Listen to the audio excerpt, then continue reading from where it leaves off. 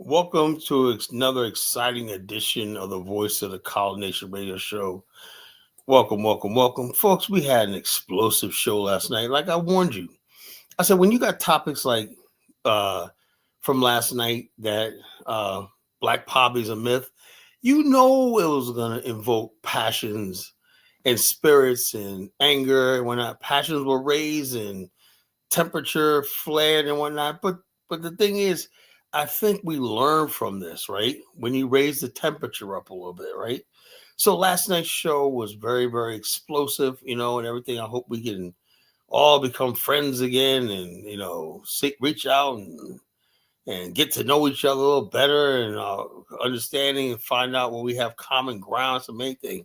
Let's build on where we have common ground at, people, we can sit here all day talk about our differences. What do we have? What the fuck do we have in common? That's the main thing. Like I say, I tell you about everything I don't like about you, but I'd rather spend my time telling myself or telling you what I like about you. That's the way I am. Ain't no fun talking about what you don't like about somebody all the time. Tell me what you like about the person. Yeah, well, it happens. It was shameful, but it happens. It happens. It just got away from me. I just lost control. That sort of language by two black men should not be coming out of each other's mouth. We should not be calling each other homos. We should not be calling each other bitches. We're not like this, Yeah, it's true. White men, I don't know why black men are got to argue on the lowest level. That's what I can never understand. It does not have to go there, And when you see white men, they'll sit there, okay, I disagree with it, and they'll agree or disagree. Maybe because they friggin' have power, And the black man never has any power, so him having the last word, or black men go by loud talking, who loud talks, who can insult or loud talk. The best is the one who wins. We got to get out of that, Loud talking and talking loud and throwing insults and angry don't mean you're winning an argument. What's the point of arguing? Arguing is when you try to have a discussion, you're trying to get an understanding. You could debate back and forth, but so it is what it is. It is what it is, folks. So we're gonna move on from that tonight. I'm just hopefully our two brothers, man, could just come to some sort of agreement, man, because I can't keep doing shows like this, because it brings up my brand down. I pride myself on having an educated platform. When I say the only edge on this show should be me. If somebody's more edgy than I am, there's something wrong. Now I push the envelope my damn self, right? So I don't want nobody coming here pushing the envelope past what I do. I already do enough, and I'm already in enough trouble. But when you have shows like the 2025, The Land of Confusion, what's going to go down tonight. Passions are going to be raised and emotions, controlled emotions, are going to flare when I. So stop what you're doing and like, share, subscribe. Tell a friend, tell an enemy, tell a coworker, tell somebody, tell a fellow vlogger that the College Nation is on tonight. We really have some good topics to talk about and stuff to discuss in a real intelligent way. Let's talk about the things. There was a shooting. Do you know what gets me is I'm looking at that shooting in Brown University, how incompetent the local police are. And I've always said this, right?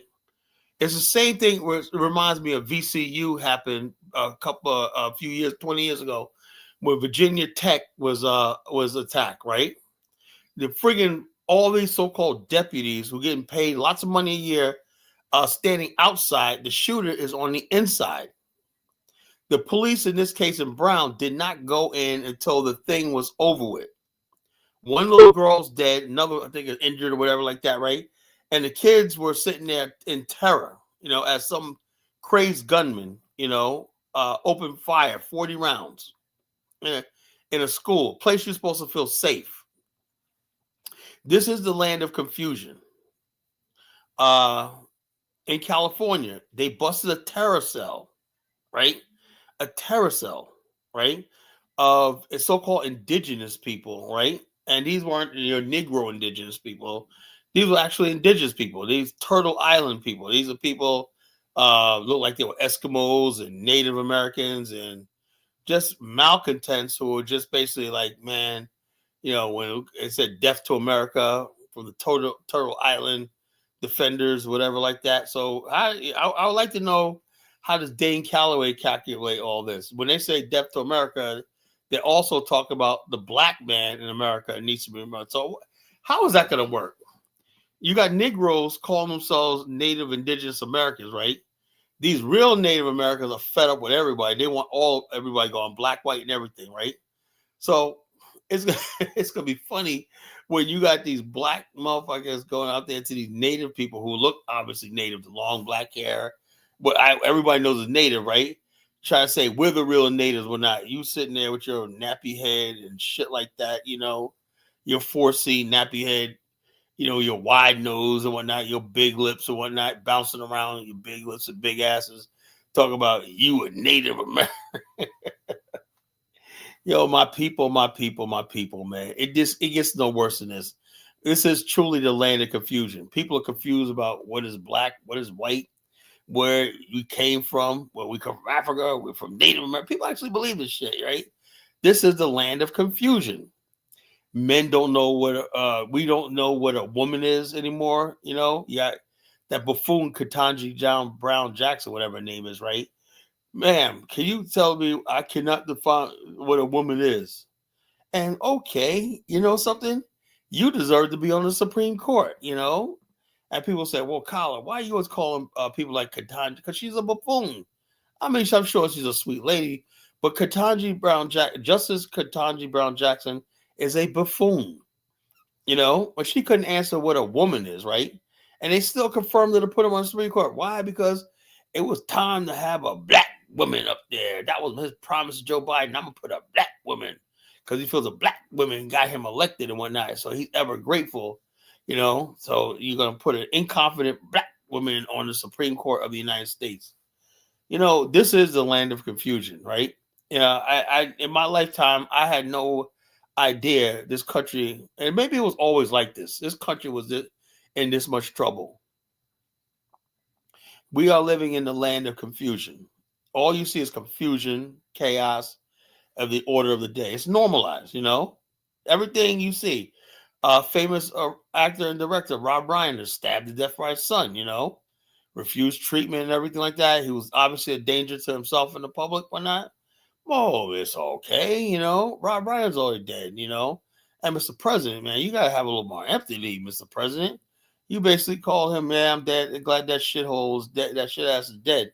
Man, that's not a time to be saying that, Mr. President, man. I know you're blunt, a man, but sometimes you gotta hold your tongue and say, you know something, Rob Reiner may have been my nemesis, an asshole, whatever like that, but I'm grieving for his loss. If you don't mean it, you say it, because so people can restore their faith in you as a leader, And so it's not, like I said, we from the top to the bottom down, we just don't have leadership. We don't have anything. I mean, it is what it is, folks, man. So we're gonna talk about this. Black America has no leadership. Leadership is failing in the mainstream America. No one knows what the next move. There's something wrong going on in this country. This is like God's angry land. Why is everybody so angry? Women are angry at men. Men are angry at women. Black people are angry at white people. White people are angry at black people.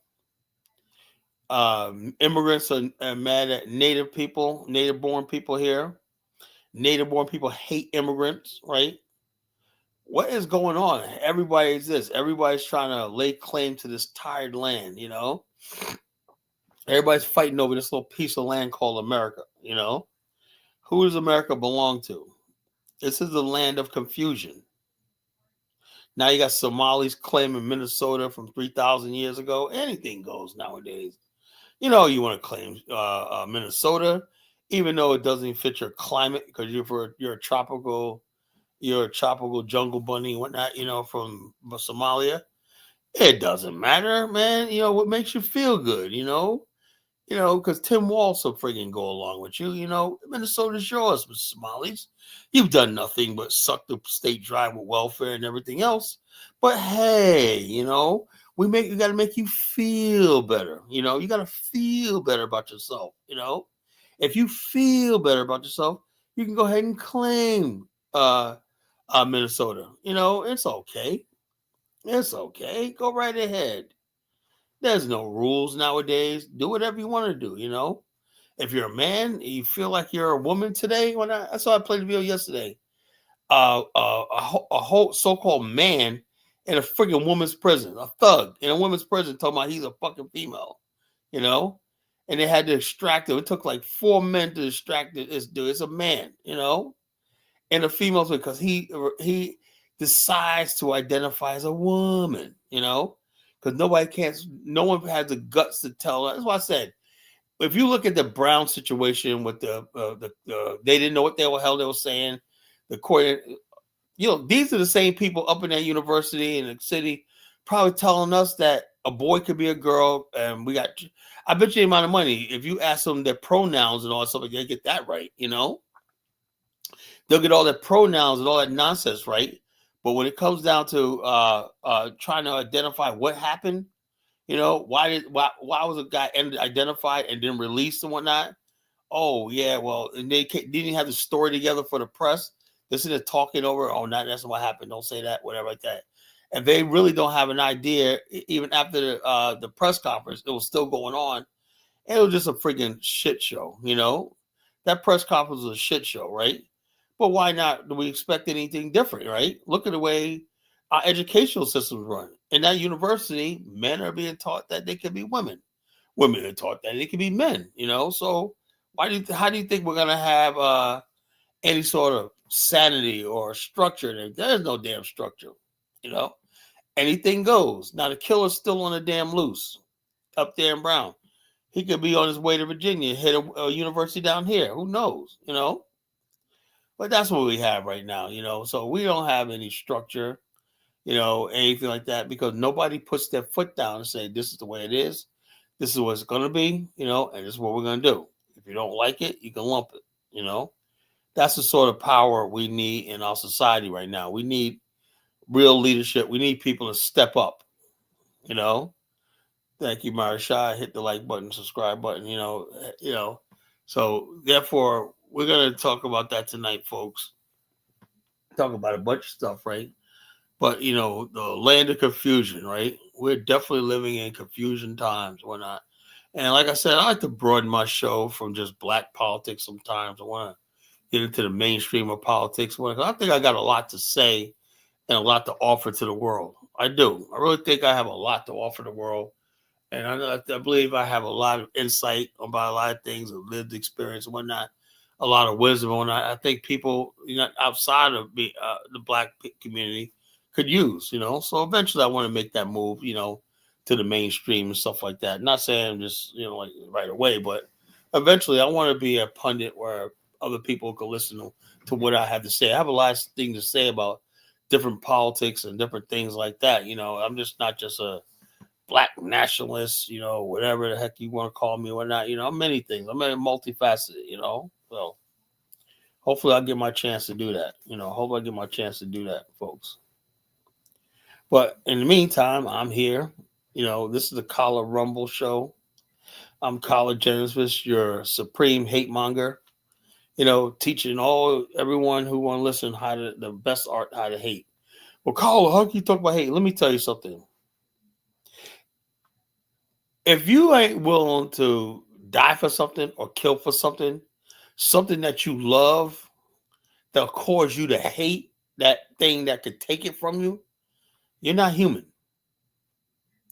I love my community enough to fucking hate anything that's a threat to it.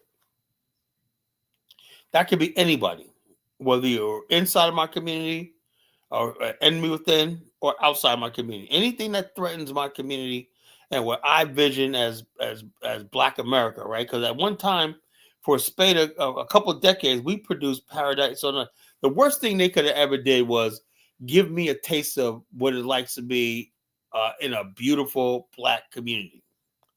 I got a taste of that like the first, I would say, 20 years of my life. And I've been searching for my people in that same joy ever since. I've been searching for that same joy for 38 years, ever since. But it seems that that community that I knew, that family and that structure I once knew growing up, the happiest times of my life, it was at the King's Lodge. Summers at the King's Lodge, man. Summers going down south, seeing the families and everything like that, seeing other people stopping at the rest stop, and you tell them, "Yeah, we're from New York. Oh, we're from Philly. We're going to the King's Lodge." The King's Lodge was in upstate New York. It was a Black-owned lodge, right? We had camping, we had everything like that. The grown-ups had the bar and the nightclub. We had a friggin' recreation room, which we used to do breakdancing and hip hop and stuff like that. We had tennis courts. We had everything. It was a friggin' fun. We had arcade game rooms back in the days. It was fun. All Black kids and whatnot. All our families, all family was there. Whatnot. We were a Black man could be part of this middle class thing with a working class man salary. My father was there, and the president of the NAACP was the owner of it. This guy named Grady, this light skinned guy Grady, was the head of it. He loved his people, and basically all these people, like this guy Jules was a lawyer, right? All the adults, well, my father worked in a factory, right? But all the adults there, some of them were doctors, some of them were worked on Wall Street, whatnot, but we're all Black. We're all one people. It didn't matter what my father was. Nobody made a distinction between my father. All I know is Mr. Overton's a freaking good man, his wife, kids, and whatnot. Everybody, we were like our community's pride and joy because we had such a beautiful family. All they saw was my father had a wife and like 5 beautiful children, and whatnot. So that was it. So it was just all of us kinsmen and kinswomen together and one people and one. That's what I dreamed about. I don't come from a Black America where people are fighting all the time. I don't. I come from a Black America where there was love, where was unity, where men even when we had an argument, men put that. Somebody goes, "No, that ain't the right thing." Yeah, it was like that. Now hug and make up. That's how I was. I come from Black community. 1 minute you're fighting, and next week I said, "My Uncle Mike, how you said?" "Oh yeah, I saw such thing." I said, "Man, you and that guy were enemies." "Yeah, man, I saw him on the avenue and whatnot." Man, he said, "Mike, what the hell you doing, man?" "I don't know, man." He said, "What are you doing now?" "I'm married now. I got a job with the city." "Mike, how you doing, man?" I said, "Didn't he want to kill you?" He said, "Man, he was hugging me, man, brother. We were hugging and crying and kissing and saying, 'Man, you got to come over and see the family, man.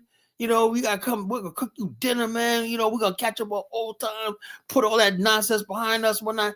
That's what I grew up with. Black love. I'm used to that. Black love, people forgiving each other and moving on. That's what I grew up in. I grew up in a real Black environment. That's why it's hard for me to part ways with my culture to adopt something completely alien at this point in my life. I know what works. I will give anything to bring my people back to me. Anything to bring my people back to me. I want to see my people again. How am I see my people in this life or the next life? I don't know. But I'll never forget the beautiful times I had growing up. That's what keeps me going. Those beautiful memories I have as a child, and a youth. That's what sustains me. Beautiful memories. So that's my story, folks. Some people have a different story. Maybe sometimes, like I said, some people had a hard life their whole life. They never had the beautiful story I had to tell. I had a beautiful story. It's rare in Black America. I'm seeing now it's rare in Black America. It's very rare, as I'm seeing now, that some people don't have that beautiful story and testament, like Charleston White, man. He didn't have a good story, he don't have a good story. That's why he's so angry and bitter. A lot of these guys that you see on social media, they're bitter. They just think, oh, we gotta do it. When somebody always like, we gotta change this, like everything's wrong. No, certain things are wrong with certain Black people, right? But Black people are capable of happiness and joy like anybody else, because I lived it. So people think, oh, we need to change our name. Oh, we need to learn a different language, That's going to solve the problem, Colin. We got to learn a new language. We got a new culture, What about the future? The future's here, Chukwu. What there's a look, future. I know Chukwu's the future of Black. Yeah, the future of Black America is great. It's all what you choose, how you choose to interpret it. If you're going to sit on the side worrying about what you don't have instead of appreciate what you do have, Chukwu, yeah, you'll be. Like I said, I can't worry about what I don't have. All I'm going to do is appreciate what I do have. And I still have my people. That's all I need, even if I was not successful, I'd still be happy as long as I have my people,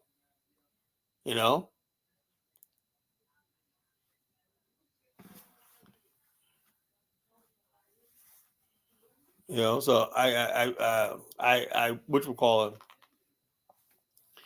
As long as I have my people and we're happy here and we're just basically building together, communing together. When I was like, watching today. Yeah, I'm starting to watch again. I'm starting to watch BET a lot. BET. They're making some good programming. I don't like that love and hip hop shit. I just don't like that. But some of the programming there is good. I like to see Black life in America again. I miss UPN. The UPN used to friggin' show Black life in America. It was the 90s was so great, Yeah, Chukwu doesn't know shit about our culture. He doesn't know anything. All he sees in Black America is doom and gloom. Black America is a very joyful, happy people. The majority of us. We don't need Chukwu's what do we call Chukwu's doctrine of how to solve Black American problems. Can't have Chukwu solving our problems, But yeah, so I grew up in a very happy Black environment, and I want to bring that back, We can bring that back, You listen to the College Genesis, and we will bring that back, But if you keep listening to people like Chukwu, you're gonna be down and out, sad, miserable, and everything, No, actually, I would be now. Now you got it's a different thing, Ja. It's the BET Plus. I ain't say BET. I said BET Plus. There's a whole bunch of up and coming Black programmers and everything that are making a lot of content, entertainment content that's actually pretty good. They're really, really good. People who got nice stories and everything like that. I like stories of Black Middle America. That's where I live. I live in Black Middle America, right? I don't like hood stories. That's not me. So BET Plus, I like the stuff what I'm seeing, but I would not look for them like that. No, not that. I don't BET. I'm talking about. I do see shows like on BET Plus. I don't like none of that LGBTQ stuff there, but I don't see a lot of that anymore. It all goes to marketing. They try to push that stuff, right? But Black people rejected it. That's why you don't see a lot of it anymore.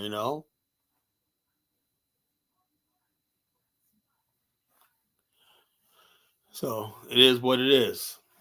So, like I said, we need more Black programming and stuff like that, showing Black life in America. I remember one of my favorite movies when I was teen was Richard Pryor's movie. It came out in 1987 or say 1988, whatever, with Stacey Dash. Oh my God, that's when I fell in love with Stacey Dash. I like that. He was a transportation engineer in New Jersey. He got a job offer in Idaho, right? beautiful movie, beautiful movie. And I'm saying to myself, man, that's what I thought we were going to enter the 90s with. This new Black America that showed us as professionals. That was a Cosby era, you know? So that was a Cosby era where we showed Black America not as hood and ghetto and whatnot. And something just went terribly wrong. It went all downhill after the LA riots, Everybody, there's always a sick need to always showcase the problems in Black America as a face of Black America. That's what Chuco does. Chuco learned very well from the Jews, right? And if you want to bring up people's self-esteem down, you can always put their problems out front and center, You wear Black people's problems on your shoulders, so they got, every time they see you, they got to be reminded of it. You put the Black people's problem on their shoulder, right? So, well, you going out tonight? Oh, wait a minute here. Why are you putting that on my shoulder? That's your problems, nigga. You got to be thinking about it all the time. You put this monkey on our shoulder and our back and whatnot, that we got this yoke we got to walk around with and whatnot. We can't enjoy ourselves. You can't have any happiness with Chuco around, because he'll be like, oh, Kala, what about Pookie and Ray Ray? What about Boomquisha? How can you dare you be happy when Boomquisha is out there doing what she do? You're not Black American, Kala. I mean, Chuco, you are not one of us, man. I'll tell us when somebody's Black American. You ain't one of us, So, like I said, we want our beautiful community back again. We want the Cosby era back. We want the Fresh Prince of Bel-Air back. We want that beautiful era and Black golden era of Black America back. We're getting rid of the trash in our community. We're getting rid of these annoying immigrants, all these other fucking people that ruin everything. So. Cole, you sold the FBA. No, I'm not. But that's one thing I do agree with. If you can't come here and fucking be part of us, get the fuck away from us, Yeah,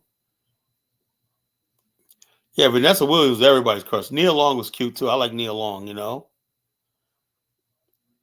Nia Long, Kim Fields, those my crushes, man. Oh my God.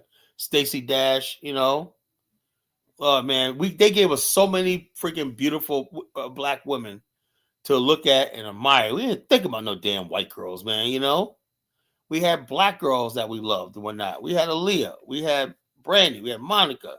We had TLC. We had so many fucking Black women that you didn't think about. Nobody talk about no damn white girls, man. Pale skin. Get the fuck out of here, Chuco's not Black, man. He doesn't have a spirit. Yeah, he don't have our soul, and more than just saying what you live.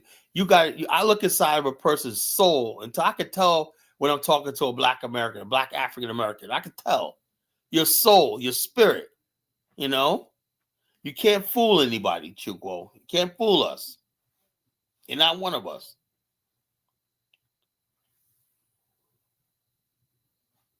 You're like Kamala Harris. I'm a Black African American. Everybody just comes here, Barack Obama. They ain't in our culture, don't have our soul and everything like that. They call it soul food for a reason, soul brother for a reason. That means we share soul with soulmates. As a people with soulmates, we're on the same page. That's our culture. We're soulmates.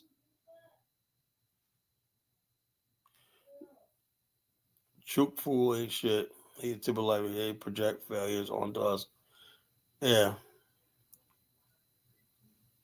Yeah, we're kindred spirits, as they call it. We're connected. You can feel the connection with every Black person. You may not agree with politics or whatnot. Like I said, True guys said, "Well, you don't have we don't. We're the only group of people.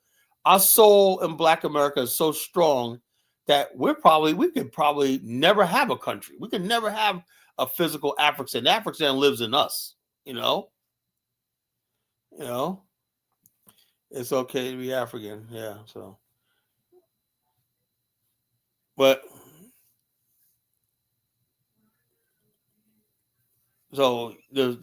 our soul is what keeps us together. That internal love. That's why I said we got to go against anything that threatens that unity and that bond that we have. And when I talk about the nonsense in Black America, I know I'm talking about things that's threatening the harmony and peace in Black America. If I wasn't, I'd be a hypocrite. I've been sitting there like, well, yeah, I know a certain amount of people I agree are terrorizing our community, making us our elders afraid and everything like that, running around. We can't, black people are moving out. It's to the point where black people are scared of going to events and large gatherings because shootouts happen. Those are the things I talk about, I'm a culture critic. If I didn't say anything and just ignore it and just pray for the best and hopefully, now get the fuck out of here. I'm gonna see something, I say something, When females acting ratchet and nasty, when that dude acting like a thug, I'm gonna say something. I don't give a damn. I'd rather say something and have people hate me than fucking sit here like a chump and be like, oh, woe is me, man. Well, I guess uh it's okay that I got shot in my shoulder, and maybe if I was mentoring more to the young, it's like, yeah, little niggas like, yeah, nigga, get back to your community, old nigga, whatnot, and they put a bust a cap in my ass and shit, I can't say anything about it because I should have been out there doing more to little Junebug and Ray Ray, you know.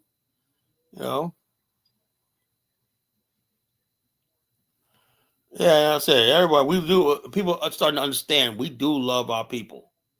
We love our people. One thing I want to tell people is, you think that's funny, Dark Miko? You think me getting shot in the ass is funny, Dark Miko? Gloctavius.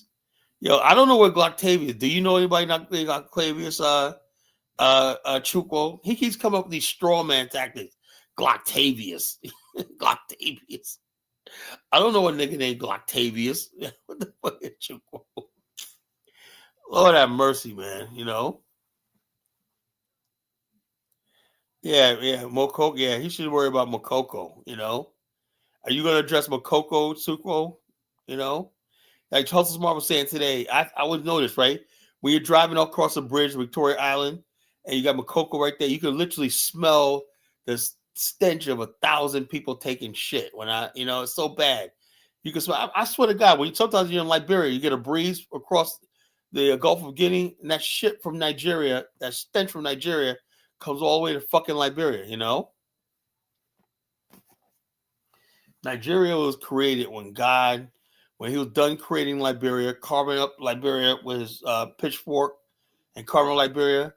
On the seventh day, he rested. Before he rested, he pulled his pants down and took a huge dump, right? Out of which he squatted over the side of West Africa, took a huge dump, and out of which came Nigeria. I believe in that theory, God carved out Liberia, with his hands, his chisel in his hands, carved it out. And then when he was done, pulled his pants down, said, yo, I got to take a huge shit, squatted over Liberia, and out of which came Nigeria, These people are going to other countries in Africa and getting there. Yeah, they're an ornery bunch there, So it is what it is, But we're going to have a good show tonight, man. I hope we can keep it civil tonight. We're not people basically keep a civil tone. Let's tone it down tonight. Have some fun.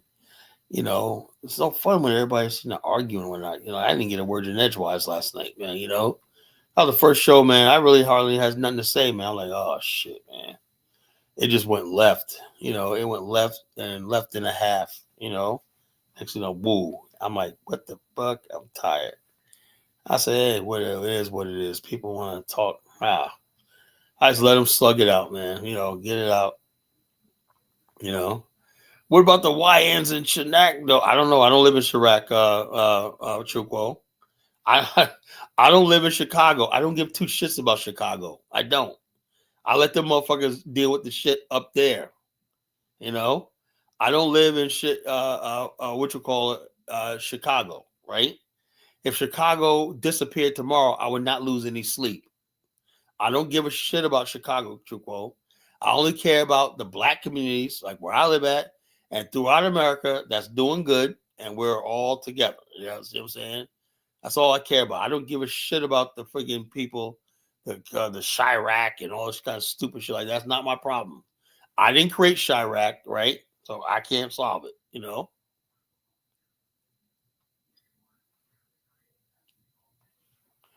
Yeah, Nigeria, they be actually kidnapping motherfuckers and killing them.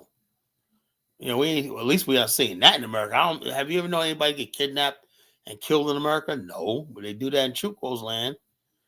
They got cannibalism in Chuko's land. They eating people and shit, you know. But when you go to the Afro dumbass school of black politics, you know, I ain't class is nothing, right? Let me tell you something, Chuko. I got people, I know black people from all backgrounds. I don't give a damn if you're rich, poor, whatever, like that. I'm around decent black people all friggin' day and all friggin' night, you know? Grew up, Kid Chuko, the summers at the King's Lodge. My father was a working class man. He had a good job, working class man. He was, I don't know, real black Americans don't know classism because you can have somebody there at the King's Lodge who may have been unemployed, right? Right time period, but he was still welcome open arms like we're a family.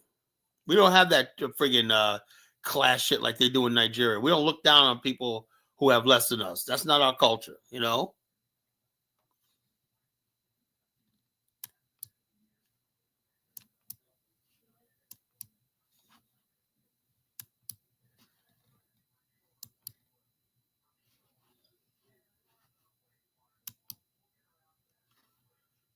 There's a picture of my good friend Afro Dumbass, you know? Yeah, I am Afro Dumbass. Dumbass. I hate the blacks.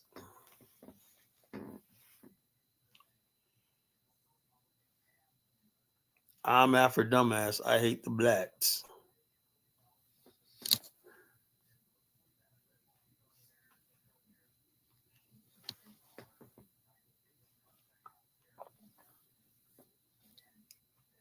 So we have Afro Dumbass on the stage right now, and thing he just think about him sitting right now.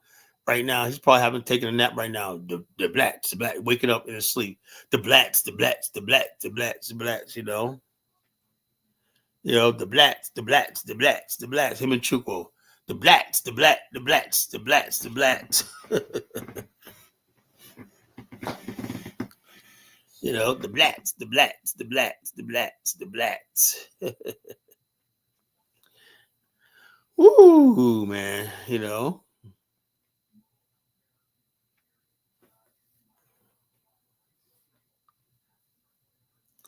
It's like once I hate somebody, I really hate somebody. You know, like I said, I'm gonna try to do my best to destroy them. That's how I am. That's how I am with Aphrodite. You know, I want to fucking destroy this dude. You know, I want to fucking destroy this dude. You know, really destroy this dude. All these fucking people that talk against us. I want to destroy them. I want to see them buried. You know, as the blacks. You know, the blacks are doing this and whatnot. Don't got shit going on in the Gambia. You know, yeah, no, actually, I should put this guy actually, he's a cross between, this guy could be either Afro Dumbass or Elvis, you know, he could be Afro Dumbass or Elvis. That's what I know Elvis looks like, you know, he could be Afro Dumbass or Elvis, right? You know, the blacks, the blacks, you know, yeah. So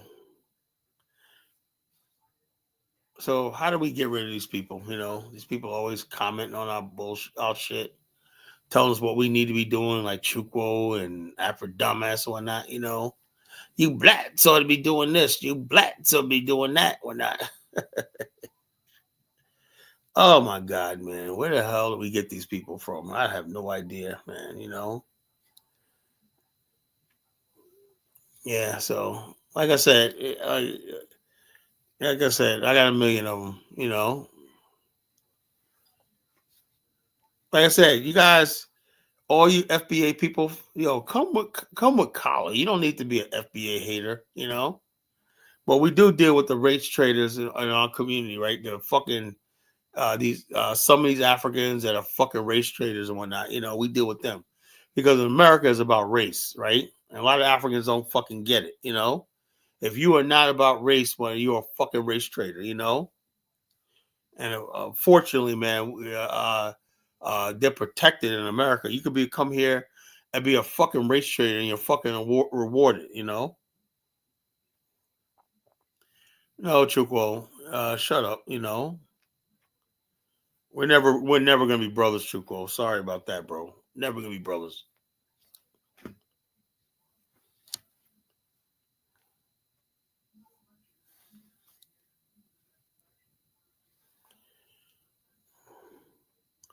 Yeah, but the thing is, though, baby Rodriguez, why do you think I always say ultimately, right? We need an African stand, right?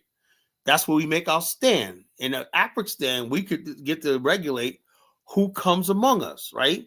Right now, Black America, the reason why our community has gone down is because all these people came from all over the fucking place, right? And fucking destroyed our fucking community, We not just friggin' from other places, but even in our own community, right? We have certain standards and acceptance, right? We didn't let everybody come in our community acting a fool. You had to act a certain way. We had control over our neighborhoods and what we saw, stuff like that. Even early Black media, it was positive. We had Ebony Magazine. We had Black newspaper that showed the beauty side of Black America. Now, anybody could just get up and create a magazine or create a television show or get on the radio one night and reach our people with that bullshit,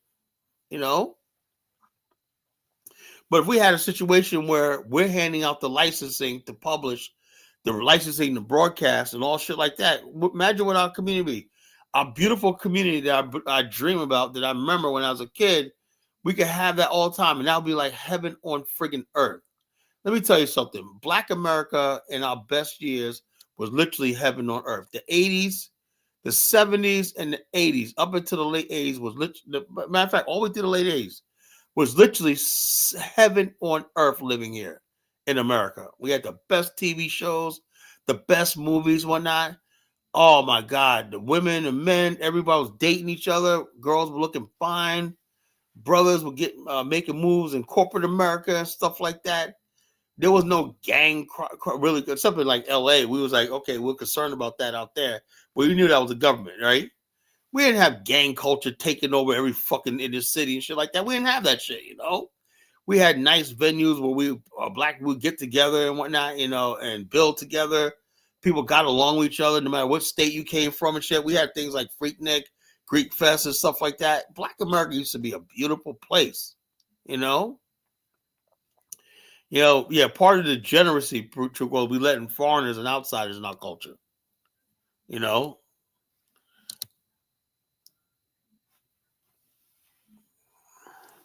People say, well, how can you say that, Colin? Well, how do you explain us going into listen to somebody like a Dr. Sebi?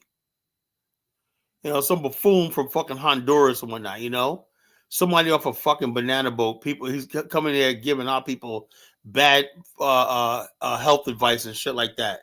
He had a woman that took his oils and burnt her hair out and shit, But they're scared to sue. They be like, oh man, but that was Dr. Sebi. He sold you some shit that did not work. He said he had a cure for AIDS and the people died. He said he had people say, oh yeah, you're gonna be off that dialysis or whatnot if you take this, and the person died.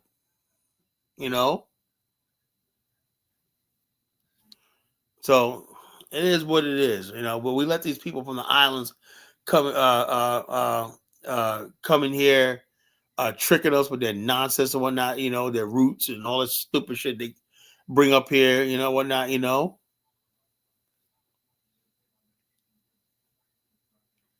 Yeah, we're a bunch of individuals who work together.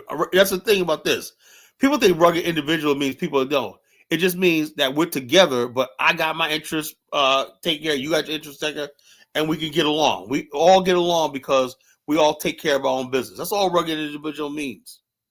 Don't mean that, well, no, we stay away from each other. It means We can socialize together as individuals, not as a group. That's all it.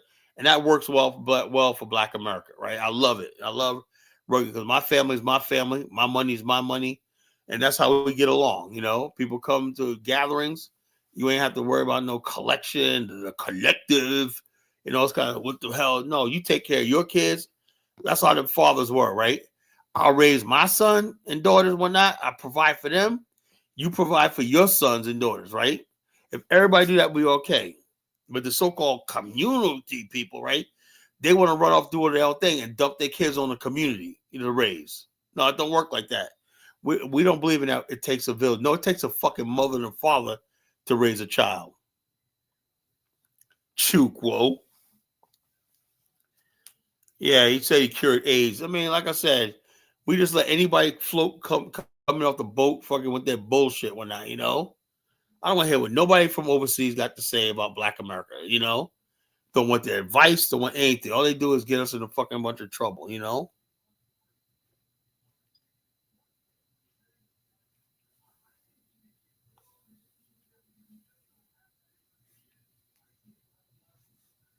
Yeah, I just heard today that the United States government seized a Nigerian oil tanker. I don't know what the hell for, illegal transport. It's funny, they're seizing Venezuelan tankers. Man, Trump is a gangster, man. He just grabbing Nigerian shit, saying, he's basically taking Nigeria's oil like he's taking candy from a baby or whatnot.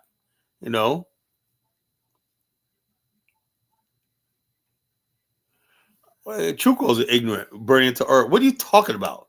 Do I like we're entering a burning house? Nobody's trying to enter in no fucking house. There was no damn integration, Black people, we built our own communities. We're not. Some of us lived in new subdivisions. Like I grew up in a new subdivision, but that I was moving in at the same time white people did. I wasn't moving to a white neighborhood. We were moving in together. So what the hell are you talking about in a burning house? Yeah, if the burning house did, well, did Martin Luther King say there was an alternative? Was it an alternative? No. So I don't even think look, there's no evidence that he even said that. That's not recorded. I fear that's just something, a rumor. He said, I fear entering a burning house. What he was talking about was the confusion that he has in America, right? As far as Black people entering the mainstream of American politics was a burning house. That's what he was talking about. He wasn't talking about integration in America. He was talking about the Black people entering the mainstream of America from a position of weakness. Like, how can you enter in American politics, right? And you're not saying nothing about the Vietnam War. That's what he was talking about. That the American people are friggin' losing their rights in America. America's becoming a police state. That's what he was talking about. 2 years after he allegedly said that, you had the 1970, you had the Kent State massacre, where Ohio State National Guard fired on protesters, right? Right in that time period, there was riots all in this country, right? And there was a land of mass confusion. It was a land of confusion. That's what he was talking about. But the bottom line is, he knew Black people had no choice because there was no two Americas. You had to integrate with. You had to go forward in this country. Well, it wasn't like he regretted integration. He just said, America's a burning house. It was. Thank God Nixon came in and sort of straightened out a little bit. The country sort of straightened out. We got withdrew from Vietnam and all stuff like that. But Nixon tried to do a lot of reforms in the Black community. When I thank God, that he don't get credit for. But when you don't read history like Chukwu, you won't know all that. Chukwu.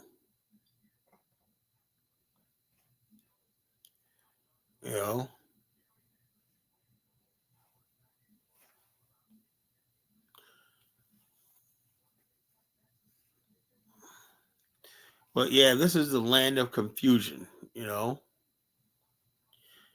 This is God's angry land, God's confused land. This is a troubled land.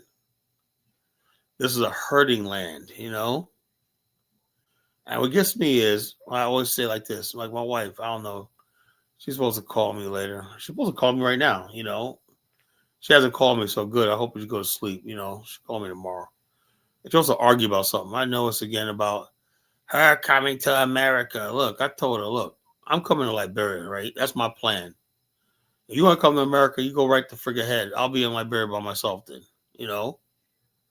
What the hell? I tell my wife, yeah, I love you, but what the fuck she gets from America what she sees on TV and shit, you know?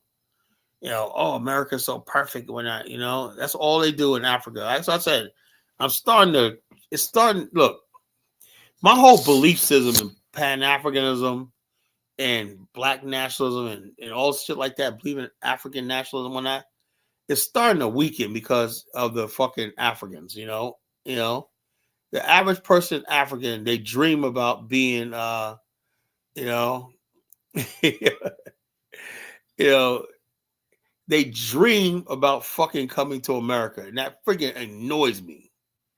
It annoys me. Truco, shut the hell up, If people want to spend their money on Jordans, that's their fucking business, right? Hey, simply, can you tell him that we don't give a shit, If black people earn $2 trillion a year, if they want to spend it on weed, Jordan, what the fuck they want to spend it on with, give them something worthwhile to spend it on. It's up to me to find something else that they could spend their money on. Since we can't do that because we're too stupid, let them spend their money on Jordans. They don't have an Afghanistan to invest in.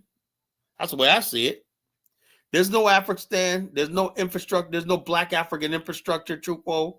Hey, just blow your money and have fun. That's all I see it, I'm not going to candy coat this shit no more, If we don't have an Afghanistan, then there's nothing. If we don't have global black African infrastructure, what the hell is there to put your money into? We got nothing. So all we got left is entertainment, and pleasure. Nobody came up with no fucking plan to build nothing. So let them spend their damn money if they want to. They want. I think it's stupid, but hey, that's their money. You work for money, and you work hard for what you got. Whatnot, you can pull out $600. I can't see myself pulling out $600. I mean, it didn't dawn on me when you look at who these people are. They're people like mostly in their 20s. They're all in their 20s, right? A lot of these basically people probably still live with their folks and whatnot, so they're not really paying bills, If you work at McDonald's or whatever or you work at let's say you work in Amazon, whatever like that, and you live with your family, whatever like that, and you're just paying some money here and there. Yeah, you don't got a car payment or something like that, you don't got a mortgage.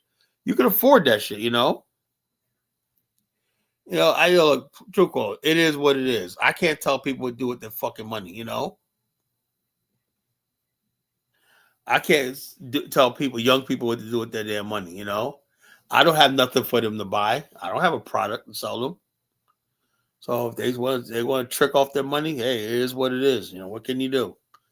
Find something for them to fucking buy, change the trajectory, Right now, foolishness sells, It is what it is. Me, I don't like materialism, so my hatred of materialism checks the foolish spirit. That foolish spirit in me is checked by when I'll be like, nigga, please. You think I'm gonna give a fucking nigga like Michael Jordan fucking $600 of my hard-earned money? I don't give a damn if I'm a fucking millionaire. You would never get no $600 out of me for some fucking piece of sneaker, man. Get the hell out of here,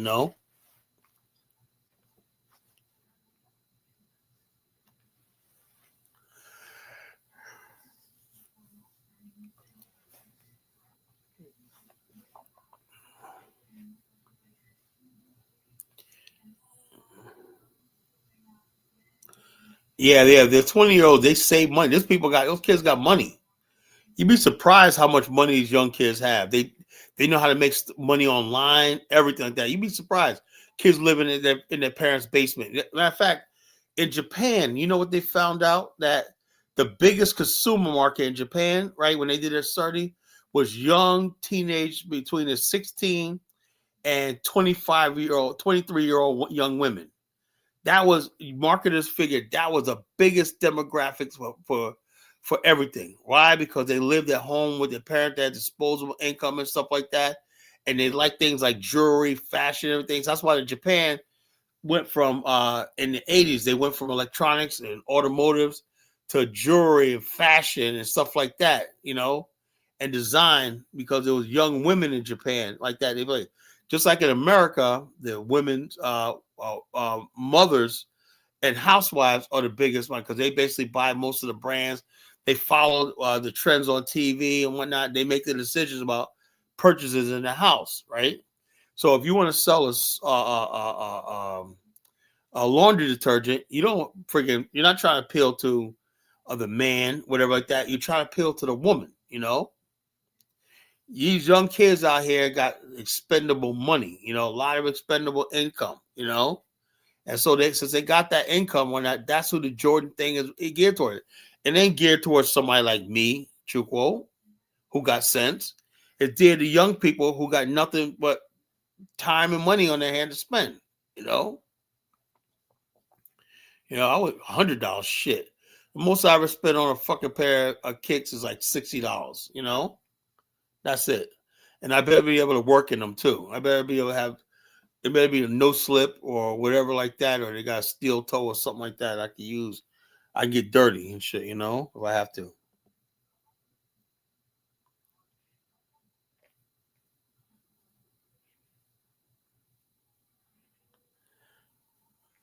Well, I don't know about that, Chukwo. Black America is doing what it wants to do. I can't tell Black America what to do. If they're happy, sometimes that's what makes people happy. Black people love fucking buying shit, man. That's what it is, that's what they like doing. They like fashion, buying shit when they're not thinking about none of this shit, nation building and whatnot, Shop at Ross. I think that's what I bought I bought a pair of Reeboks from one time, Ross. That's what I think. I think I bought a pair of Reeboks. I got a good price on the Reeboks. It was like two, buy one, get one for half price, a pair of Reeboks,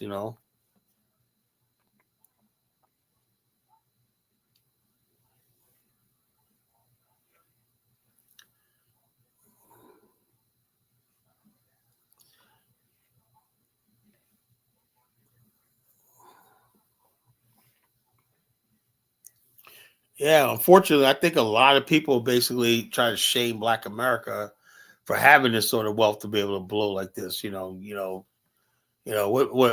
Jordan probably make $1 billion on this shit alone. He probably make $1 billion off this sneaker. It is what it is. But we got youth. As long as you got these youth out here, we got middle class, Black middle American youth, whatnot. It is what it is. That's what they spend their money on, because they got nothing else to do and whatnot. That's why I said I know if I could sell this Pan Africanism to them, man, I could probably do something,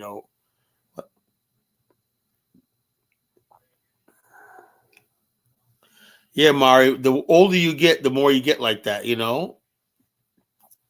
When let me say, when did I stop spending money on stuff? Right, I stopped spending money on stuff like that when I was about, I was like 31. That's when I gave up shopping and stuff like that. I gave up trying to look cool and buying the latest jeans and the latest shit. When I was about 30, 31, In my 20s, holy jeez, I had to have rings. I had to have jewelry. I had to have the latest this, the latest that. I had to have the new shoes. I had to have the new leather. Remember back in the days, you had the shoes out back there were lugs. They were expensive, but they lasted years, Lugs. I remember I had lugs with some jeans, different Ralph Lauren shirts and whatnot, In the 90s, man, when I was young in the 90s, man, I was fucking decked out, man. Oh, yeah. I used to always have like at least 3 colognes. That was the last time I bought cologne, right? Right now, man, I just use fucking Old Spice. I'm back to using Old Spice, man. I had delved into some expensive ass cologne. I'm thinking about getting back to it, but the colognes are so expensive, right? They're like $60 for a little tiny freaking bottle, Yeah, I know. I'm not saying you're old, Mari. I'm not saying you're old, man. I'm not saying you're 57. I'm not saying you up there with me, but I know you're 37. But when I say young, I mean in their 20s. When I turned 30, I stopped doing that. So I say the last time I bought cologne, I was like in my early 40s, you know. I should start buying cologne again, man. Like I said, I got money. I should start buying, treat myself to cologne when but cologne's so expensive. You ever notice the bottles are getting smaller and smaller cologne? They get more and more expensive. Colognes get more expensive, right? They're good stuff, right? But the bottles are so friggin' small. They're gone within like 2 months. They're friggin' gone, you know? I used to order cologne from, who was it? My sister-in-law with Avon. She used to give me this Starring cologne and Mesmerize, right? That cologne combination, man, I swear to God, when I went out to the club, females would come, oh God, you smell so good, you know? And they want to take me to their car and shit, you know? That's how good that shit smelled, you know? That combination was like, oh, it was intoxicating. You know, you get out of the shower, your shampoo, your hair, and everything like that. You know, you put your lotion on, then you put your cologne powder, baby powder, cologne on the end, and you're ready to go out to the club, man. Those are my club years and shit, you know. Truco, man. Truco. Let me say this, Truco. I get the fact that guys like you guys are very responsible and stuff like that. I get that. You probably was one who studied hard in high school, but Truco, when I was in school, all I cared was looking pretty. That was the most important thing. When I was young, only thing I cared about was looking beautiful and looking pretty to the women. That's all I cared about. I wasn't thinking about no damn retirement in my 20s and whatnot. Only thing I think I'll retire into is a nice, fine pair of legs in my bed and shit, you know? That's the only thing I'll think about retiring to, you know? Now I won't think about no damn retirement, man. I was just trying to fucking look, trying to look pure pretty and trying to impress women. That's all the hell I cared about, you know? Trying to impress my friends by impressing women. That's all the fuck I cared about when I was in my 20s. Not a damn thing else. You think I give a shit about black this and black that and whatnot, you know? Hell no, All I cared about was looking good, just looking fine, looking fly, whatnot. The compliments of the women. That's all the hell I cared about, in my 20s. That's it. And I think I don't have no regrets because I could look back and say, see, a lot of times when people get my age, they were so I think Chuko, when he gets my age, he's gonna rebel. He's gonna cheat on his wife, he's gonna run the streets and whatnot, he's gonna have compensatory behavior because he basically didn't have the fun when he was younger. He was so serious because he didn't think he probably thought he was a nerd, whatever like that, You know, ain't nobody pretending. But I don't know who FBAs are, Chuko, but I'm not a damn FBA, I'm not a damn FBA. FBA is a fucking online cult. FBA is thinking about reparation for retirement. I don't know. Where do we get these goofy ass people from? But there's a link in the chat room for it's about an hour into the show. I think we can let some people in. You know.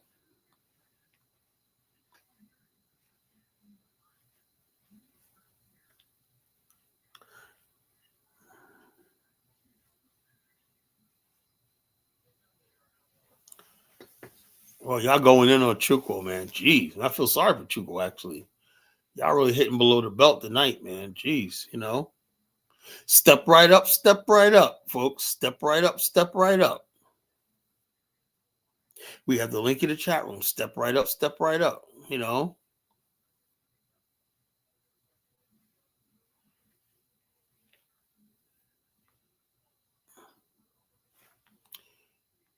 I don't know, but hold up. But if it's a lineage destination, right? I don't understand. Well, let me ask you something, Big Ray. What do you think of the fact that some FBA call themselves Turtle Island Indigenous? Now, you had a Turtle Island Indigenous in California. They just tried to fucking pull a terror attack. These are real Turtle Island motherfuckers, These are people from Mexico, Guatemala, fucking Native Americans and Asians. They're called Eskimos, whatever like that. They call themselves the Turtle Island Defenders, whatever. I was like, holy shit. But see, when you get down with FBA, you're getting that cross. I don't want no FBA because sooner or later, these Turtle Island people are gonna come after you for trying to cosplay them and try to steal their identity.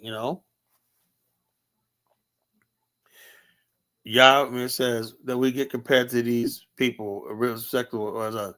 We're not compared. We're first world. Yeah, we are first world people. We're not third world people. Truthful. We're not. So I can't come to Black Americans. We're not in survival mode. We don't have to do all the shit like people say we get. We could basically do nothing and we're not be all right. Step right up. Now, who's the first to get knocked right back the fuck down? Kwame, step right up, step right up. Hey, peace, Kala. Yeah, so far. Go ahead. I wanted to know why are you lambasting Dr. Sebi? What did he do? Oh yeah, I get it. You're from the islands and shit like that. Look, Kwame. Let me tell you something. Let me put it to you like this. And I don't want to hurt anybody's feelings, right? We live in a civilized culture, right? Medical doctors and people should get their medical degree, right? That means you're vetted, board certified, all that shit like that. You've been tested, and like this guy and credentialed and everything. I work in the medical field, right? I know where it goes, and also you have, you can be sued for malpractice. There's rules and stuff you got to abide by. Dr. Sebi just somebody from the islands, basically using, this is black people, and then when shit doesn't work, he just gets away with it because I didn't tell him to do that. You can't hold him to account.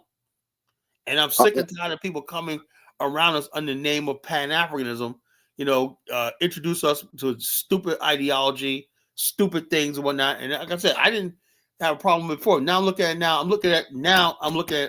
where did our community go wrong? And it has to be that we're here in the first world and civilized country, right?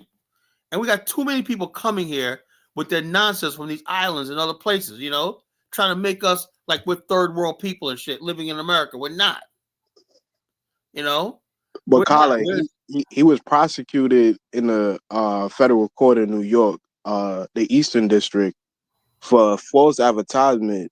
And, he was able to win his case. He brought 77 witnesses with that, and he proved Hold on. Did he have a medical license? No, but he won his case for false advertisement. Hold on, it doesn't matter. He was able to prove that he could cure AIDS. That's in New York, right? All you need to do is have a few civil. No, he just couldn't. He didn't get convicted. He was acquitted for false advertisement. He didn't get convicted. That means he actually won. He was acquitted. Also, he was sued too. And now, look, bro. He had no medical license. He had no business doing anything with my people. None. So why didn't he go to jail? I have no idea. It's not my business. I'm saying that as far as I'm concerned, right? I don't give a fuck about what the white man says, whatever like that. That's between him and the white man's justice system. Because I tell you right now, if we were in trial, this was in Afghanistan, and he came over and did that shit, dude would be locked under the jail. You do not practice medicine, prescribe nothing, anything, if you are not freaking credential, license, all that shit like that. Right. That's called having standards. Right. But why do people think they can come here and bring that freaking third world nonsense to our community over here in America? Right. But Kala, you do know the Eastern District in New York is like is the premier federal court in the country. Isn't that the court that indicted Trump on that fucking stupid shit? That's probably the West. It's a couple districts. I'm not sure. Yeah, but I don't trust New York fucking justice system. I don't.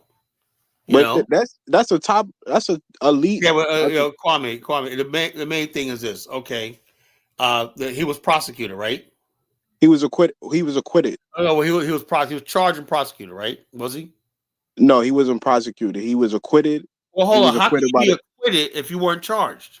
No, he was acquitted of all charges. That's what I'm saying. No. Acquittal is when you don't understand the terminology, right? You know what acquittal is, right? It just means that they basically decided not to prosecute. He was not acquitted. He was acquittal is when you went to trial, right? And the jury finds you not guilty, right? And it's done. That means acquittal. You've been acquitted, right? If he did go to trial, they say there's not enough evidence and you're not charged, that's not acquittal. He just not been charged. Colin, he was charged and he went to trial and he won the case against the. So you say he didn't go to trial. You say he didn't go to trial. What is I it? never said that. I said he got acquitted of all charges. So you say that he went to trial and a jury acquitted him. Yeah. A jury he was able. He brought in 77. I know for a fact of the matter is, if you have enough people in New York City, they're mostly leftists, black single mothers on these juries. Come on, Colin. You ain't gonna get fucking acquitted. You're not gonna get convicted in New York. But look how they quickly convicted Trump and whatnot. That's a joke, man. New York justice system is a fucking joke, man. You know. Colin, he went to federal trial for false advertisement for curing cancer, AIDS, and a host of other things. And the bottom line is, there's no evidence that he ever cured anything. Well, he was able to prove that these people. Yeah, but hold on. He could not prove. He didn't prove that the people had it. He just brought a bunch of people that he said had. Colin, did you ever read Did you ever read the? Yeah, I read all that. I remember the whole friggin' thing. I thought it was bullshit back then. You know. So how many victims he brought in? I have no idea, but I know it was bullshit. You know. So how you don't know that he was acquitted? If you read up on anybody he brought, he didn't have no thing of curing AIDS. He did not cure anybody from AIDS. You know, none. Well, Colin, if he was able to prove that these people had all these illnesses and viruses, you're telling me that the star witness got on the stand, right? And he was proving 77 of them. You said 77 people convinced the jury that he was telling the truth, right? Hold up, but the whole thing is, you said false advertisement, right? Do you understand? False advertisement. Hold on. You know, part of false advertisement, not just what you could do, is the fact that you're advertising that you're a legitimate doctor and you could actually say this in the first place, right? So therefore, you're telling me that not only that he didn't get convicted of lying about the effectiveness of his drug, but he didn't get convicted of saying he was a real doctor in the first place. Something strange about that. He never said he was a real doctor. He never once said that. And the people, that's that's deception.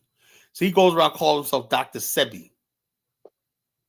I mean, that's what the people called him. He never said I'm Doc. Dark Migo says, Dark Migo, just come up here and fucking tell us, man. Don't type in the chat room, bro. Don't type in the chat. Come up here and tell me what you said. You got something to add to the conversation? Bring your ass up here and tell me what you're talking about. He won because they didn't have. That's what I thought. Usually, when people don't bring enough to the case, if there's a weak prosecution, they're like, okay. Now that in New York City, man, it's very difficult to prosecute cases of community leaders and stuff like that. Al Sharpton used to get away with a lot of shit in New York and whatnot because it's just bad for publicity. Like when they arrest black leaders and people that's popular with the community, I guarantee you, Dr. Sebi was here now, it'd be a whole different story, Probably under this administration, probably so. Probably, they'll probably Trump up. They'll probably Garvey him. They'll probably Marcus Garvey. I'm like this, but my whole thing is I wasn't trying to single him out. I'm just saying there was just a lot of foolishness in Black America. We got to get a hold of. And like I said, it's not just people from other countries. It's all the people from the South. A bunch of freaking idiots that come up north, acting a fool and shit like that. We don't say anything and just let them bring their that. Yeah, but Kyle, you start talking about banana. These people come over here on their banana boats. I'm quoting you verbatim what you said because I was listening. I mean, where did he come? Well, how did he go? He came from Belize, right? And he lived in Honduras. Yeah, but he's from Belize, right? I'm not sure. He's from Belize. He's from Belize. Yeah, he's from Belize. So what do you think he came on? He came on a banana boat. There's nothing wrong with that, Come on, Kyla. You saying that we come over here with a degenerate? What about Hubert Harrison? What about J.A. Rogers? What about Arthur Schomburg? What about? Hold on. I'm not saying all people from the islands, whatever. I know Arthur Schomburg when I. Like I said, but we Black America don't know how to friggin' distinguish between a Schomburg and somebody like a Dr. Sebi, because we just think anybody that comes here and whatnot, we just take it at face value that the person knows what the fuck he's talking about, But Kyle, you throwing Dr. Sebi under the bus like he was proven to be a charlatan. He went to federal court. Hold on, I And he played some won his videos, case. right? Some people bought Dr. Sebi's hair oil and they ruined their scalp. You remember that? Okay, some people got deleted from vaccine. Does that make the Yeah, well, I'm saying, but vaccine? hold on. Yeah, but the whole thing is you can hold the vaccine account because there's always class action suits and stuff like that. Like, there's a couple of So why didn't the medications lady going sue around. Dr. Sebi? Because he fled to Honduras and stuff like that. You know, he ain't had no money. People tried to sue him, but he fled. You know, you can't Colin, sue somebody in another country. he got locked up in Honduras before he died for Yeah, money I know, laundering. hold So on, I'm I quite know, but sure the he has bottom line, money. hold on. If the man don't got no money or no assets or nothing like that, usually how it works, Kwame, is like doctors have what they call malpractice insurance, right? If you do something, whatever like that, you know, then you could be sued. Like me, in my business, right? I have what we call errors and omission insurance, right? If that I got to carry, right? It gives up to $1 million if I make a mistake on somebody's application and it causes them to have insurance that policy lapse or something like that, you know. But instead of me coming out with the money being sued, right? I have E&O insurance that covers it. You know what I'm saying? Doctors have the same thing. All professionals have the same thing, brother, in the professional world. Doctors have a more extensive. Have what they call malpractice insurance, right? I know that. I know that, Colin. Right. So Dr. Sebi did not carry malpractice insurance. Right. So why didn't So he was she? operating black people, prescribing those black people without malpractice insurance, right? So that means he can't be held accountable. You can't sue nobody. That's how they do is when somebody doctor does something, he may go to jail, whatever like that. But you get compensated when the insurance claims are paid out. You know. But Colin, Dr. Sebi, you're trying to paint the picture like Dr. Sebi was this some pseudo He was. Well, not according to the federal government. He was acquitted. Yeah, And no. Yeah, that don't mean he's. So you could be acquitted. That just means there wasn't enough evidence to prosecute you, whatever like that, or whatever like that. They didn't probably have. They had a probably weak case that they didn't do their homework thoroughly. When I don't mean you're completely innocent. You know. I don't mean and Colin, it's a lot of doctors that's now leaning towards a holistic type of approach to medicine. no, Like they don't. it's heavily Hold influenced from on. Dr. Some Sebi. doctors, look, bro. I do this Why for you a living, think bro. veganism is so big in America now, I bro? do this for a living, right? Doctors, all medicine comes from plants, right? You know that, right? So Not all of them. every medicine you see in the pharmacy comes from rooted in plants, plant matter, right? And also what they have been doing is, in addition to what's medically necessary on the formularies of different formulary plans, right? Outside the formularies, what doctors are doing is allowing certain things as supplemental drug coverage, right? That's not covered under by Medicare or any insurance company, right? Because it's not actual real medicine, right? But they are prescribing it, right? Prescribing it as an elective on certain insurance policy plans, right? That includes things like vitamins and stuff like that, supplements and stuff like that, holistic stuff on that. But that never can replace actual medication. It's always a I never said it and was, but but this is what I do for a living, Kwame.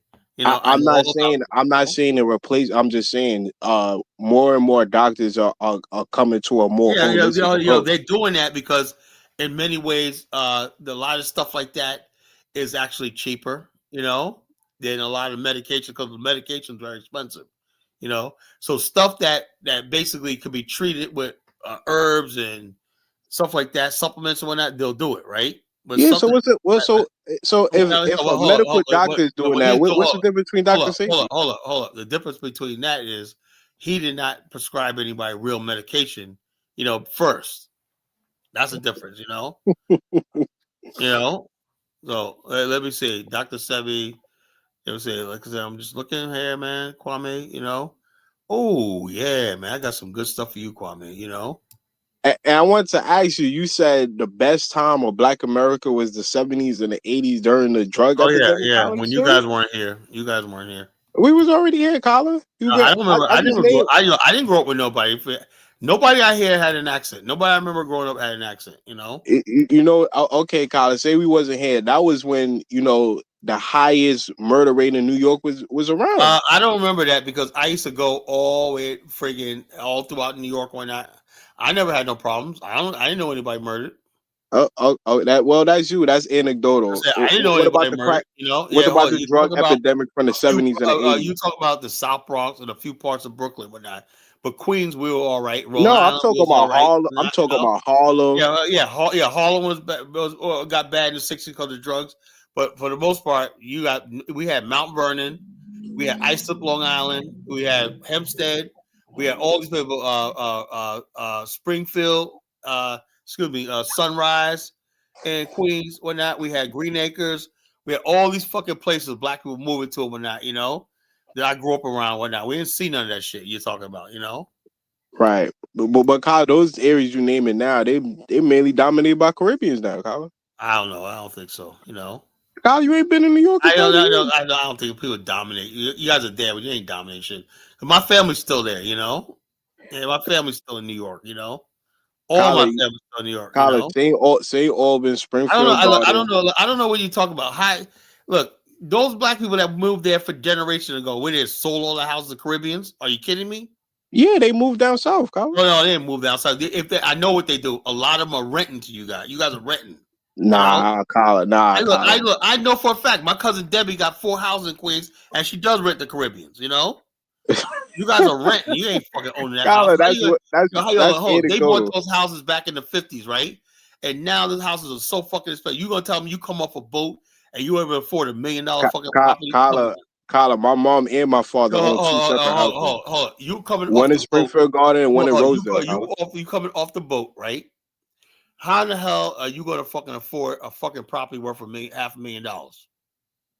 I mean, if you work, Kyle, okay, eventually. Okay, whatever, you know. Kyle, if you go, you know how many generations it took us to build that in New York, and you just gonna fucking look at Harlem, Kyle. They left Harlem. Harlem's a fucking shithole, man. You know. You don't listen, Kyle. What did Pastor Manning say? Say you couldn't even hold on to Harlem. No one wanted to hold on to Harlem because it was a done deal. A lot of people, my family went from Harlem to Queens, Long Island because there was no real big friggin' development hall. Who went to fucking live in tenement housing and shit like that? Where you got all these people flooding in here and whatnot, you know? Nobody went to live in Harlem. So as soon as black people were able to get mortgages and whatnot, I'll tell you right now, we turned whole sections of Queens from white to black in the late 50s, right? As soon as we were able to get those first mortgage, black men were able to get those city jobs and mortgage. That's my family. Once we got them city jobs and whatnot, we took the civil service test, and tens of thousands, not millions of black people moved from Harlem and Brooklyn all the way out to Queens and went Long Island. You know, that was the history, you know? Kala. And they held those properties. Now all those properties now, and my family went out, they're all paid off, right? And so unless you're gonna come up with $1 million or not, guess what? The people that you see there, if they're Caribbean, they're renting. You know? Kala, all of these areas I'm naming, they're dominated by Caribbean. No, they're not dominated. They're fucking infested. They are. Not dominated. You guys don't dominate shit. You infest. Kala, you can't find a soul food restaurant in Southeast. You're infesting. You know, infesting the area. You know. Nah, we building the neighborhood. You're infesting the area. You're not fucking dominating. You're infesting the area. Come on, Kala. I'm that serious. You're infesting the area. You know. So Kyle, you're telling me black people let go of the Black Mecca? First of all, Harlem, black people, you don't understand something, right? Although we moved out of Harlem, but guess where most black people in the city went to every weekend? Harlem. It was called going to the city. We loved Harlem because our church was Refuge Temple. And Abyssinia back, we used to go to Refuge Temple, Bishop Bonner, right? Bishop Bonner built the community in Liberia, you know? We basically knew that we couldn't live out there. A lot of Harlemite people live in Long Island, you know? They move out to Long Island. They live in Wyandanch, the Central Islip, Sag Harbor, all that shit. All those people are Harlemites, you know? They got a chance to buy nice houses and everything, and they took it, you know? They want to I'm not denying that, you know, black Americans moved out to like Long Island and other outskirts Sag area. Harbor, I'm just Sag Harbor is the nicest black community in New York. That's the nicest. That's a premier. It rivals the Hamptons. You know, that's still the nicest Black American enclave in New York, in the whole New York area. You know, so, but you don't think that's kind of embarrassing to not hold on to Harlem though, Colin, with all the history attached to Harlem? Black America, Harlem is still Black America's stronghold. Just that we don't live there like we used to because it's not. It's gentrified, Colin. It's not. No. People say it's gentrified, but it's not. You know, it's still not. It's still black. You know. Colin, you haven't been in Harlem Yeah, I've been there not too long ago. You know, it's not. It's still black. We see black people on the street. You know. Yeah, you got some white people in the part that borders like Central Park and shit like that. You know, you got white people like. But the bottom line is this: Harlem is just too black to fucking regentrify. I'm not talking about Spanish Harlem like those areas. I'm talking about the heart of Harlem and Sugar Hill. Like if you go down 125th Street, you're gonna see white folks owning everything. Well, yeah, you're gonna see white people. No, you're not gonna see no white folks. You're not gonna see no damn white folks. The 125th Street where you got Sinetta and all them out there. Come on, man, stop it. You know, Colin, you can ask Sinetta. I know all about Harlem right now. You know, those community actors. That was shit would never fucking fly in Harlem, man. You on crack, Kwame. You know.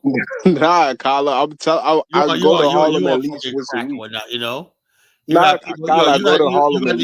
still got the Sinetta types and all them things that been there their whole fucking life and they ain't going no place, you know. Yeah, but even Sinetta Caribbean though, Colin. So Sinetta's not no damn Caribbean, you know. Yes, he is. He's Dominican. Who told you he's Caribbean? He would tell you that, Colin. No, he's not Caribbean. He told me. He said he was fucking FBA, whatever.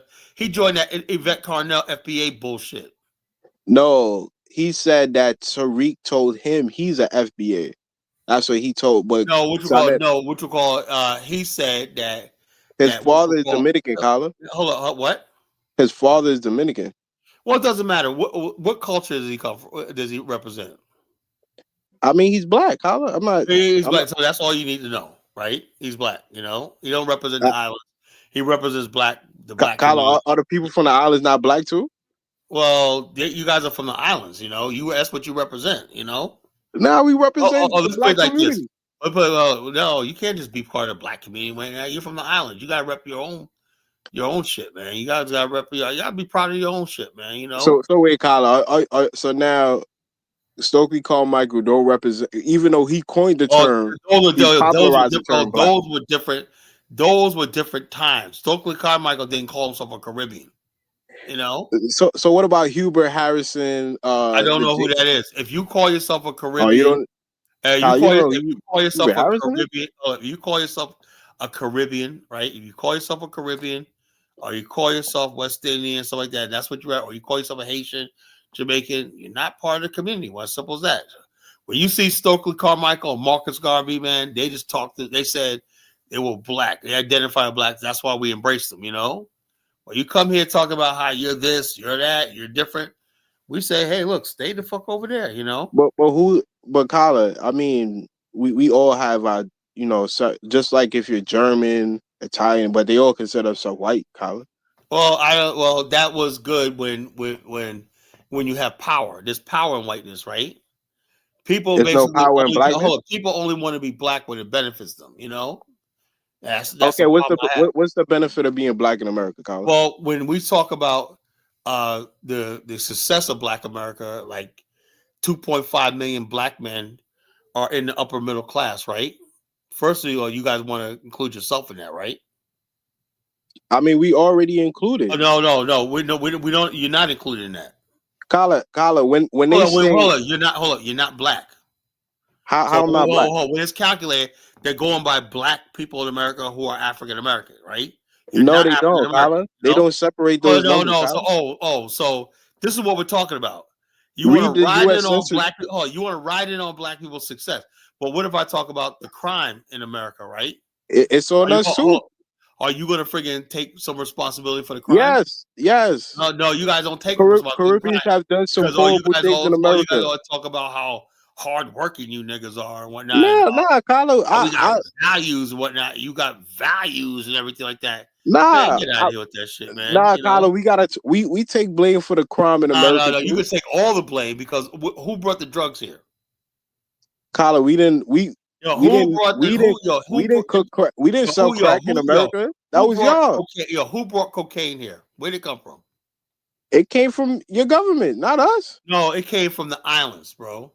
Kyler, it came from. Look, Kwame, I know personally that places like Bermuda, places like Barbados, Jamaica, whatnot, are heavy importing places, transit point, because people are selling, and we're supposed to be brothers. You're bringing drugs to your own people in this country. Miami, where do you think all the drugs come from? They come from the islands, you know? Okay, Kyler. I guess we was the ones that I guess we was the AZs that was cooking crack up in Harlem. I guess we was the Supreme team that was cooking crack up in Queens. With Caribbeans. Come on, Kyler. Hold on. You remember the movie Get Rich or Die Trying? The dude that ran that outfit, 50 Cent outfit, was a Caribbean. He said that, you know, the dude, that real dark skin dude, you know. The Caribbeans were heavy into that shit, man. But I don't blame them all, because the bottom line is it was just black men, no matter where you're from, whatnot, you know. So it was like, look, you guys were heavily involved with the drugs. Biggie Smalls was a fucking Jamaican. Jay-Z was a Jamaican. What was Fat Cat? What was Fat Cat, Kyler? What? Renzo Fat Cat, he was probably Black American, you know. What was? But the bottom line, hold up. What I'm saying is, you guys were just as much involved in the crack. I take responsibility for our shit. I will take responsibility. I just did, but you just blamed it on. I don't get in front of white folks. I don't get in front of white folks and be like, "Oh yeah, I'm not black. I'm a Caribbean and whatnot." Who says that, Colin? You do. All you guys do. You know. You think I don't understand? Now you I hear what you guys are saying. I go on TikTok when I see we Caribbean. Like, they get in front of white people, like, will distinguish themselves. Well, Colin, we popularized the term black in America, Colin. How you would talk about black in America? Stokely Carmichael is the one that popularized black in America. Like, Stokely Carmichael came in the fucking in the 60s. Well, how the fuck did he popularize black in America? You know, Colin, people was referring to themselves as Negro. What is that Stokely Carmichael, right? Who was around all black people? What does that got to do with you? What do you mean? He's a black man. He's a black man from the Caribbean islands. He was from Trinidad. You know. Yeah, he was a black man from the Caribbean islands. So what I'm saying is, what does he have in common with you? He's a black man from the Caribbean. Yeah. So hold up. How is he from the Caribbean? Is Trinidad in the Caribbean? Yes. Is it one of the islands? Yes. Is it the same island as yours? So what do you guys have in common? We have a shared culture, Colin. What's shared culture? You don't got no fucking shared culture. Well, you ain't know. You have nothing. Trinidad. I knew Trinis. I knew Panamanians. I know how to distinguish between all these group of people. Whatnot. You know. So wait, Colin. They have nothing. They have nothing in common. Wait. So you have nothing in common with Jamaicans, bro. Wait, Colin. So you could throw all of us in one basket, but I can't. No, what I'm saying. No, I'm saying. You literally said before. These Caribbeans come over here on a banana boat. You want to do is say, "Oh yeah, the Caribbean, we Caribbean." There's no fucking. It's Jamaicans, Haitians. You guys are all fucking individuals that came over here in your different circumstances. Colin, why throw us all in the same basket like you did before? I'm not throwing you on the same basket. I take you on. You literally said these Caribbeans come over here. I said some of you Caribbeans come over here. No, Colin, I'm from the islands. And you gotta admit, a lot of stuff like the gang problem in LA. Most of the bros out in LA, the gangs of Crip, they're the Belizeans. Everybody knows that. Those are Belizeans. You know, Belize got a serious gang problem. You know that, right? So name a gang leader that's from Belize. Look, Belize's got a serious fucking gang problem, bro. Can you name a gang leader? What you do is you get Brandon. Pan Am Strikes Back, he'll tell you all about it because he talked about it, you know? Come on, Colin. That's a lot. Let me get Elvis on. Go ahead, Elvis. What's up, Kyla? What's up, Kwame? So yeah, I mean, Kyla, I hope you let me speak more than 30 seconds before you cut me off. But nah, man, I mean, when you're reverting back to your old ways, Kyla, you're regurgitating your old talking points. What are you talking about? I asked you 30 seconds. All right, go ahead. When you put that picture up there with that guy that looks like you but just darker, and you think you're making fun of Africans, Carla, you look African yourself. Yeah, he looks just like me. Okay. You got some resemblance to you, not exactly like you. Okay, yeah. Whatever you say, Elvis. Anyway, so what's on your mind? What's the confusion? I want to understand what's the confusion that's in the land. No, I said this is a land of confusion. I said, look, we had shooting at Brown University, and the clusterfuck of the interview of the Brown University people and the police one night. It's a fucking joke. And you could tell that Rhode Island is a city run by fucking immigrants. What? And when I'm dead serious. Providence, Rhode Island, all that shit like that. Bro, look at the black guy up there. He's from fucking Liberia or some shit like that. Yeah, so, he's mixed. He's from Liberia and Ghana. So I'm looking at this. Who guy? You mean the representative or the governor? No. I'm talking about whoever was giving that. I think he was a police, whatever. I don't know, the mayor. I don't know what the fuck he was. But he was up there. I'm like, man, this guy. What the fuck, man? I'm saying. So it's the mayor's fault that there was a shooting at Brown University. I'm saying they didn't have it coordinated. I'm like, if this is this, I don't even know what to say. Carla, you just want to criticize the black immigrants, and you think he's an immigrant. You might be, but I'm not sure. Yeah, so I'm just like looking at like this is what counts for. You people want answers. What the hell happened? They don't know what happened. They're freaking talking to each other. No, let me retract that back and whatnot. I'm like, I am never. It just happened in that same day. What do you expect them to have all the information? And the same thing that you think we would learn something from the Virginia Tech, years ago when that crazy ass Korean dude, that's what I say. You bring these people from these troubled countries, right? Shot up the whole fucking school in Virginia Tech, killed so people when they're teaching everything, and the police instead of storming the place, like when I did club security. And we got to take out people in the club, we run to the fight, right? You got people, and we weren't getting that paid much money in club security, but we put our lives on the line to run to the fight. These motherfuckers running everywhere. Same thing happened just now. You got kids out there being terrified, 40 rounds, and no police ran inside and said, yo, we're going to put our lives on the line to stop this shit, They sat there like friggin' cow. I'm like sitting there like, what the hell is going on in this freaking country? Carla, what's the root of the issue? Is it is it cowardice, or is it people having access to guns? I think no. I think it was the fact that people want to play police officers. They want to play law enforcement. They want to play as mayors. They want to play as educators, right? And they don't understand, right? It's like when people want to play as an army person, they basically don't understand something, right? The time, Carla, I think you're being unfair. What? Because it's not in your nature to run to danger. It's not in a human nature to run to danger. Both, right? Yeah, you do run to danger. That's what I expect of people. You run to danger. No matter, you go out with a blaze of glory if you have to. Because I've done it before. I've been shot at. But I got bottom line. I'm just brave. I guess. So I'm saying to myself, this is what I'm saying. How is it that you got cowardly ass cop? I gotta get home to my wife. I get like this hiding in the fucking thing when I. Carla, who shot at you? Was it Black Americans or Caribbeans? Well, niggas, niggas.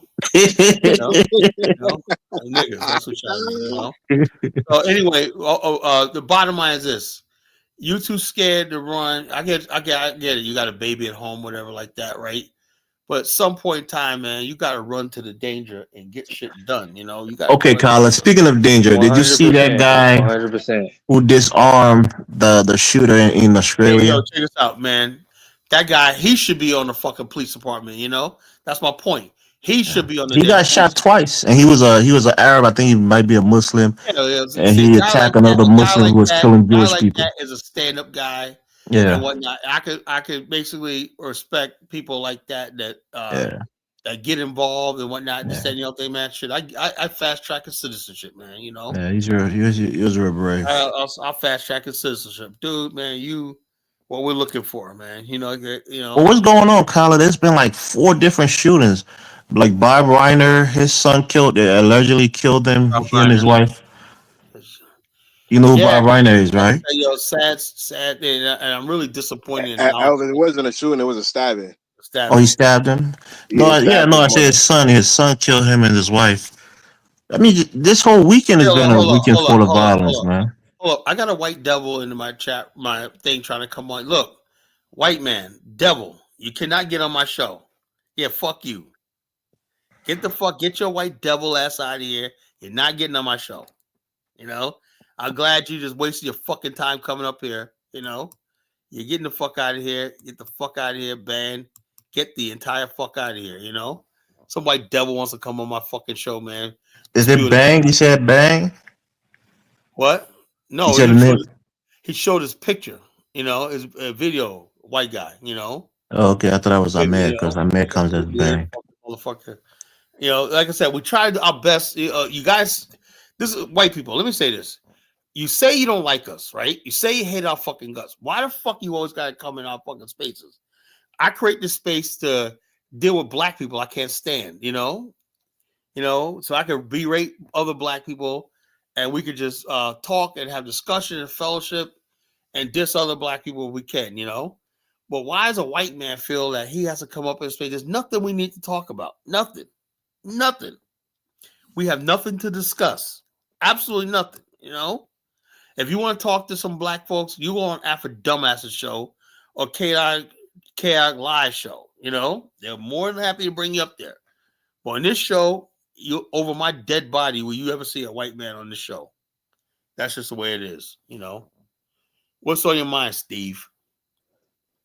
Man, Steve, I was just, you know, fair color. You're being racist, color. That's what Steve wants to say. It's like you said. Let's hear them out, caller. It's your show, caller. So I mean, no. But tell me how you really feel. You think I should give him a chance, don't you? It's your show, caller. No, I know. See, that means you really think I should give him a chance. No, it doesn't. It's your show. You control the show. You control. No, that's a weak answer. Caller, if he was a small hat, would you let him on? I would. I don't want no. What would I say? What are small hats? Is that smart up to Kwame? Are you low IQ or something like that?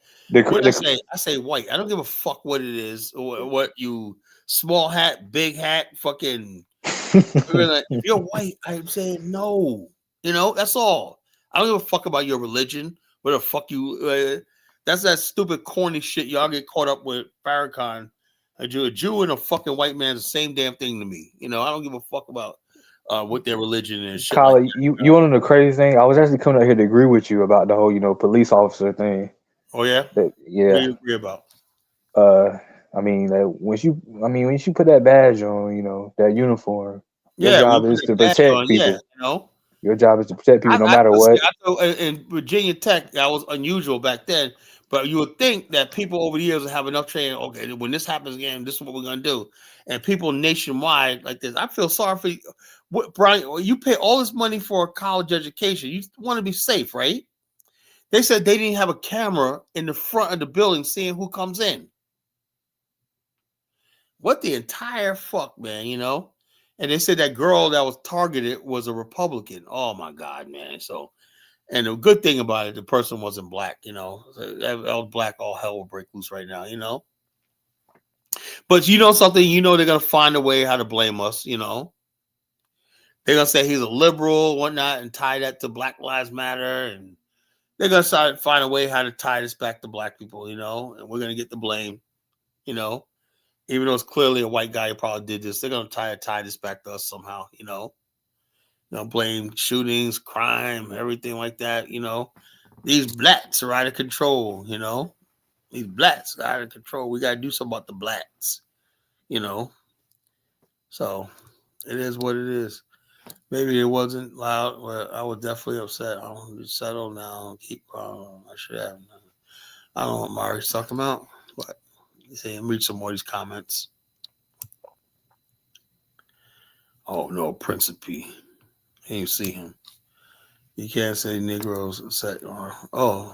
Somebody's bothering Mari. Who's bothering you, Mari? You could always mute their ass, Mari. Somebody mess with you. You got that wrench, girl. Use it.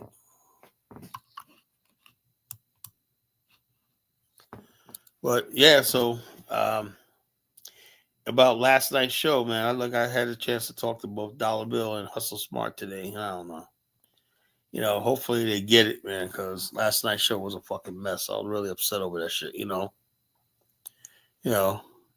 Oh, you're talking about yesterday's show? Yeah, last night's show. Yeah, last night's show was that was a shit show. That was a really shit show. When we do shows, man, when it gets to the point where people are just calling each other names and stuff like that, it's not a good look. It's not a good look.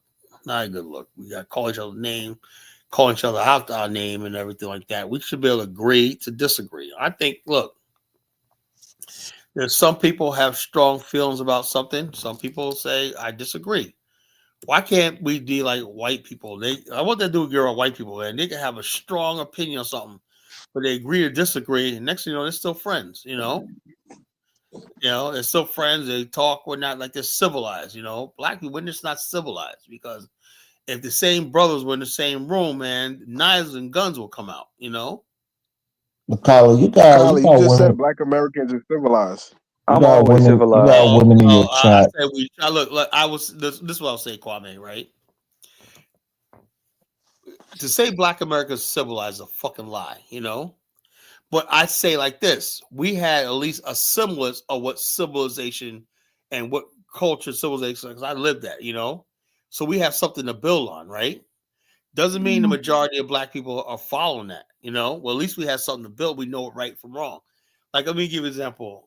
We were talking about, I was watching an episode of Fresh Prince of Bel-Air tonight, right? And there was a part where Richard Roundtree was on there, and that girl, what's her name? I forgot her name. Vanessa Victoria Varro. She was a bad chick back in the days, man. She was like his daughter, and we was trying to impress her. And everybody that came up to him, like, you don't have those advanced degrees or etiquette. You couldn't get near my daughter, whatever like that, right? And she was like, you couldn't get there. You got to get past her father, whatever like that.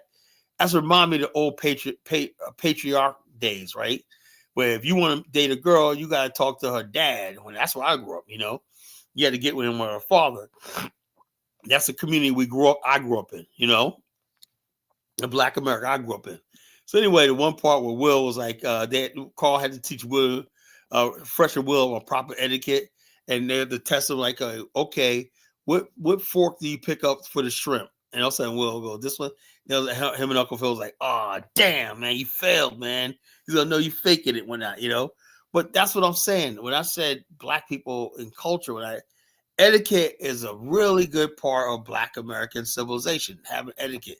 Knowing what fork to pick up, your knife to pick up, when to excuse yourself, and stuff like that, I guess it depends on where you grew up at, because we only had one fork, one spoon. Right. Who taught you etiquette, Colin? What? Who taught you etiquette? That's a good question. My grandmother. Okay. No, I'm asking that. My grandmother was fucking very strict. When we came down from New York, we go down south. We came down from up north, man. Oh my God, man. But I'm asking that question to follow up that you think young kids are being taught etiquette today by their parents? Especially when it comes to buying etiquette. We do the same thing, nowadays, things a little different, whatever like that. But for the most part, when you sit at a table, we sit at a table, we don't eat on the floor. You sit at a table, right?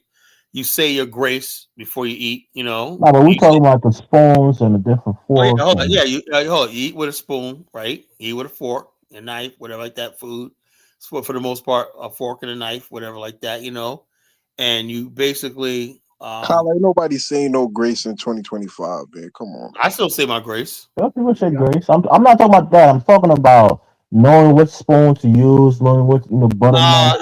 To be perfectly honest with you, people don't eat like that anymore, Carl. Look, check this out. Over the years, I've been watching a lot of Italians, and I fell off. Right, you know how they eat their noodles? Their fettuccine, right?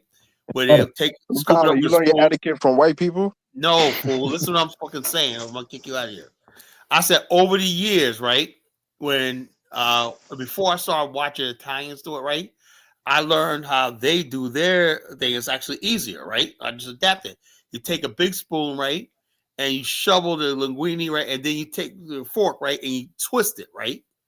You scoop it up and you twist it. and it's much easier than freaking just having it with your fork and it's just slobbering all over the place. You have it nice rolled up on your fork, and you scoop it up with a spoon. You know, that's how the Italians eat their spaghetti and noodles and whatnot. You know, so I learned that over the last few years. You know, that's a breakaway from what I was taught. You know, I was taught you eat spaghetti just like this. You just turn it like this, or you eat your mashed potatoes like this. You eat your cream of wheat like this and whatnot. But I'm always interested in looking at other ways of people doing stuff, you know, and stuff like that, you know. So can you learn etiquette from West Africans, Colin?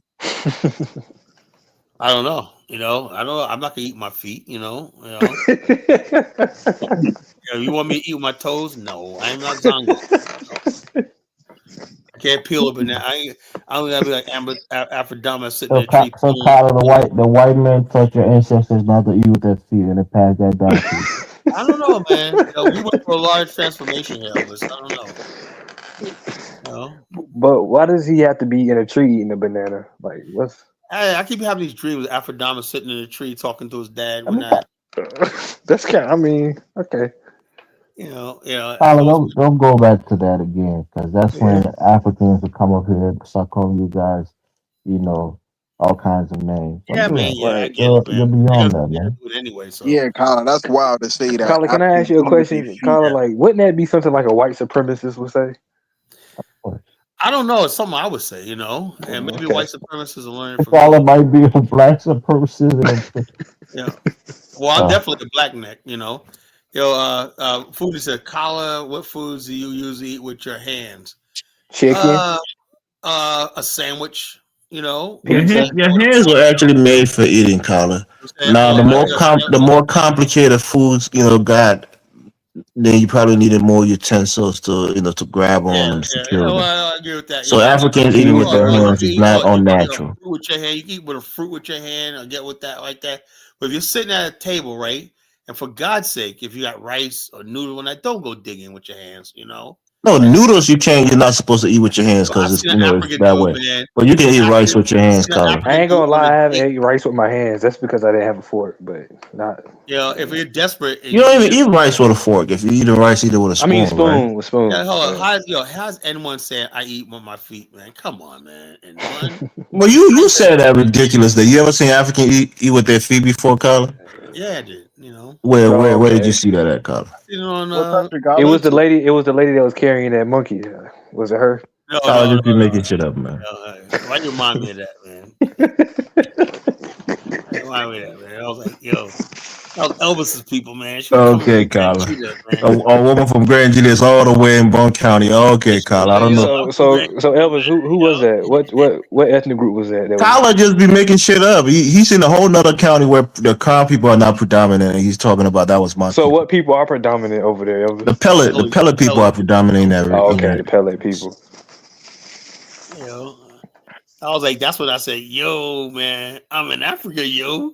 Yo, Colin, you know what's crazy, bro? Majority of the foods in America, you got to eat with your hands. Wings, pizza, hot dog, candy. Yeah, I eat with his hands all the time. He just be bullshitting. What kind of order food? You can hold up. People, even during etiquette time, right, will eat crabs with their hands. We know that, right? But what we're saying is, if you're sitting down to a formal meal, right, and you got plates and everything like that, you're eating the food and whatnot. That's not the time to eat with your hands. But it's different, Colin. Africans are communal. Usually when they're eating a meal, they're eating with their friends. They eat together. It's a sign of trust. It's a sign of togetherness. That's fine. Look, I don't knock anybody.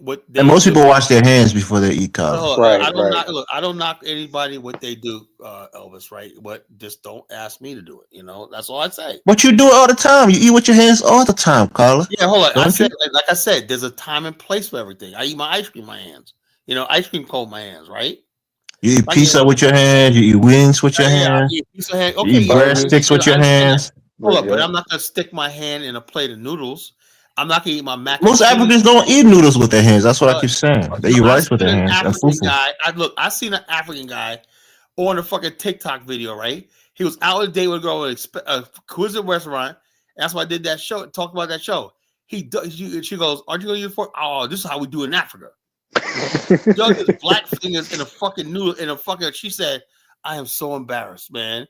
She goes, "Oh, this is how we do it in Africa." I'm like, dude, man, you don't come to America, right? And this girl was like, she was cute too, man. I said, first of all, how the fuck did you get this girl in the first place, right? You think him eating out of a noodles with his hands is a turn off for the girl? Fine restaurant, right? And she was like, "Won't you use a fork?" Right? He just started digging the noodles out of his hand, just stuffing it over his face and whatnot. I want to see the video. I want to see it for sure. I'm a fight. Kyler, you would consider me a savage if you see how I eat sometimes. Kyler, it's probably a skit. It's probably not even real. It's probably a skit. Is that one Nigerian dude that they be interviewing him for different things, and he be giving like this funny ass. I have no. There's one Nigerian dude. I don't know if you're saying it, but it's not a good look, man. It is not a good look, man. If you guys try to sell Africa to Black America, it's not a good look, man. I mean, I wouldn't do it in public, but it's been times I've been in the house. I tell you what, look, there's times, right? I'll be honest with you, right? I'm by myself one night, right? And I'm too lazy to get up and get a fork one night, and I got some a little bit of rice. I said, shit. I haven't ate with my hands in the traditional African way. Look. When you do in like 20 years, you're by yourself and nobody's looking one night. Oh, fuck, man. You know what I'm saying?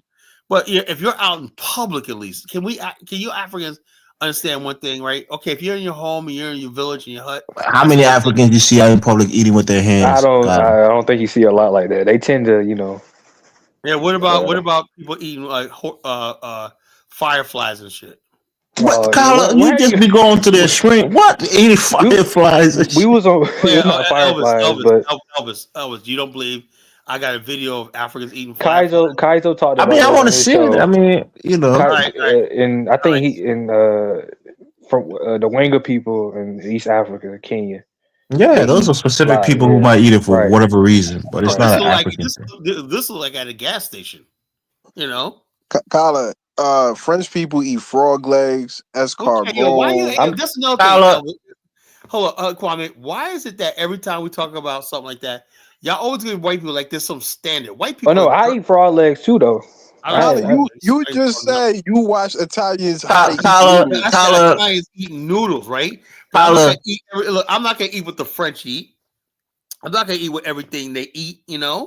White people eat some fucked up shit, man. They'll fucking that video that you're showing, right? It's a delicacy, right? It's like a donut. If a grandmother comes outside with a bunch of cookies on the hot plate, and a bunch of kids are playing, and she said, "Hey, kids," they're all gonna rush and try to get a piece of chocolate chip cookie from that tray. Absolutely. So this is not something that shows anything derogatory. This is like some kind of donut, and the kids want to get reaching inside the car. Yeah, they want one. I'm sure they do want a piece, man. Wait, Kyler, you never seen videos of the water boys in Atlanta in these areas when they run up to the car? No. Okay, Kyler. Okay, put the video in the back chat and I'll play it. Oh, I've seen those. The water boys selling water on the side of the road for $5. Man, this man 1776. If it originates in Africa, it's dead wrong. This dude.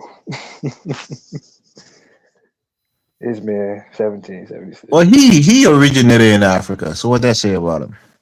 He's dead wrong. He's dead wrong. Kyler, what's the point of this video? I'm trying to convey your message with this video. Oh, that's I was just play. It was just up there, so I decided to play it. Kyler got it saved. You got all these videos saved. Kyler, like, man, these damn Africans making us look bad. They're proving all the white stereotype right. I mean, you can say that, but you can say that about black people anywhere, though. I be seeing some crazy videos of black people. Yeah, like I said, last couple, like I said to what you call my brother Dollar Bill, I said, look, I'm only reacting to what I see online. Like, I don't look. This is how it is. I'll say it the first time on my show. College Genesis did not have a spy cam or drone, and I'm not spying on nobody, seeing what they're wrongdoing. Right? I'm not under anybody's mattress. I'm not hiding behind nobody's couch. Right? I'm not peeping over somebody's back fence. Right? What I see is what people choose to put online, and that's what I respond to. If you're going to be a dine and dasher or whatnot, you're going to be a husky eyeing a dine and dasher or whatnot, and whatnot. And then when you get caught and whatnot, you're gonna try to fight with the police and whatnot. I ain't do nothing, you know. You're gonna feel. What did I do? I didn't do nothing. They love to say, man, I ain't did nothing, man. What you talking about? Nothing, don't put your hands on me. What did I do? It's an arrest. You don't have no choice in the matter. They don't seem to understand that, right? Don't touch me. Don't touch me. Don't touch me. Don't touch me. Yeah, like that's. You're about to lose your job. Yeah. Oh yeah. I mean, like saying, you know that's so sweet. Y'all know what I'm talking about. Y'all like y'all don't know what I'm talking about, right? Y'all be watching these videos, right? And I said, I'd be like scrolling through. You see the white people in the comment section. I'd be like, Lord have mercy, man. Colin, I'm gonna keep it real with you. I'm gonna keep it real with you. See the comments, right? You see what says Stokely Carmichael popularized the term in the comments. Black power. So what are you talking about? So what are we gonna do with a fucking term? Is that term gonna put money in your fucking pocket, Kwame? No, I'm just saying because you said we're not black. I'm like, how can we not be black? You're a goofy motherfucker. Yo, a term never did a goddamn thing for us. Black power. Okay, we had black power and whatnot, but the bottom line, everybody. They didn't create no jobs. They didn't create no banks. No real estate, whatever like that. They didn't create nothing. It was a nice. Sokas Martin was a good man.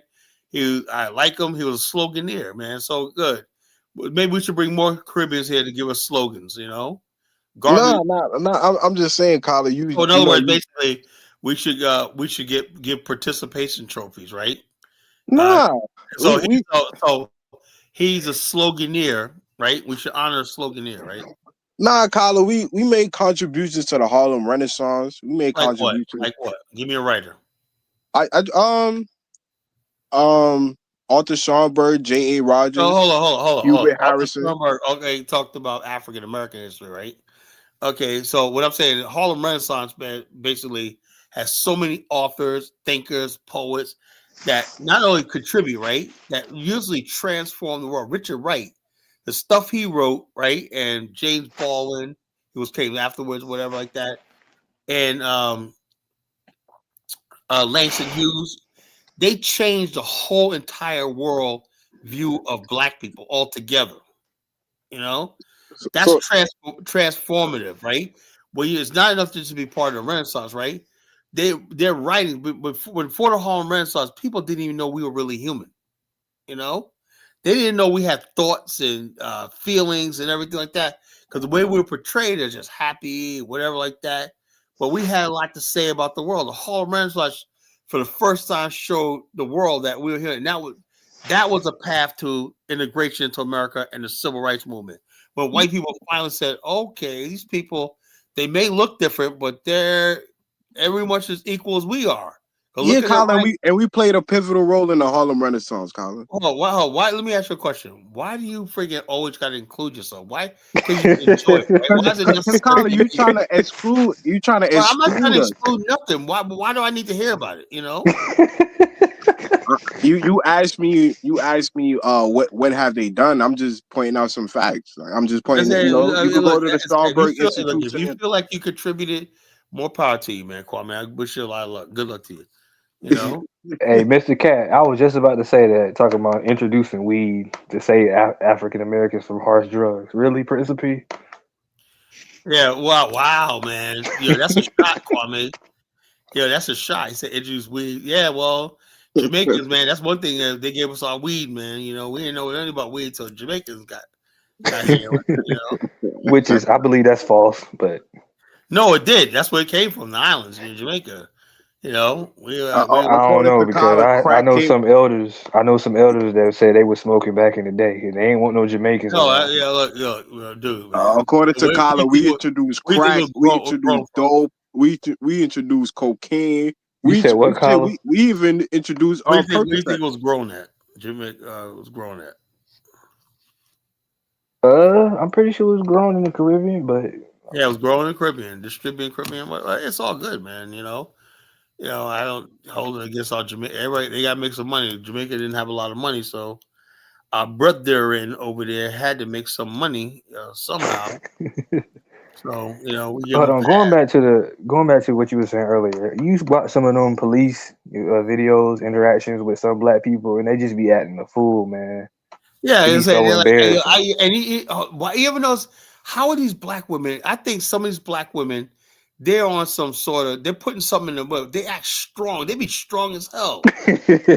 I'm dead serious, man. They be strong as hell, man. It takes like 3 cops to pull them down and whatnot. They be screaming. I'm like, God damn. I remember I used to do club security, and I was like, yo, man, give me a tranquilizer gun, it's like, trying to bring down a rhinoceros and shit, It's so like you be watching some of the videos. I'm like, man, this is so. I can't even take police brutality You're serious. doing the same thing we talked about last night.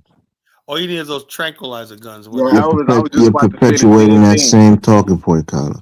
I was just about to say the same thing, Elvis.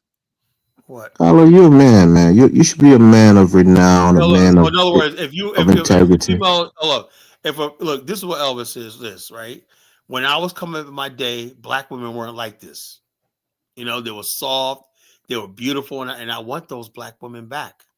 They are there. That's just not the content that you gravitate towards, Kyler. I'm saying what I'm seeing in the culture and the discourse is not there. So what you guys need to do is start having some good sisters and everything like that. Combat the shit and start showing me some better. Kyler, there are decent women all on TikToks talking about different kinds of things that you're not interested in. That is true. It is mostly your algorithm, because when I switched my YouTube account, I didn't see none of this nonsense. And I love drama. You love ratchet shit. Steve, so he goes and he finds it. Kyle is digging for that type of information. That's what he does. He go diving for that type of information. No, I'm not. That's a fact, Mr. Cat. There are women that does beauty stuff. They're decent women. There are women that talks about professional stuff. Those are decent women, but those are not things you're interested in, Kyler. Yeah, when I made me a new YouTube account, I didn't see none of that stuff was in my algorithm. Yeah, there's women out there like Thames, but Kyler goes searching for like the sexy reds, and you know what I'm saying. How do I go searching for the sexy reds? I don't go searching for that shit. But I'm saying though, it's women like Thames or Well, I got a lot. Lauryn Hill. I know all the women, right? But all it takes is that one to come across my timeline, like that. That which was, I'd be just minding my business, scrolling down my TikTok, and blah, and that, some hood rat talking some shit. Like I said, you got nothing else better to do but sit in your closet talking a bunch of nonsense. I think men should pay all my damn bills and whatnot. It's African American women like Dr. Ma'ai who's doing some wonderful things regarding education.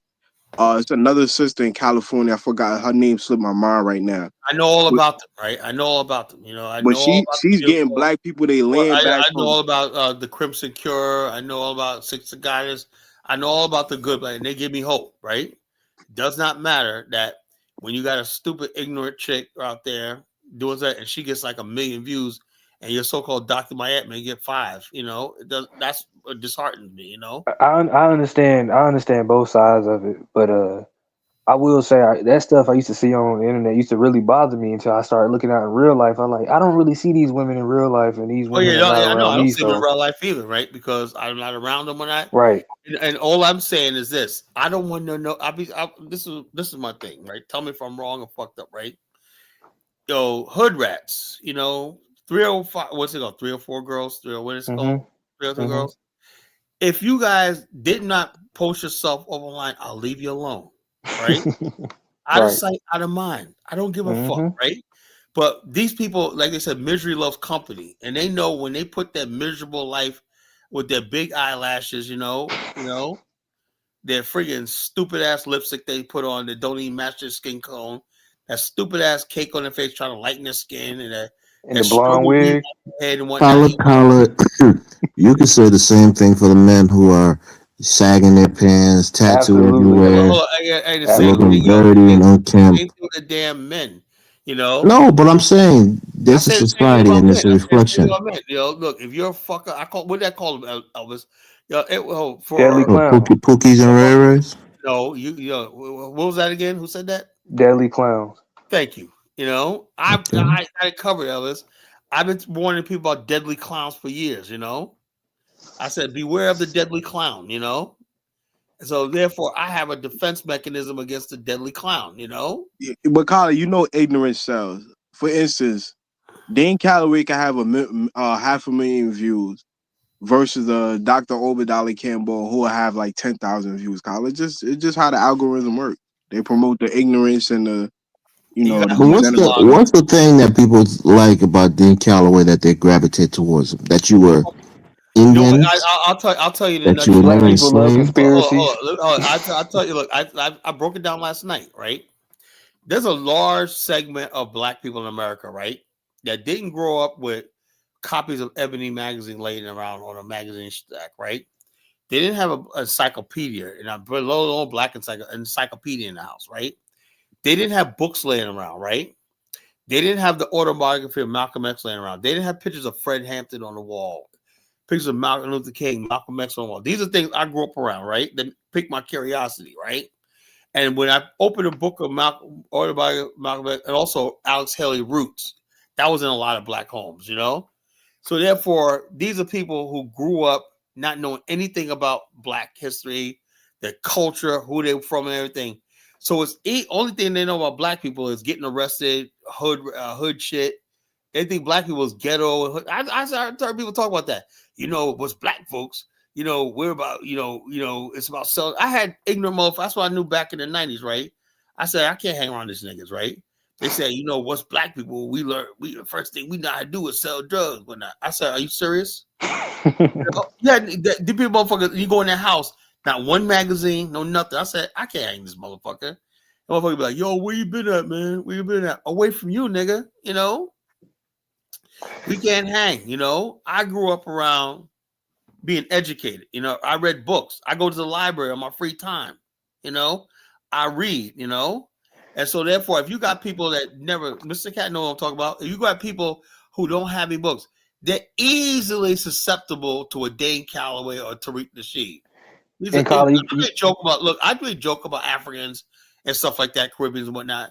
But these people really believe that there's something different. You know, I want to know how they're going to explain this to, I get, if that's a movement, the Turtle Island Defenders, right? These people look dangerous, you know?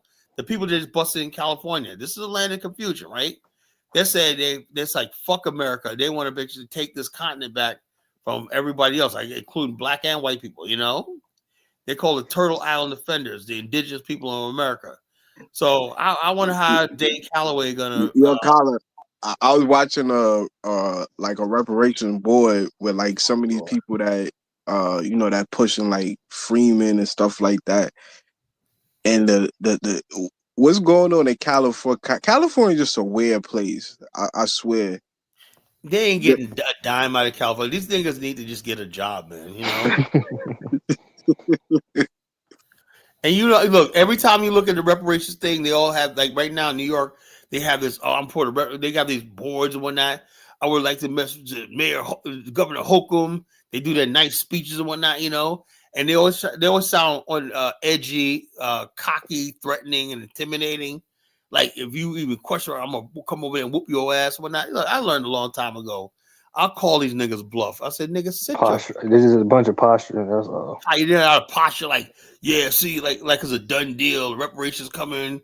Yeah, we're gonna get the fuck out of here. We have. It was like that. You remember that guy that called in to your show one time? He was like from the what was he from, like Alabama or something? Yeah, like that dude. Like, we're gonna take over and whatnot. You know, that dude was a straight up clown. You know, Colin, what they were saying on the board, they said reparation would be a good hope for. It would be a good hope check for America. I said, America don't give a fuck about black people, man. What the hell? These guys are delusional. They're crazy. So if they don't give us our money, we gonna tear the streets up. I said, okay, I'm just gonna go to jail, man. Yeah, you gonna it's like you're gonna rise up, and once they put that whooping on you, you're gonna sit your ass down. You know, right? The white man's gonna be like, sit when you go to the bathroom and take a piss, you better sit down peeing. You know, you're gonna make the white man the white man's gonna make him that bitch sit down peeing. You know, we done with them, man. These niggas ain't got no power. You know. Niggas ain't got no power. They're so drunk, high, and stupid, and morale. Kyla, I think You gotta get rid of black people. Kyle, I think you gotta block this dude in your chat, man. Oh yeah, I said that the other night, but the moderators didn't do it. It's John New. The nigga hasn't made a coherent sentence in the chat since he's been talking. It's like what are you talking about? It's an ad JHONEW. That's what I got fucking moderators for. I said it the other night, but nobody blocked him. Yeah, y'all gotta block him. He's not saying it's like he's a kid or he doesn't speak English or whatever. He keeps talking about Pakistan. I'm like, what is he talking about? Yeah, he's banned. He's gone. Good. Bye. Thanks for bringing my attention. I block people. I need my moderators to freaking. I just blocked them. You know, I need my moderators to get on their job. A lot of the moderators, they don't want to block anybody. Look, okay, you got to turn your wrench in because that's what I give you. I can't sit here and watch the chat room, right? So when people do something, say something, I count on the mods to fucking to time people out or block them. That's what they do, and don't apologize about anything. If you feel somebody needs to be blocked or whatever like that, just go ahead and do it. No, I blocked them already. I already did. I already blocked them. You know, thanks anyway, Mara. Kyra, Baruti is asking you if you've seen the Mark Lamont Hill's interview with Zora Mamdani's father, who is a scholar on colonialism and Ugandan history, and of course his mother, who is a movie director and director Denzel Washington. I mean, I saw it, but I don't know if it's relevant to this conversation. I don't know, but like I said, you know, but he's a Indian. He's one of those Indians that got kicked out of Uganda. He's Iranian. Yeah, what Iranian? He might be Indian, but he's a Shia Muslim. Those are Indians in Pakistan. He's Indian. Yeah, he's Indian, but he's a Shia. They got kicked out of a different form of Islam. They got kicked out of what we call Uganda in 1971 by Idi Amin, and a lot of them came back, you know, and trying to make themselves up, you know. And yeah, but he's really pro-African in his view. I don't know. Yeah, like I said, I you know, like I said, I guess Africa is broad and vast, whatever like that. So what is pro-African to you may not be pro-African to me. What's your thoughts on Mark Lamont Hill? Mark Lamont, the one that keeps crying like he's about to cry all the time. You know? He's an intelligent guy. He's better than Ta-Nehisi Coates, whatever. Man, I used to have a lot of respect for Mark Lamont Hill until he started arguing that, you know, men are women. I kind of lost respect for him. Yeah. When they start getting into that, because you got to understand, he's a liberal, ain't he? Oh, hold on. Well, yeah, but you got to understand, right? Who's paying him? He claims he's an independent. No. That means liberal. When a black person say I'm independent, it means liberal. A black man who got bills due is not independent. Any black I don't know what you're talking about, Kwame. What did he say exactly? Well, his argument is that men can identify as women. I think based on the definition, I kind of lost respect for him after that. No, you gotta be particular. Maybe he said it more particular than what you're saying. Yeah, so like I said, any black person that's claiming independence is really a liberal. But go ahead. Yeah, the bottom line, they gotta go like a Kanye. No, I think he either. I know he did an interview and he said that he's not a Democrat. I think he said he's either Green Party or Independent. They always say that, right? But when it comes down to it, there are some people who are actually further to the left than Democrats. Some people who are Democratic Socialists, they're further left. Is when it really comes down to it, right? It's like this. It all comes down to black and white, right, in this country. Matter of fact, I seen he had a debate with Brandon. He said he said in that debate. Yeah, he smacked Brandon in that debate. Brandon's not on his level. Brandon's a guy who barely graduated high school. Mark Lamont Hill is a college professor. He doesn't have the same intellectual. But I would just reference because that's when Brandon asked him, "Are you a Dem?" He said he hasn't voted Democrat in like over 20 years, and I think he said either Green Party or Independent. Well, he's a leftist. He's further left than a Democrat. Brandon made a mistake was you try to corner somebody with this like you're trying to be a MAGA when I and corner him and use straw man tactics to like that. He just walked away from the straw man tactics. Said, "Oh no, you got me wrong. I'm not that. I'm not that." So Brandon basically didn't know how to react to that shit. You know, it's like Brandon's not that smart. Mark LaMont is very intelligent. It's a difference in intelligence. I really don't think Brandon studied this guy and understood. I always study my opponent before I debate somebody. You know, I figure. What Mark Lamar Hill say? He's not a Democrat. Brandon whole tactic fell apart. I can't help. Yeah, I'm saying what Brandon tried to do is make him own the Democratic agenda. Well, that's what I keep trying to say. He's further left than regular mainstream Democrats. My whole thing is, I don't ever engage in that because if I'm going to make somebody own the Democrat thing, then I must be saying by default that I agree everything what the Republicans are saying, you know, by default. So you're setting yourself up like that, you know. I'll say I'm going to take you on a case-by-case basis, issue-by-issue basis, right? You don't just throw somebody, you're a Democrat, right? Then they say, okay, let me pick apart all the dumb shit Donald Trump said and did, right? Are you going to take ownership for that? Then why should I take ownership of what the Democrats did? You know, you never do that. You never set yourself up like that, you know? Brandon doesn't have that skill. Do you know the difference between a liberal and a progressive? Yeah, Philly Yachty just kind of, progressive and liberal is kind of different. Yeah, progressive is not liberal. Liberals are not progressive. They're two different things. Elvis, would you debate between Mark Lamar Hill and Carl Jansby? But what will be the topic? What are we debating? You know, that's what I'm saying. I'm not going to debate between Mark Lamar Hill and Carl Jansby be interesting. If so, what topic would be the most explosive? I think Mark Lamar Hill on the issue of Pan-Africanism. I'm a defeated in debates, you know. So, but go ahead. You know, on the issue of Pan-Africanism. Get a word in. He's not a Pan-Africanist. That's what I'm saying. On the issue of Pan-Africanism, you can make a case. My tactic is this, right? When someone comes at me, I figure where they're coming from, right? I see where they're coming from, right? And they try to pigeonhole me to one thing, right?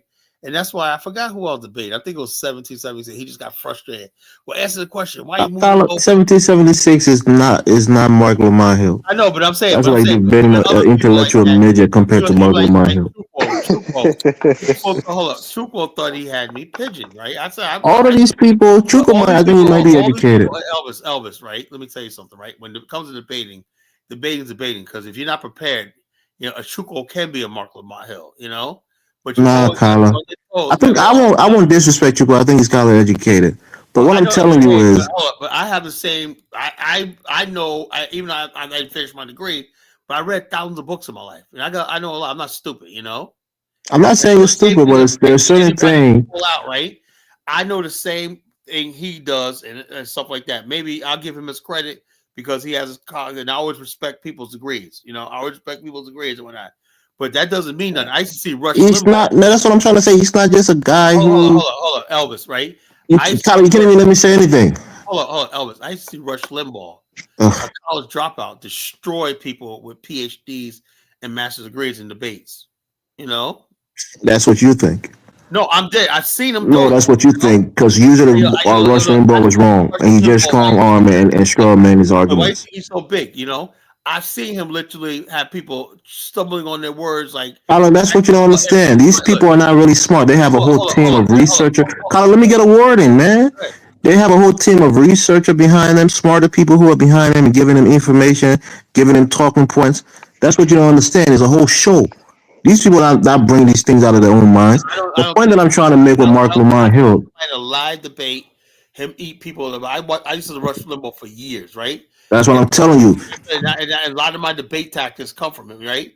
And so what I'm saying is, if you basically start in a debate, right, with a premise, right? What I use, I never start a debate with a premise. First thing I'll say in the first fight, I never said that. I don't agree with that.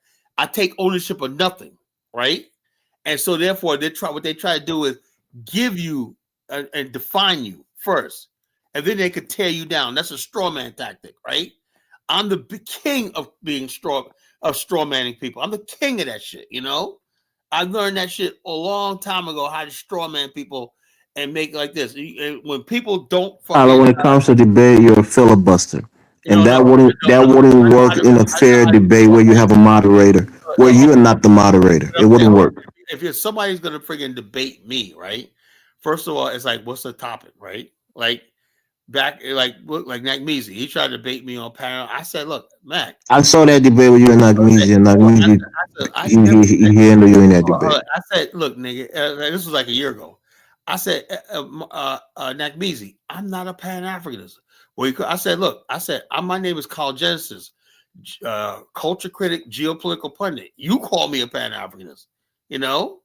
And so I'm saying, well, so you're not a Pan? No. Now, are some of my points of view tend to be Pan-Africans? Yeah, I do. You know, I travel the continent. I do think we could do business in Africa. I'm not going to abandon Africa. Now, let me ask you a question.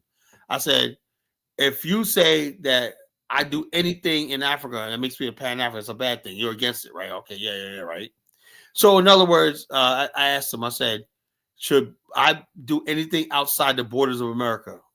Oh, I didn't say that. Well, you're saying I could go anywhere in the world, right? So long as I don't go to Africa. And if I go to Africa, right, what am I allowed to do in Africa that won't make me a Pan-African?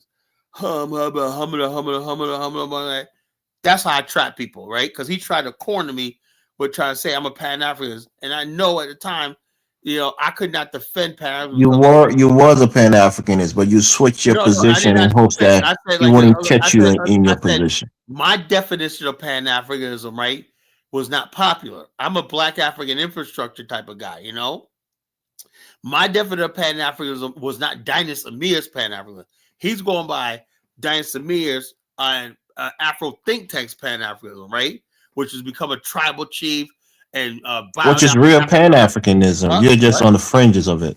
What? No, those are real Pan-Africanists. You're just on the fringe of it, and you don't fully commit to it. I never said I was a Pan-Africanist. You know, I don't believe in it. You know, I never did. You know, never did I say I was a Pan-African. I do not want to be a fucking. Carla, do you know that Mark Lamont Hill has a doctorate? I think in African American studies. I have no desire to lose my identity as Black American. I never no desire. Carla, you think you're smarter than Mark Lamont Hill? I never said that. It doesn't matter. You know, it doesn't matter. You know, if he's smart, he knows what he knows. All I could do is be the best person I could be. You know, I'm like, well, what do I gain by being smarter? Nothing. No, but you think you can beat him in a debate? I'm not saying it would be a debate. I said I would be an interesting debate if we had a good topic. You know, I love to debate anybody. You know, if we have a good topic, you know, we could agree to disagree. You know, that's how I am. So I don't need to win a debate like I'm winning a fight. When I don't, it's not like that. It's the main thing is an exchange of ideas. You know, if something good comes out of it, and I can learn, because if I debate him, I can learn something. You know, if he can learn something from me, when I, you know, you never know what will come out. You know. Good point, African goddess. You don't need to be a tribal chief to be a Pan-Africanist. Oh, that's what the thing is. You're not a tribal chief wearing the. No, what they do is they go there and integrate. So not even integrate, but they go there and try to be I won't say a blessing, but they go there and try to benefit from the people, and so that the people also benefit from them. It's it's the idea of Ubuntu. They're giving and they're receiving. What are they receiving? I mean, Afro Think Tank, you know, I like what he's doing. Got the whole catfish farm thing going on. Man, that's been like 3 years, man. I haven't seen no damn catfish. Come on, you ain't been to this channel. You always say I'm so negative, but you're the one that's negative and always hating on people, Colin. Hold up. Look. You laughing about that? It's true. You know it's true, Colin. Elvis, pipe down. Now, I would say like this. I asked one question, right? Over the years, me and Hustle Mark, because we talk about Afro Think like all the time, right? I said, I want to see him inside of a building one time, in a house. I was like, he's always outside. You know? He's took a video inside of a house before. He's not been inside of a house. All right, Cola. What do you think? You think he's homeless, Carla? No, I'm not you think a guy who can buy a plane ticket to go to Nigeria and start a farm is homeless? Idea, you know, it's not a good idea. You're insinuating something, Carla. No, I'm just saying he's always outside. He's always driving or outside. And then when he's in this village and whatnot, I didn't get to say he's walking on some swampy land. That looks a little desolate. I'm like, damn, nigga. You don't see him with his videos when he was in the bar, when he's in like his little bar. He was in what was it, Honduras or something like that? You know? Okay. Carla is the biggest pessimist, man. Yeah, no, he was in somewhere in what was it? You know, where's he from? His family from? He's not even African American. He's from Trinidad, right? Trinidad, one of those places like that. He was in a bar. I think he was around the bar. He didn't go inside. I think he was around the bar. No, he wasn't. I thought he was Black American. Thought he had like family. He has like mixed heritage. Yeah, his Black American family from like North Carolina, Virginia, or something like that. So but I'm saying with him, Afro Think Tank, he took a picture outside of a bar one night. A picture. He didn't do a video. I'm talking about the bar in Nigeria. I didn't see him in a bar when I see him. Oh, you don't even watch the channel, Colin. Yeah, I don't follow his channel, but I know he's a good dude. I've listened to him. And like I said, I have nothing against Afro Think Tank. He makes some good points, man. He holds down the war against that FBA shit. I give him that. But you don't hold that war, Colin. You kind of agree with the FBA one day. Oh no. I'm smart enough to take their legitimate talking points, away from them. They have legitimate talking points that I am not going to freaking stray away from. There's some things they are right about, and once you take that from them and take ownership from them, right? Kala, yes, what African Goddess is saying. He has a drink distribution company in a bar in Nigeria. That's big. That's good, very big. That's good for him. He has a catfish farm. He provided drinking water for the people. Oh yeah, got the and hopefully he can encourage other people to do the same thing if that's what he wants to do. He's allowing his people to benefit from him, Colin. That's really great. Hold up. What he's doing is the work, the Pan-African work, and he's doing things right that know these FBAs and these people are going to look at it and say, "Damn, man, these guys actually doing something." So I'm with him for that. I'm not going to. He's probably going to get a chieftaincy in the near future. He's done a lot of good work. The FBAs. If that's what he wants to be. It's not that you want it, but when you work for the people and you've been an asset to the community, it might give you a chieftaincy. If that's what people want, they want your chieftaincy or whatever like that. And no, sometimes some people buy chieftaincy and other work, and they earn it based on the merit of their work. If that's what his goal in life was, to be integrating that community over there and become a chief or not, hey, I wish him all. I'm not saying that's what his goal is. I'm just saying the work that he's doing might earn him one. He's a chief already. That's what African Goddess said. Oh, he's a chief already? Okay. Yeah. That was like a year ago, Yeah. Okay. You already made him a chief, It's not hard to be a chief in Nigeria. I mean, the FBAs were still hating on him even after what was it, the drinking water, like the well, whatever it was. Yeah, that's very important in rural areas. And they were still hating on him because they were like, because he raised money for that. I'm like this. He's good for the fact that he's a young guy. He's out there doing this thing. Yeah, that's what he believes in, and he's making moves. You can't ignore him. He's like the elephant in the room. You can't ignore him. And he's doing things that boost our movement up. So I support him, I support him. But you started regurgitating Burnen's talking point by calling him Afro's think tank. Man, when he has done nothing to you. Elvis, wrong. I started the term Afro's think tank. Oh, you started for what reason? That's even worse. That's even worse, Kala. You're trying to be creative. What did he do to you? Only because he came at me one time, What did he do? Did you go on one of your like FBA rants and that's why he came? No. I was basically arguing with that chick. What's that chick? That Nigerian chick, never showed her face or whatnot. She was like sound like a real bitch. Remember that chick? AA something. Remember her? Oh, Ebo, the Ebo lady, right? Yeah. I was arguing with her, right? And I was telling her how she was, blah blah blah, like that. And he made a whole video talking about me when they put my name in his mouth, right? Oh, that's what happened. Okay. Yeah, he said this Kylie Jenner says he's supposed to be an elder. He's talking to first of all, this bitch was lying, right? You don't go lying on my people. Oh, stuff like this, And so I was going nice on her right now and basically telling her how she's wrong. She was basically saying something like that we would die if it wasn't for an African doctor. Jonathan Hill, see, I wasn't about Jonathan Miller, right? He knows the facts. Majority of black doctors in America are black Americans. Many generations of black doctors, surgeons, everything. Well, of course, Carla. And so she used to say like 50% of doctors in America were Nigerian or something like that. Yeah, she's over. And so therefore they carry these lies out there, and it's all getting exposed now and whatnot. All this like purchase the parity power and whatnot. It's like every time we talk about success, Black America has a lot. 2.5 million black men are in the upper class. That means they make 2.5 million black men make over $100,000 a year, right? But what happened is people will say those aren't fucking Black Americans; those are immigrants. That's what people are getting pissed off about, right? That's what the FBAs are right about, you know. And also, like when I played, like African Dominus got shook when I played Stephen Hightower. How do you play? I said he's a so-called black, an FBA Afrodamus. Oh, but you shouldn't put him up like what? I shouldn't use him and be proud that I'm come from the same ethnic group, you know. You put down my ethnic group, and I'm saying I'm uplifting mine, and what you call I shouldn't say like this. We're not.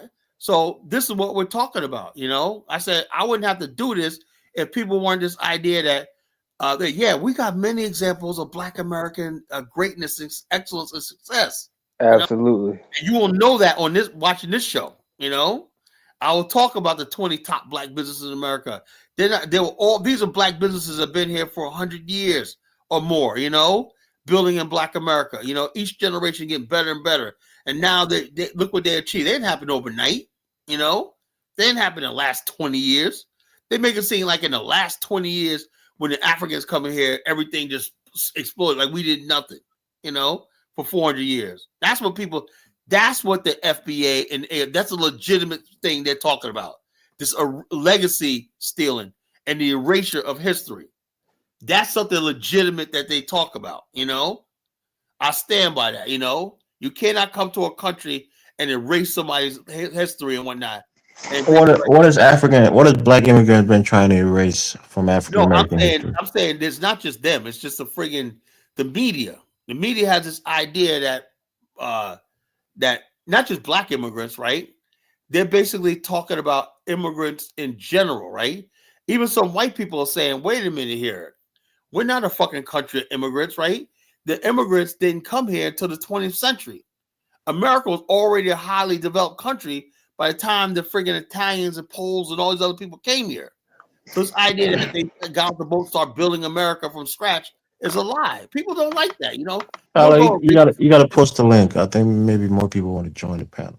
You know, you don't erase somebody's damn history and whatnot. You respect, like this guy Mondani in New York. Immigrants built. No, New York City itself was built by the hands of slaves. Literally built New York City. Everything you see since the 1500s, the slave labor built New York City. No, but not everything you see, Kala. There are many. Saying, you got a mayor of New York trying to rewrite history. You know? No, but you have to understand, other people have added to and contributed to New York since the end of slavery. Oh yeah, but hold on. New York City is the greatest city on earth, right? The very soul of New York City is Black America. You know, that's where the Harlem Renaissance was. You know, that's where the largest Black community was. You know, that was the heart of Black America, New York City, one time. You know, so the bottom line, when people try to erase that and make it seem like, oh yeah, everybody just coming up here. Well, that's what I'm saying. Nobody's trying to erase it. What happened was, you know this, Carla, a lot of African Americans, they have left New York, and the immigrants like the Haitians. Yeah, we know that, but the bottom line, it doesn't erase the fact that what happened here, you know. But now they're contributing to that culture. They're contributing to building the city. Like so they have a place in the history of it. New York was Harlem, you know, the Bronx, all these places Black America lived and whatnot, you know, the Italians, the Irish, all these other people that traditionally that built New York and whatnot. You can't just come in and say people in Pakistan built New York and whatnot because they're there now. People in India and whatnot. No, it don't work like that, you know. It's a city of immigrants and whatnot. No, you guys came here, right? Why don't you try contributing to the fucking city, right? Instead of telling New York that you gotta fucking give them free everything now, you know. I believe African Goddess is agreeing with you. She says that adding to something is easier than starting from the beginning. It's easier to add to something than fucking build it from scratch. Man, New York City. Don't be disingenuous. African Americans didn't build New York from scratch. Hold on. Well, this is what I'm saying, Elvis. Let me say, do you know history, right? The first settlers in New York City, right, were actually Black people. They didn't call them, they're called Atlantic Creoles, right? Black people from the Netherlands, you know, they were people that are they your ancestors, Scholar? I know that my ancestors were not. My ancestors were slaves, you know. Okay. These people like, why do you think I would try to create like I'm better? When I tell it like it is. I don't need no accolades to try to say like this. My ancestors were brought over here in fucking slave ships. No, I'm not saying that to disparage. I'm just saying these are different people. These are people. Black immigrants been in New York since the 1800s. These people that came here. Kwame, don't get kicked off the show, man. In the 1500s, the Dutch, the Spanish, all these people. This was like a trading outpost in the New World. The Dutch had no intention of settling it, right? What happened was the black people, right? The black and some criminals and stuff like that, whatever, were able to carve out a community in this harsh area called Manhattan, Nantucket, and whatnot. And they said, you know something? You know, the Dutch East Indies Company said, we're going to incorporate this land, make it part of the Netherlands. Said, okay, we recognize that as part of, we call it New Amsterdam, you know? And then later the English came and everything like that. You know, then things evolved from there. But the first settlers in New York City were black. Well, now they weren't Caucasian. They were dark skinned people. That's what you're saying. The first people. They were actually Africans and North Africans and other people that settled here from. There was a lot of black men. You know, black. They call it Atlantic Creole. There were black men, mixed race men, and everything that were undesirable. They sit down, and a lot of times they would just call them Moors. You know, they'll call them Moors. You know. Anybody that was not black or not white, they'll call them Moors, right? Mary Shaw made a great point. Some were Africans, and some were North Africans. Some were Berbers. Some were all these people, right? And Spain did the same thing, right? The people that they basically after the Spanish Inquisition, all that stuff like that, you know, when Spain was exploring the New World, they would send a lot of their undesirables, you know, the infidels, the Muslims, and everything abroad. And this was one of the places they sent them to, right? So the idea of removing people from continent to continent started way before the slave trade happened, you know? Some of them was sent to the New World's indentured servants, you know? Most of them were indentured servants, right? They had to work a certain amount of time off on that. And then after a while, you know, they achieved some sort of peace and whatnot, you know? And like that's how New York City was started, you know. So it was started by people who came from the Netherlands, like the Africans. Netherlands, and eventually England, Spain. So can you give credit to the Africans for starting New York? No, I'm saying like first of all, if they were Africans then, they're African Americans now, you know, because some of African Americans are actually native. The New York. Now you're trying to pigeonhole. No. African Americans into the foundation of it. Time period, there were several African people, like the Louisiana people, were different than my ancestors, the Atlantic Creoles, right? The Carolinas, right? But over the time period, as America became a nation, right? White America became a nation. Black America. I could say my ancestor helped start New York. I never knew that. Thank you. Wasn't your ancestors, you know. What do you mean? They're Africans. See, that's another thing. Everything that's good, y'all want to take credit for. No, it's the opposite. You're projecting now. You are projecting because that's exactly what you tried to do earlier. There was something good. If I said, yeah, you know, we discovered some Africans practice cannabis. Everything is African American who started and discovered for you. When it's something Colin, can I ask you a question? What are those Africans that was in the Netherlands? Where did they come from? What I do now? Yeah, there were Africans that were in the Netherlands. Yes. Yeah, so those are my ancestors, Steve. The Renaissance. They were from Liberia area. Yeah, those are crew crime men who were taken to the Netherlands. Okay. Shut up, man. You know what I'm saying?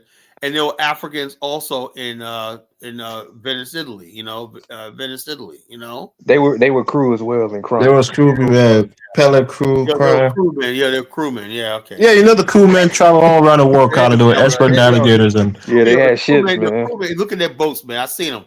They can't travel more than 20 miles off the coast, man. Kylie, you ever built a canoe before down there in Mississippi? I've been to Cape Mount. And I watched the fishing boats and everything. Them things are not seaworthy, bro.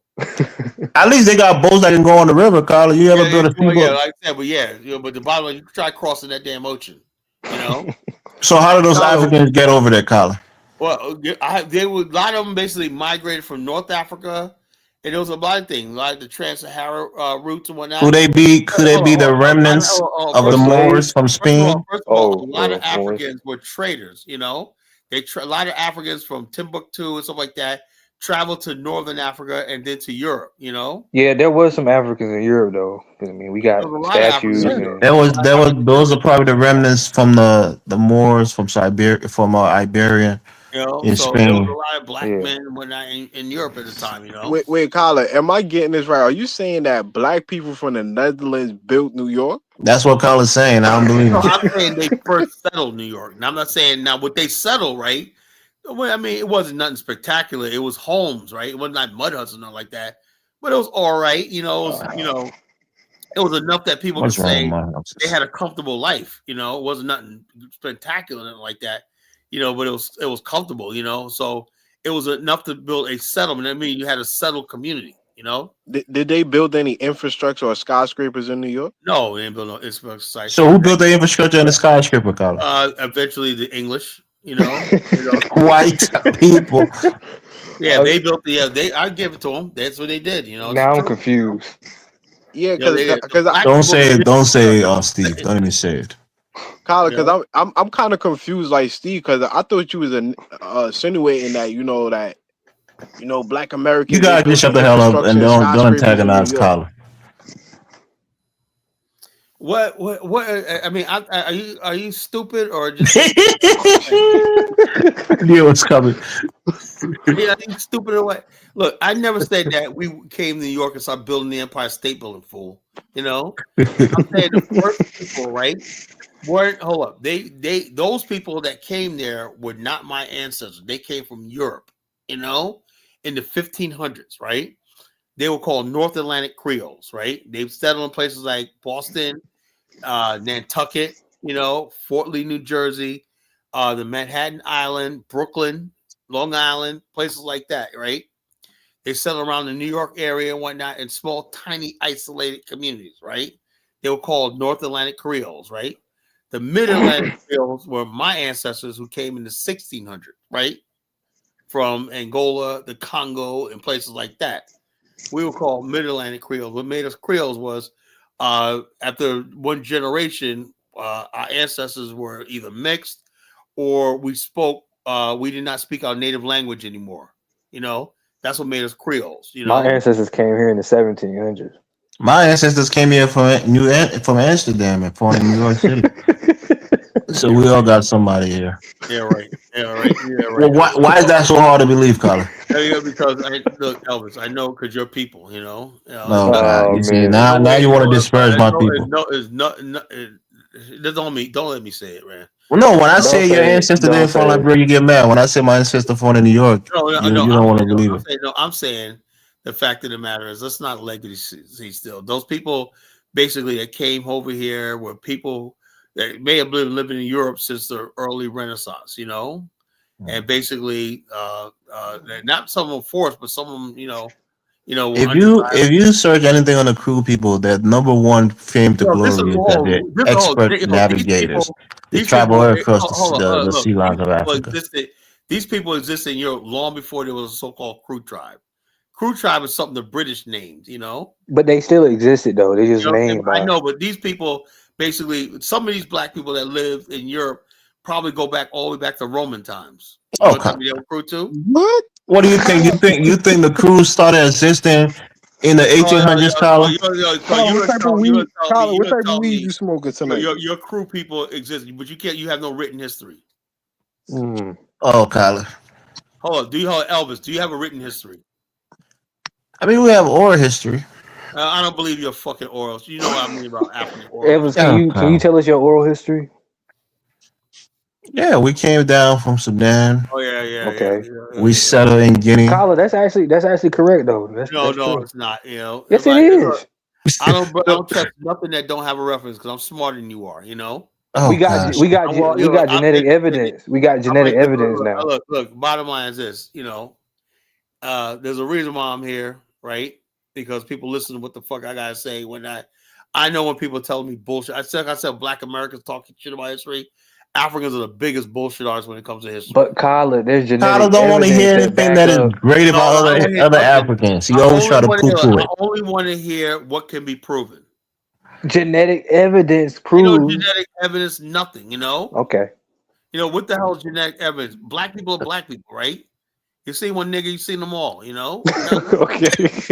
Carla, you're just a negative Nancy, man. Damn. Carla, I was listening before I got in the show. I'm like, before I get in the shower, let me hear what Carla kept saying. Black immigrants is trying to take from African Americans. What exactly are black immigrants? Okay, well, let me break it down to you, Kwame. Every time I get up here and I say, well, like I played the top 20 black businesses in America, I was happy.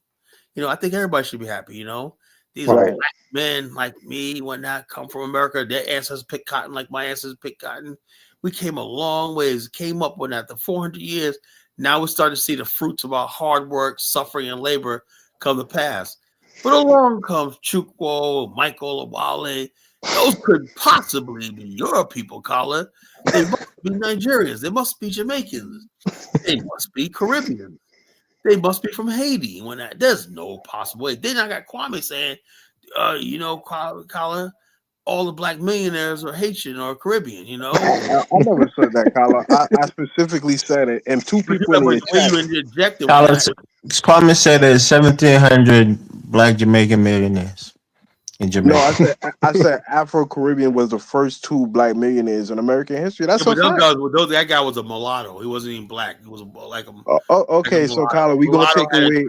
We can't do that because a lot of our, great people mulattoes as well. Our people, right, in America identify as black, the Run Doc rule, right?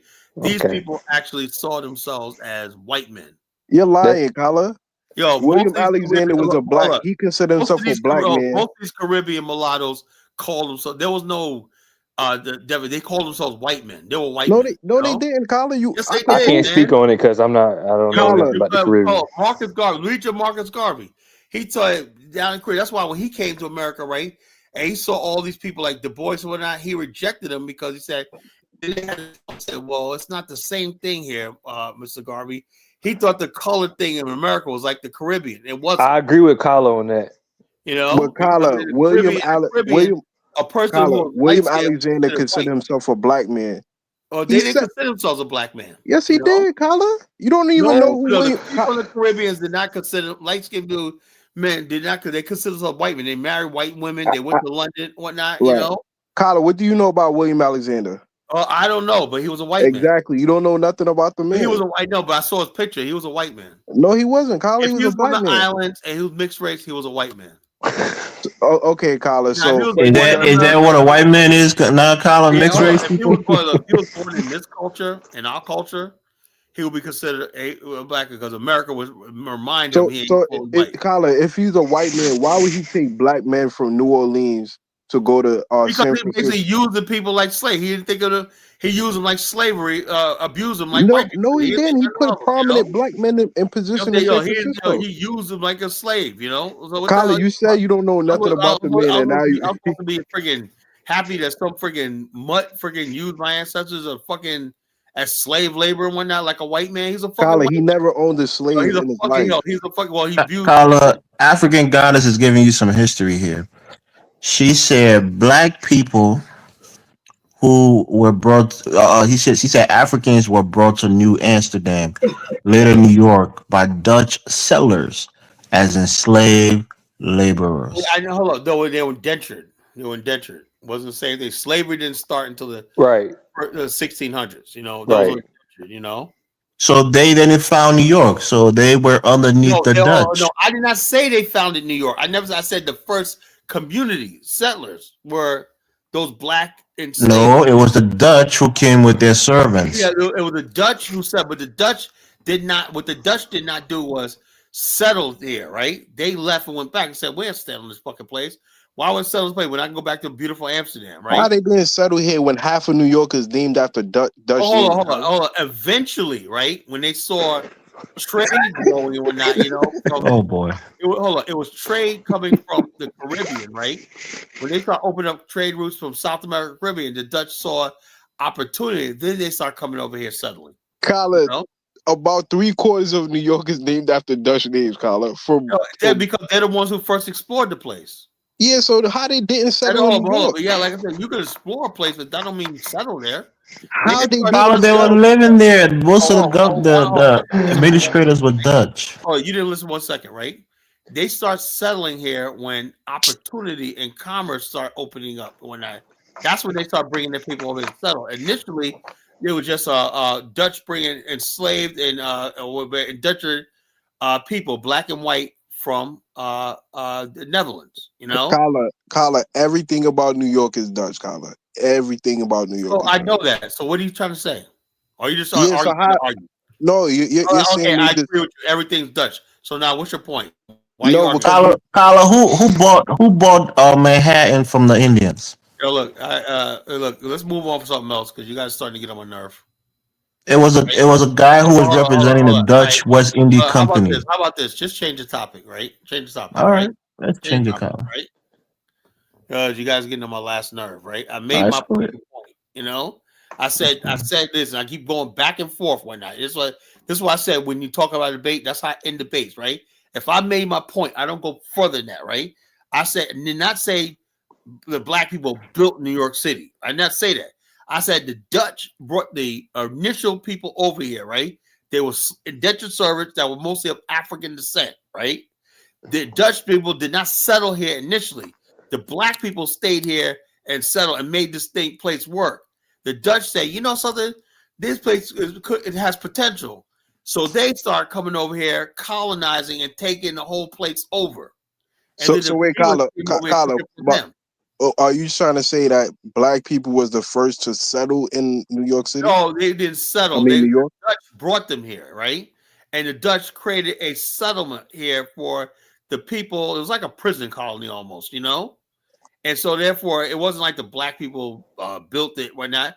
It was just a place of like a dumping ground, you know? And so the first people who could survive in the New World from the outside world were those black people. You know, they were first to die because they made a relationship. They established a relationship with the local Native American people and stuff like that. You know. Okay, so, I'm trying to understand. So you're saying the Dutch came, they dumped they servants here. Well, they were coming back and forth, but they didn't settle here. You understand? Yeah, because they were merchant. You know what the Dutch is famous for? Kwame, so fucking stupid. You know a settlement is. I'm just trying to understand your argument, Colin. That's all. They did not settle here. They were just explorers, you know, and traders. You know, the first actual people who settled were those Africans that they brought here, right? Then later on, you know, they said, you know something? They start settling here themselves. That's what happened, you know? So they left the black people that settled here. They left them in control of it, you know? They left them in control of the trade? Well, they didn't let them control nothing. They were the ones controlling the trade, but I'm talking about the people. They were still in charge, right? They were still in charge. They were still the ones controlling everything, but the people, the subjects, the people who were doing labor, the black people did all the hard labor. That's what they were here for, labor. Kala, African Goddess said about 42% of New York household was made of a black enslaved people. Well, I know that, you know. In 1703. 200 years later, New York City was like half the population of New York City was enslaved, you know. So wait, Kala. So why do you say? What are you talking about? Indentured servant. This was in the 1500s, right? In the 1600s, after the Bacon Rebellion, right? After 1619, that's when first Africans came in as slaves, right? Okay. And then subsequently, since 1619 to 1700, more Africans arrived in from the Netherlands, from Dutch ships as slaves, right? The first initial ones were indentured servants; they were not slaves. Okay. The first slaves arrived in 1619, right? So by the time 1700 rolled around, there was so many people coming as slaves, right? That the majority it's different, Kala, but it was still enslaved. It wasn't chattel slavery. Hold on. But they couldn't just leave. Yeah, but the whole thing is New York City. Now, here's where you're wrong. New York City basically never had permanent enslavement, right? Never had permanent slavery. That means basically, if let's say you're born enslaved, you could be free by the time you're 18. Whatever. That's what I'm saying. There's different kinds of slavery, Kala. So what I'm saying is, so also, if you were not born a slave, right, an actual slave, right, you could not be enslaved, right? So they had laws. But what happened was, over the time period by the mid 1700s, right before the country was a republic was formed, right, they did this thing where slavery became synonymous with race, and they started because they noticed there was a lot of rebellions between the collab between in New York City between blacks and whites who were enslaved, right? And what they did was they burned in 1735. They burned a bunch of black people at the alive, because they were they plotted a slave an indentured uprising. And then what they did was they gave all the white people who were indentured freedom and told them that if they support the system and stay out of trouble, right, they would never be a thing. And ever since then, white people abandoned black people and stuck and disappeared into whiteness, and black people were left alone. That's what began the so-called black nationalist movement, where black people start saying solidarity and race, and ever since. That's why we have a race conscience in America that other people don't have, because we were afflicted by racism, since the 1700s, Yeah, African guys knows history. Africans built roads, homes, infrastructure, they formed the foundation of New York City, That's well known, the African slaves, the indentured servant initially and the slaves later is what Africans, Colin, not African Americans. No, look, those are basically my ancestors. They're all African Americans, right? Oh, hold on. Why is Elvis? You fucking want me to fucking look? Why? No, because you're looking for your ancestor around the world. I'm trying to find mine here too, Colin. Everybody that was enslaved in America is my ancestors. We're not tribal. We're African Americans. We see ourselves as one family. You guys got the Dutch that was brought here are my ancestors too, Colin. Can we agree on that? Hold up. They were not your ancestors, bro. Why not, Colin?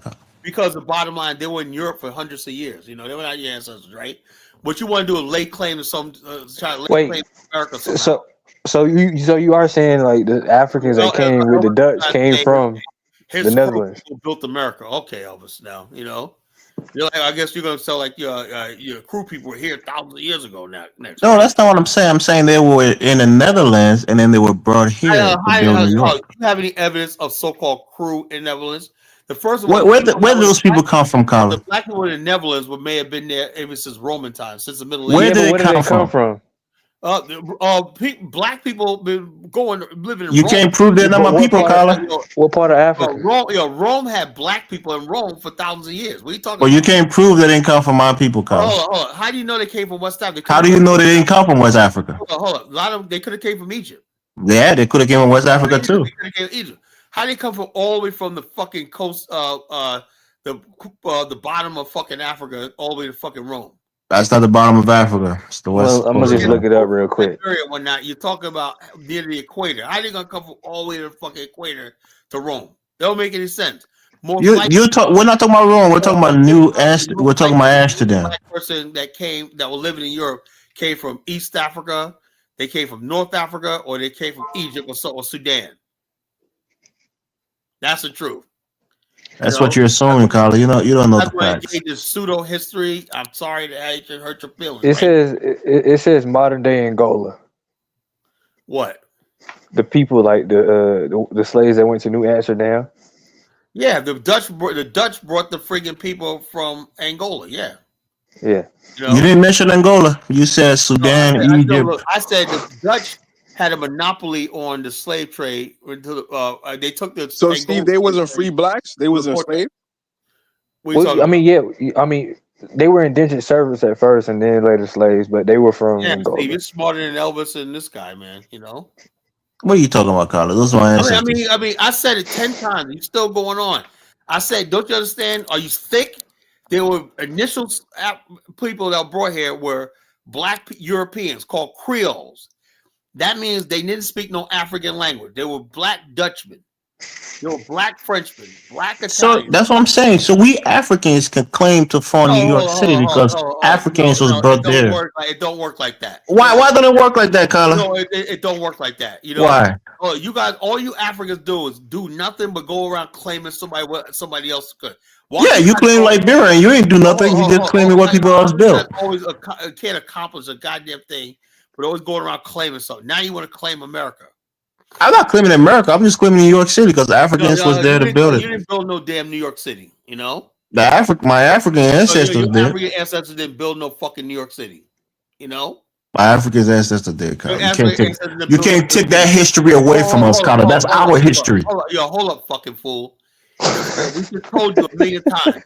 The first black people that came from them were Creoles from the Netherlands, Spain, all these other people. These people have been in Europe for hundreds of years, maybe 1,000 years, right? And then basically over the next 100 years, 200 years, right? Dutch start bringing slaves from Angola. They didn't bring them from West Africa. They brought them from Angola. But they're African. I descend from Africans, Kyle. They're my people. You know? What the hell are you talk about? You know, you're being tribalistic. I'm talking about a whole race of African people. I'm an African slave descendant. Your ancestors are not slave descendant. Yeah. So what are you trying to do? You're trying to claim these people too now, Colin? You're trying to claim them? You cannot identify as a slave descendant. Your ancestors did not cross the. You're not part of Ma'afa. Yeah, but those people wasn't part of Ma'afa. They were endangered servants, not slaves. Your ancestors were not brought here forcibly. Thank God for that, but I'm saying they're Africans. If your bloodline was not forcibly brought over, Tyler, they were African. I'm an African. They're my people. Can we understand that? Like that. It doesn't fucking work like that. Who makes the rules, Carla? You make the rule? That is the rules, right? No, it's not the rule. If your ancestors were not brought over here in the slave ship, in the Middle Passage, you're not an African, American. What? I'm not saying I'm African American. I'm talking about the people from the Netherlands. An African American is the original African story of America. I'm not talking about those people. I'm talking about the people that came from the Netherlands. Those people that you see that eventually. But Colin, you did say they wasn't slaves, Colin. Look, check this out. In 1787, a man wrote in the Philadelphia Inquirer, said, "I'm an African American," right? And basically, he's saying these were people who are Africans, who basically came from Africa, right, as slaves or whatnot. He said, I'm now an African American. That's the African American. An African brought over as a slave and descendant of this transatlantic slave trade. That's what it is, right?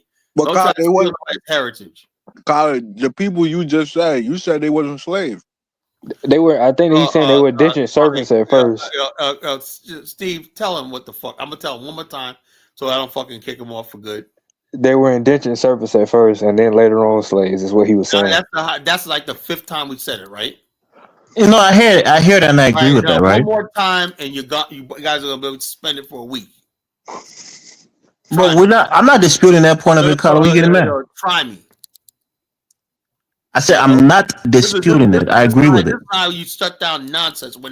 We already made the case. There's nothing else to discuss about that shit. My only point is that they were Africans, right? Oh, look, the Africans who were brought over here as a transatlantic slave trade.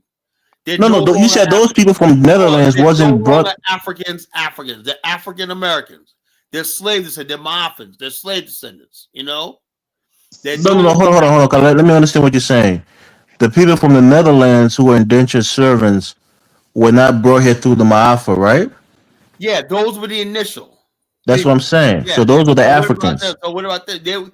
Those are people were the original people who came in and settled in New York. That the Dutch settled here for whatever reasons, for trade or whatever, like that, to create a station, over here and whatnot as an experiment, right?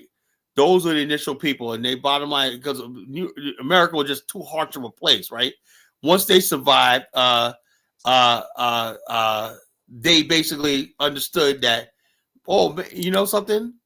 Everybody said, this place over here that everybody thought was God-forsaken, ain't too bad. Look at these black people from here. They survived. They didn't die off and whatnot. And next thing you know, they start coming. That's what started the European migration to North America, So, like everybody said, listen to the teacher. Yeah, like I'm trying to tell you something, man. You guys, man, I studied this stuff for years, man. I know what I'm talking about, So now everybody in that chat BTP, some traders, rules, travelers, servers, everybody's in that chat BTP just going off on that, Yeah, the evidence is there, man. Look, the bottom line is this. The Dutch started Africans. I claim those first settlers, man, as my people. How are they your people? They were Africans. I'm an African. They're related to me. Whatever. Goodbye, Elvis. Stupid fuck, the fuck out of here. Everybody want to claim. I claim it. Yeah, you can tell it was so. Why don't he go back and claim his fucking dusty country called Liberia? You know, I said, why don't he go back and claim that fucking country that could use his fucking half a brain? I claim my friggin' ancestors that came over here and whatnot. They got nothing to do with your fucking dusty ass. Claim the country your fucking people destroyed, nigga. You know? Oh Lord. You know, like I said, man, it's just so fucking annoying. That's what I'm talking about, bro. As a fellow African American, this was annoying. We got all these people using social media just to fucking, instead of making history, building, so we could all be proud of whatnot. All they want to do is sit here and fucking just take away from us, you know, the people who settle here and they're eventually amalgamated into one group called what? African Americans, you know? Right. That's the African American family story. When don't try to pick us apart like, you know, oh, these people are my people, you know, because you like what they did, whatever like that. They want to steal our history and whatnot. I hate that shit, you know?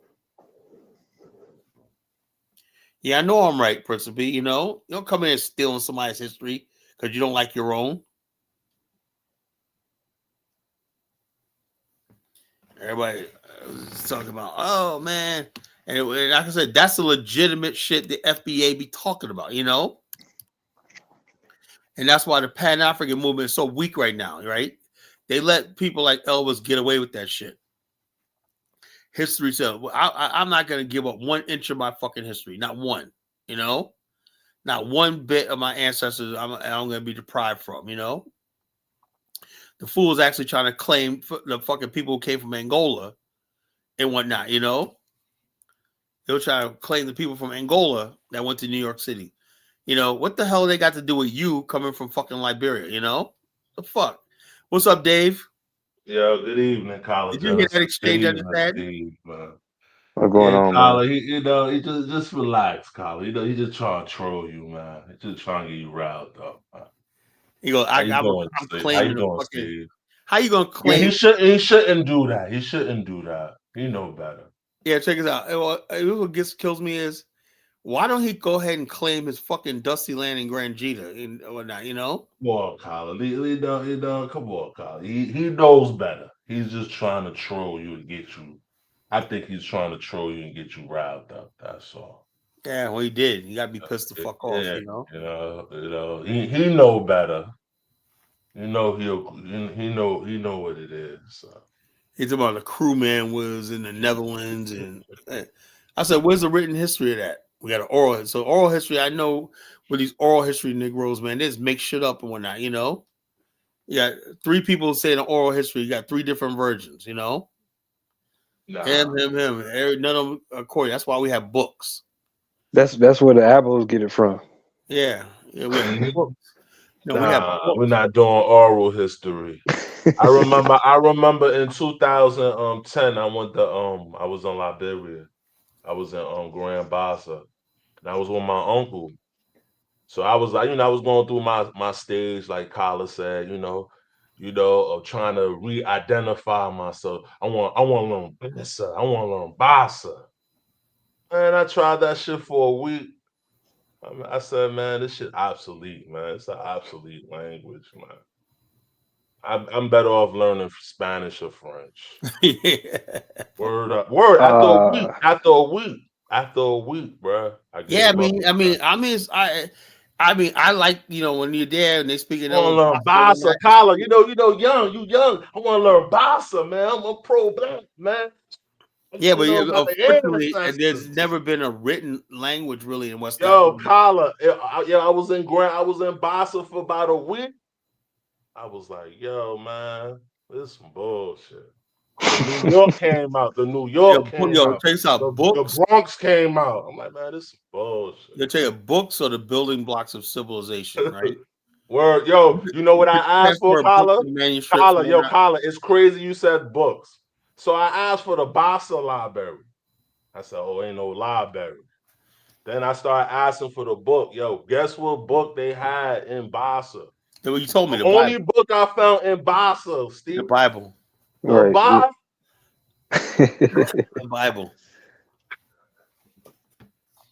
Written script was Bassa. Any updates? No science book. Dave. Any no updates computer science? Nothing. History. Nothing. Dave. Any updates on that Mayor Baraka in Liberia? I'm gonna give you the scoop. Don't worry, Kyle. I'm gonna give you the scoop. I'm gathering up the scoop. I'm gonna give you the scoop. Oh yeah, another thing, Dave. You remember you talk about the older lady that some older folks you can get on about the history of Liberia. Yeah, I don't want y'all to forget about that. Right now, I can't get in contact with everybody back home. Everybody back home for the holidays, so I can't really get nobody right now. But I'm gonna bring some people up. Yeah. Matter of fact, too. It's good that you brought that up, Steve. I could even call up some local Liberians. Okay. You see, you always hear from Elvis. Hear from some local Liberians living in the mud. You know what I mean? Right. Getting it out the mud right now. You know? I could bring in some locals. You know what I mean? But right now, Africa Timbuktu. We know that Mali, Timbuktu, and all these other places have huge libraries. But fortunately, that thing that wasn't transferred to the west of West Africa. It was like a hidden thing. You got some educated people, two different cultures, right? That culture learning didn't permeate through the most of West Africa. You know, it didn't. I don't know how you would do that because unless you translated all that writing in the Arabic and all that into local languages, or just tell everybody they got to speak this new Arabic language, when that probably the only way, Until you have a unified written language, you're not going no place, Nah, listen, man. Listen. No literature, Kyla, so that's why I say it was obsolete. So, I already knew they didn't, that even if you got the Bassa language, you try to learn science, mathematics, you translate it. Yeah, you got to translate it to something else, English. Yeah, so your people could, what the Japanese did. You know what the Japanese did, right? See, first of all, they had a layup because they were interpreting Chinese stuff in Japanese for like about a good 500 years. So they had practice. So when they came in contact with the West, right, they saw all these books on engineering, science, and everything. They said, we got to all teach our people English. They said, no, they did was they got all these books in science, engineering, whatever it was, right, learning, history. They translated them into Japanese, So they libraries, right? In their own libraries, schools, and everything, and taught the people from there, So it became indigenous, the knowledge became indigenous. But even to this day in Africa, if you want education, nobody did that yet, Colin. Education in Africa means you got to part ways with your culture, That's when people say, go to Africa and assimilate. I can't assimilate into that. No. And Kala, that's dangerous to do that. You can't assimilate. I can't assimilate. My ancestors went through that built Liberia. Our ancestors that went to Liberia, they knew they could not assimilate into a backward culture. They would die. When you try to do that, you're looking for something that you already have. Yeah, you understand me? You don't got to do that. I actually went through that process, Kala. Yeah, and it doesn't work. And that's what a lot of people misguide. That you already have. You don't have to do that. I went through that process, Kala. Go do. I want to be a bouncer man. I'm a some man. I'm like, I had a long conversation with my father. And it changed everything. I said, I'm looking for something I already got it. Got my uncles. Yeah, what I was telling I got these Black American men that raised me. Yeah. No. Well, I was saying when you have a culture, right? And basically, if you want somebody to assimilate in your culture, the culture has to have tradition and it has to have education fused together, for sustainability, right? You can't tell somebody assimilate into my culture, become a Nigerian. Okay, let's say I'm going to do that. I'm going to be Igbo, right? But now I'm in Igbo land. I'm a full-fledged Igbo right now. But you know something? I need to study law. I need to start engineering, right? Now, let me pick up my Igbo books in engineering and law. When I read that, we don't have it. Yeah, that's what, all those things. That's why I say. So now I I gotta forget everything I learned in Igbo and go learn the white man's thing, you know. And So that's what Kala, people come and assimilate in Africa. No, we can't do that. And Kala, I figured that out in a week. In the Say, how you gonna learn anything if you don't have yeah, I know that Barman strip, but that was made in the modern times, you know. That was something they threw together in Cameroon trying to make it seem like it's ancient. That Barman strip, you know, that was nothing like really ancient, you know. Africa is not really an educated continent, you know. Say Europe and Africa will never say, if you continue to say over 1 billion people are backward, you know. And what am I supposed to say? They're going forward? No. We don't want to say. Right now, no, Kala. Like I said, I had this conversation the other night in the backstage. Some brothers I know on the continent, they say colonization was good because of the language. Like you just talk about, we got all our laws in French, or we got all our laws in English. You know, we all. Yeah, man. So the bottom line is you can't assimilate into that. You know, I can't assimilate into a fucking English culture. You know, I must stay here in America. Shit, you know. If I gotta become a black Englishman, right, who speaks a little Nigerian, I'm just repeating what guys said to me in Africa. Some of my friends in Africa, when we talk about, when we have these social and political discussions. All right. Shall let this clown Elvis back on. Elvis back on. He's just trying to route you. He know better. Well, in a minute, let Elvis back on. Carla, you know it's all love, Carla. Hey, no, it's not. That man know better. You know it's all love, and I can pull your leg a little bit. Don't be too serious, man. Let's shut up, you know. Anyway, the main thing is this, right? When people say, Carla, like Baruti, come to Africa, assimilate. I can't assimilate the people who don't have a dictionary, who don't have an encyclopedia, don't have an almanac. Carla. I'm just serious, man. Carla, what other group of black people have an encyclopedia and a dictionary? Oh, you gotta get one, man. Get one. Yeah. Where's your educator? There you go. Talking about these Africans be educated. How come nobody came up with a African American libraries? We got African American almanac, encyclopedia, and shit like that. You know. So I'm saying myself, I go to African culture, right? Society, right? I want to be able to say, I want to be in this culture. I want to have to run to Europe. I should be able to get everything in that culture I need, right? If I want to be a scientist, whatever like that, you should. Those are not things that African Americans develop. Those are things they copy from the white people. We developed our own because we're pretty much here in America, right? So it's different with us, right? Yeah, but don't use that as a flex on Africans. At least I admit it.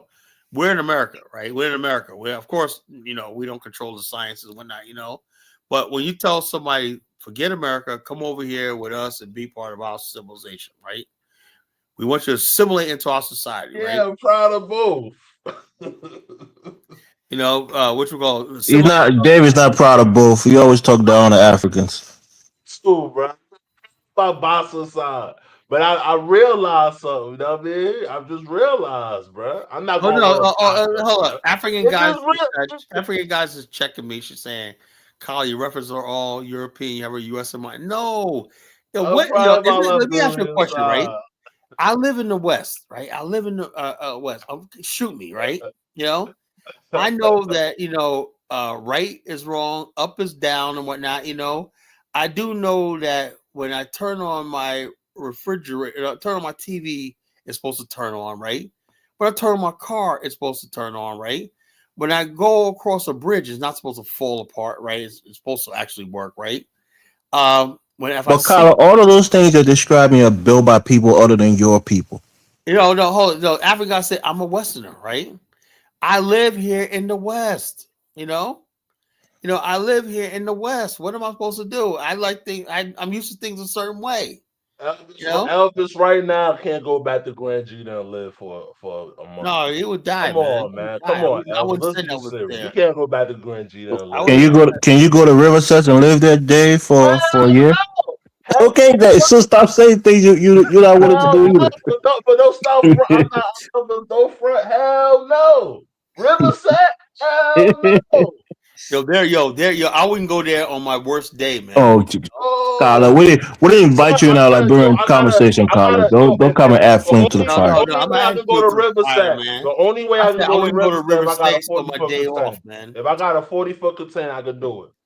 I gotta have my. I tell you what, if I had an airplane or a helicopter, I could do it. You know. Oh gosh. Carla just gotta push it one level more extreme. Yo, anybody try to drive on those roads, man, you are stupid. You know. Well, that's the point. Like, let's put everything in context, right? All of the things that you enjoy, Carla, has been built by another people, right? So you're criticizing the Africans for not building. Oh, we're contributing here too. So yeah, you're contributing like the same way other immigrants are contributing. So, like I said, I'll take that. You know, but what I'm saying is, Elvis, right? I'm used to a certain way of life. Whatever. I said that months ago, man. Thank God for the white man. That's what 1776 says, and Carla don't like it. Steve, you gotta understand. You gotta say that, Steve. Hold on, you gotta stand something, Steve. You never said why? Because old saying, admit nothing. That's right, Carla. You told me that the other day. I'm sorry. Take it back. Nothing. So lie to yourself, Steve. Don't admit the reality. We built everything in America, man. Everything. You know, so admit nothing. You know. Now everybody knows they'll be sitting back saying, you know, when you go to the movies on Saturday night. Got nice movies, popcorn. I go to Cinema Cafe, man. You eat meals there and whatnot. And you're sitting back and whatnot. You're like, oh, man, nice drive to the house, whatnot. Nice suburban neighborhood and whatnot. Man, life is good. Oh, let's say it's 12 o'clock at night. I got nothing in the refrigerator. Man, I could stop in World Farms, get me a piece of chicken, you know. But I'm about to go to the store right now and get me some chicken. You're saying, you know something, man, if this was Liberia, I mean, really, seriously, if this was Liberia at 12 o'clock at night, you know what I have to do? Hopefully go to sleep, right? Starve the whole night, and then Amazon Prime. Yeah, you know, you can afford shit. You're so spoiled here, man. You're like, God damn, man. You know you can't go back. You can't go to Africans gonna catch up. Carla got a white man's mindset, man. Africans gonna catch up one day, Carla. I don't know about that. The Walmart in South Africa. All Africa has to do. Carla, they built a Walmart in South Africa. Oh yeah, I heard about that. They built a Walmart in South Africa. If 80%, 90% of people can get the basics, I'll be happy. And I'll go to any African country where 90% of the people at least have the basics of living. Can we get Amazon Prime in Grand Cheetah? When? Can you get it in Riverside, Dave? I want it, bro. Call your homeland name and leave my homeland name alone, Dave. Yo, Bassa. Can we get some Amazon Prime and DoorDash in Bassa? Yes. No, but hold on. Hey, you know what's going on in places like Ghana?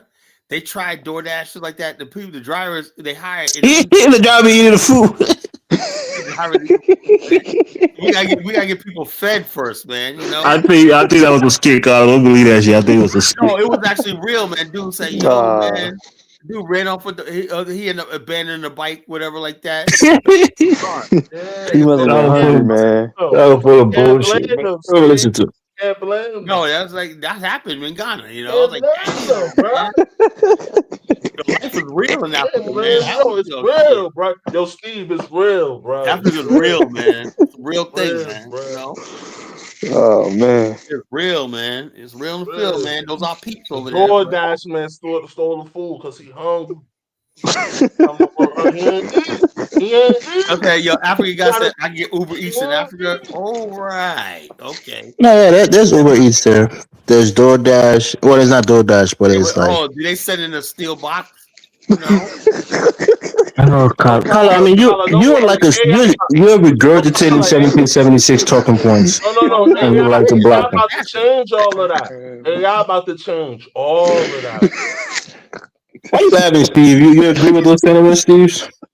College is funny, man. He's just funny. College is a hypocrite. He talks shit about Africans and don't like you when 1776 does it. Because I'm saying it out of love, you know. Nah. We get your love, I love Africa, and I love Africans and whatnot. So I truly believe that Carla loves Africa, but with 1776, I still can't get over that comment when he first came on the show. he can't wait to go to heaven so he can take off his black skin. I never heard that before in my life. You know, that's crazy. That nigga, he's creative. He found creative ways to be a clone. That's all. That him and Dollar Bill, man, that shit went left. Man, you know. What happened last night? Man, it was a mess, man. It was a mess. It got crazy. Oh man, and it was a slug rumble. It was a rumble. You know, it was a slugfest last night, man. It was it was like a couple guys on the block fussing with each other. That's what it was like. If these brothers were in the room, man, they would be Rob Reiner, man. Oh man. It was that bad, man. I was like, damn, man, you know. Kyler had to leave to go get him some snacks. Dollar Bill, man. I appreciate that shit. African guy says, Kyler wants her Africa. Yes. Yes. I would love to have Virginia Beach. If I could supplant the Virginia Beach on the African coast, I'd be fucking in heaven. I'd move there tomorrow. You know, everything I got Virginia Beach infrastructure in Africa, that'd be heaven. Well, it has to be ran by the whites, just how it's ran by the whites here. That's the whole thing. We would have to figure out how to run shit like that because unlike Norfolk, Virginia Beach, we only got one black city council person. I believe black people could do it. They can run it. Yeah, we do. Hold on. I know we could do it if only we don't. I would invest in 18 to 25. I would say like this: the only way anything will work with black people if you do not have a democratic process. Then if you pay the people that run the thing, administer the thing, good salary and whatnot, say run it, whatever like that for 20 years before we have an election, it'll be work, right? If they don't have to worry about being reelected, that's how people get corrupted, you know, when they got to cheat and a backbite and whatnot, and that's how nothing gets done. That's how you corrupt it. You cannot have a democracy in a developing poor country. African gotta say that's why you need Afghanistan and leave the real Africans alone. That's what we need in Afghanistan. That's what I told you. Now we understand each other, you know. I don't want to impose myself on y'all. You know, we need an Afghanistan, you know. So, Kyler, you are a quintessential Negro-pean. You just exhibited that for us to hear about. Maybe. You know, I'm starting to, embrace these terms. Negro-pean, African and whatnot, yeah, man. That's all about me, Oh man. I admit it, I cannot eat with my hands. Why is just building infrastructure, because the white man basically it's Western. Why does that have to be Western to that? Hold on, they be telling us that we built civilization, right? But yet everything contributes to Western. Yeah, like Steve, why does that have to be Western? Steve, stop giggling like a little schoolgirl, man. Damn. No, we gotta see. Why does that have to be Western? My fault, Elvis. No, I'm just. That's a question I have. Why is everything advanced? Why does that have to be clean road? Why is having a sewer system as opposed to open defecation? I'll Google with my mic. How they have sewer system in Africa? You know that. No, they don't. When you go and shit in your toilet in Liberia, where do you think it goes? Nigeria has about the water system. Open defecation. We're talking about water commissioners and stuff like that. We're talking about Nigeria. I would not drink water in Nigeria. It was I'll die of thirst, if I ever went to Nigeria. Oh gosh. I ain't drinking that water. No way in hell. Shout out to Nigeria, man. I love Nigeria, man, but it's too overpopulated for me. Yeah, too many Negroes, For me, it's too much. A lot of my ancestry comes from Nigeria, so I ain't gonna say nothing bad about Nigeria. I love Nigeria. I love Nigerians. I like Nigeria. It's too much for me. That's the same way I feel like with Ghana. Like Ghana, I feel like, those are just places for me to visit, check the sites, Right. Chill a couple days and bounce. Those places are more advanced and developed than Liberia, Dave. Yeah, but that's not home. I'm still want to go back to Liberia and eat some cassawali. I tell you what, I like Liberia because of land laws and whatnot. So then you feel at home in Liberia.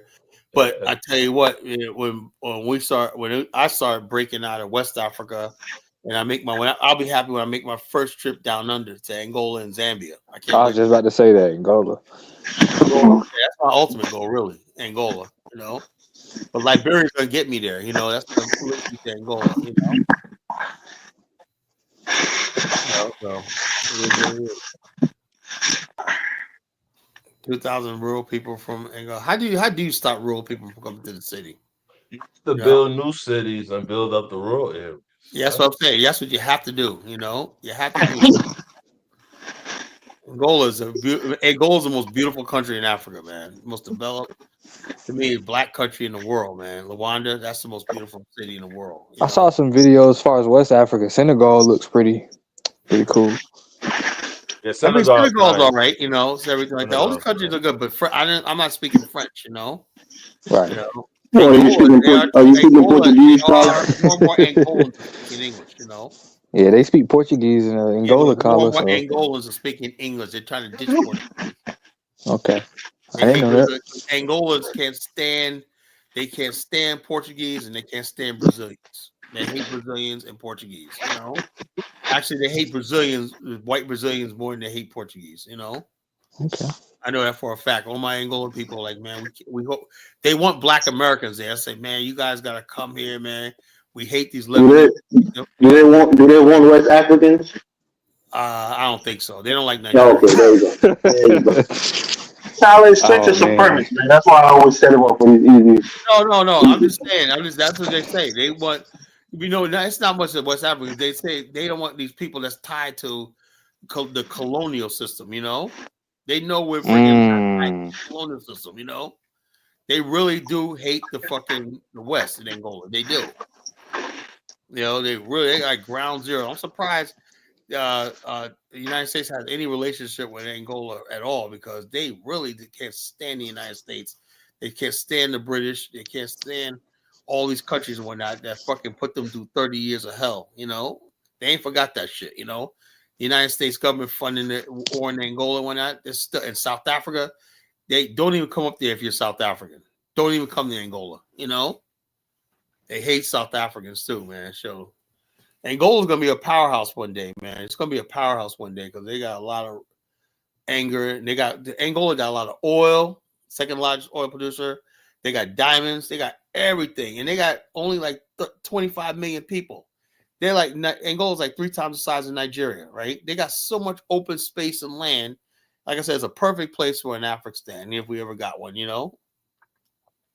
And Angola's telling me, man, said, yo, if you guys do it, man, build it, right? I said, yeah, all I have to do is convince enough Negroes in America to have their own nation. We could do it. But he said, yeah, Angola's telling me, if y'all want land, get your land, man. Dr. Vemba told me, they said, man, it's time for you guys to have your own land, And he said, Angola's a perfect place for it. That was told me that 8 years ago, So it's a matter of time before I put all this together and it'll happen, But so long as we got American Negroes, that 1776, that's talking about this is a thank God for the white man. That's all good and whatnot, but I would love to see my own fucking nation. I'll give Liberia back to Elvis, and be like, hey, look, Elvis, man, let's everybody go back to where they belong. I'll still be a part of Liberia, but I am tired of fighting with Liberia, over the history and shit like that. Time to build a new Liberia, man. But let's start all over again. Let's do it right this time, Dave. Yeah. Let's do it right. Imagine we had do it right this time. We freaking do all the mistakes. We look at all the mistakes we made, whatever like that, and then we said we're gonna do it right this time. Let's build a new nation. Kyler, I don't like I said, black people, I don't know, man. Look, you know what it is? Black people in America, right? They're not going to do nothing as long as they think it's not going to work, right? Yeah. If let's say there is a nation, right? Let's say that said nation says black people hear that nation has $100 billion in its treasury somehow, right? And they're saying they see all this massive development going on and whatnot, they'll come. Yeah. I know them. They will. Yeah, they will. Yeah, they will. But the thing is, trying to convince the African mentality that's a good idea. If Africans invested in something like that, they would bring people over there. But the average African, they're like, come here, assimilate into our little shithole. We're not doing nothing. So you come over here not doing nothing too. No, What's the big plan? Well, I'm not going to go to a friggin' third world country and be in misery. You know, what's the plan? You know, since Africans don't come up with a plan, people are like, I'll just stay here in America. That's what it is. You know. Yeah. Like Dubai, look at it. They built a city out of the desert, right? Yeah. They built. Millions of people came. Why? Because they built. You know. Yeah. The African mind doesn't think like that, you know. Yeah, South Korea is building a $50 billion city, smart city. Holy shit, right? They already got people lined up all over Asia with their applications trying to get in. Millions of people, millions of young people. They're gonna work in tech and some of everything, right? They're gonna have like I saw some of the prototype streets. You'll be able to get Thai food, Vietnamese food, all in the same block, and Japanese food, all on the same block. When shopping districts, everything. It's going to be like an Asian fusion culture, you know? Yeah. Africans, they don't think like that, man. They're all tribalized, you know, and, you know, I don't know. You know, I don't know. It is what it is. It is what it is. Maybe we're just a fucking cursed race, you know? Was so obvious, man. I said, when I put out when I came out the idea in African, you know, even though I do got people from Angola say that's a good idea, but no one's ever said, damn, that's such a good idea. We got like $50 million just to fucking start, you know? Yeah.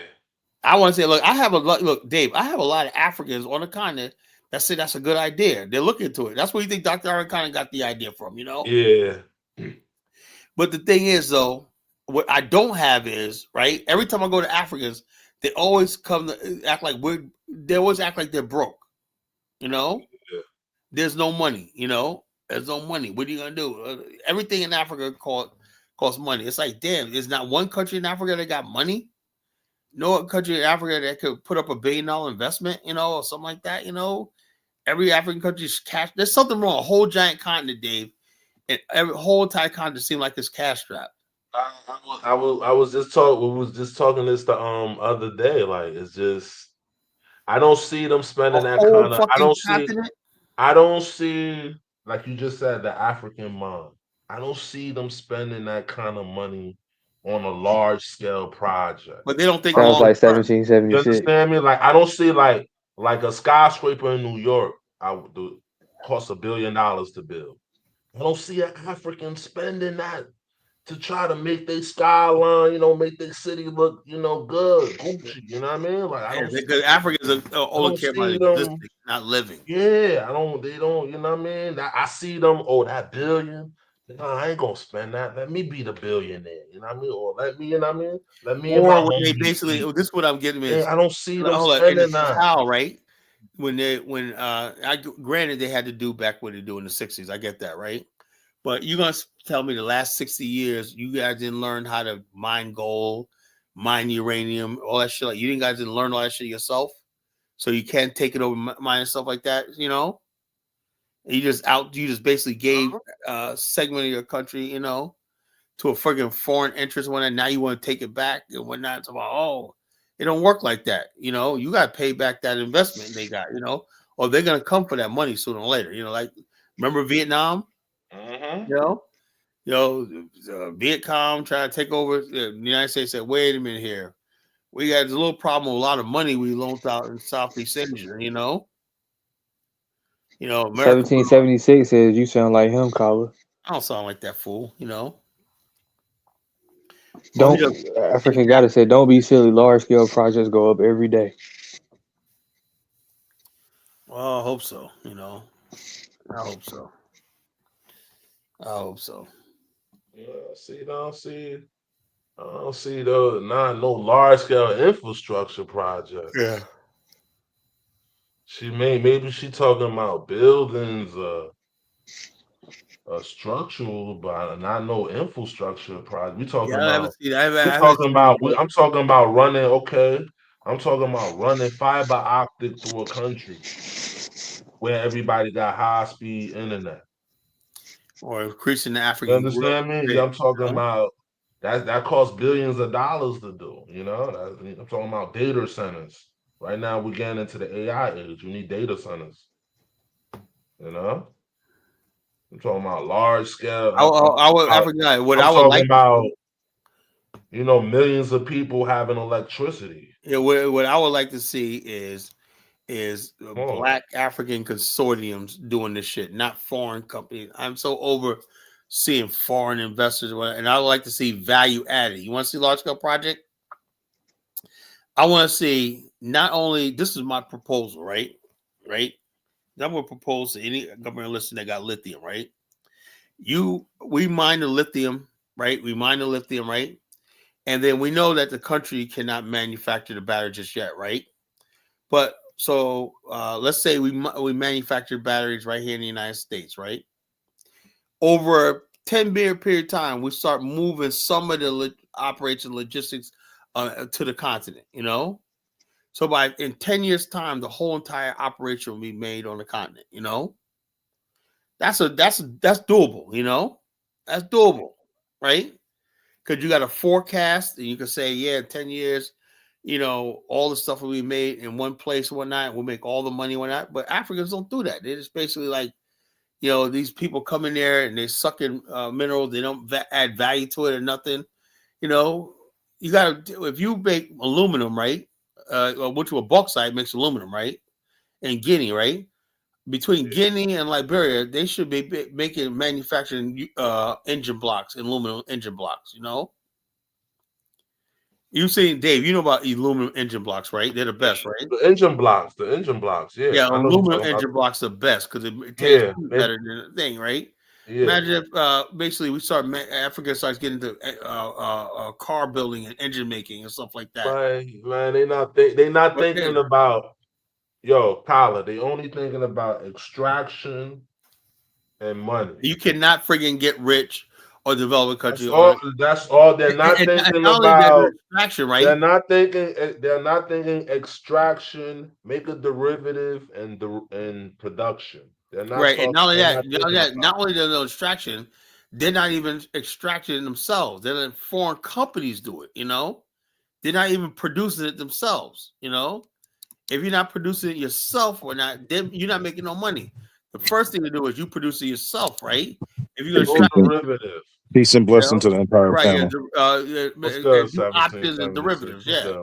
What's good, 1776? Well, I think the crux of the problem is we're trying to impose Western civilization on. It's not the so-called African, right? Let us talk, Colin. Right. So I understand African Americans. We're like fully evolved Africans, right? But the rest of the Africans, 3,000 different nations locked in the continent, are what we would define as primitive, and it's okay to be primitive. You don't have to have factories. You don't have to have. That's nonsense, man. That's nonsense. But I'm saying it's just like the Amish people. The Amish people in Pennsylvania, right? Considered primitive people, right? But I'm saying the Amish are primitive in America, right? They don't have electricity. They don't have they're not primitive, right? They're not primitive. They ride horses and buggies. Primitive. They don't have indoor plumbing. They don't have electricity. I don't mean they're fucking primitive, man. Primitive just means you don't have modernity. It's not a negative thing. Primitive means prime. Primitive. No. You're looking at it in a backwards way. Primitive means you're hunting and gathering. No, that's the lowest form of primitive. Yeah, that's primitive. Yeah, like the Amish people. Right. They don't have flush toilet. They don't have a lot of stuff. How do you know that? How do you know that?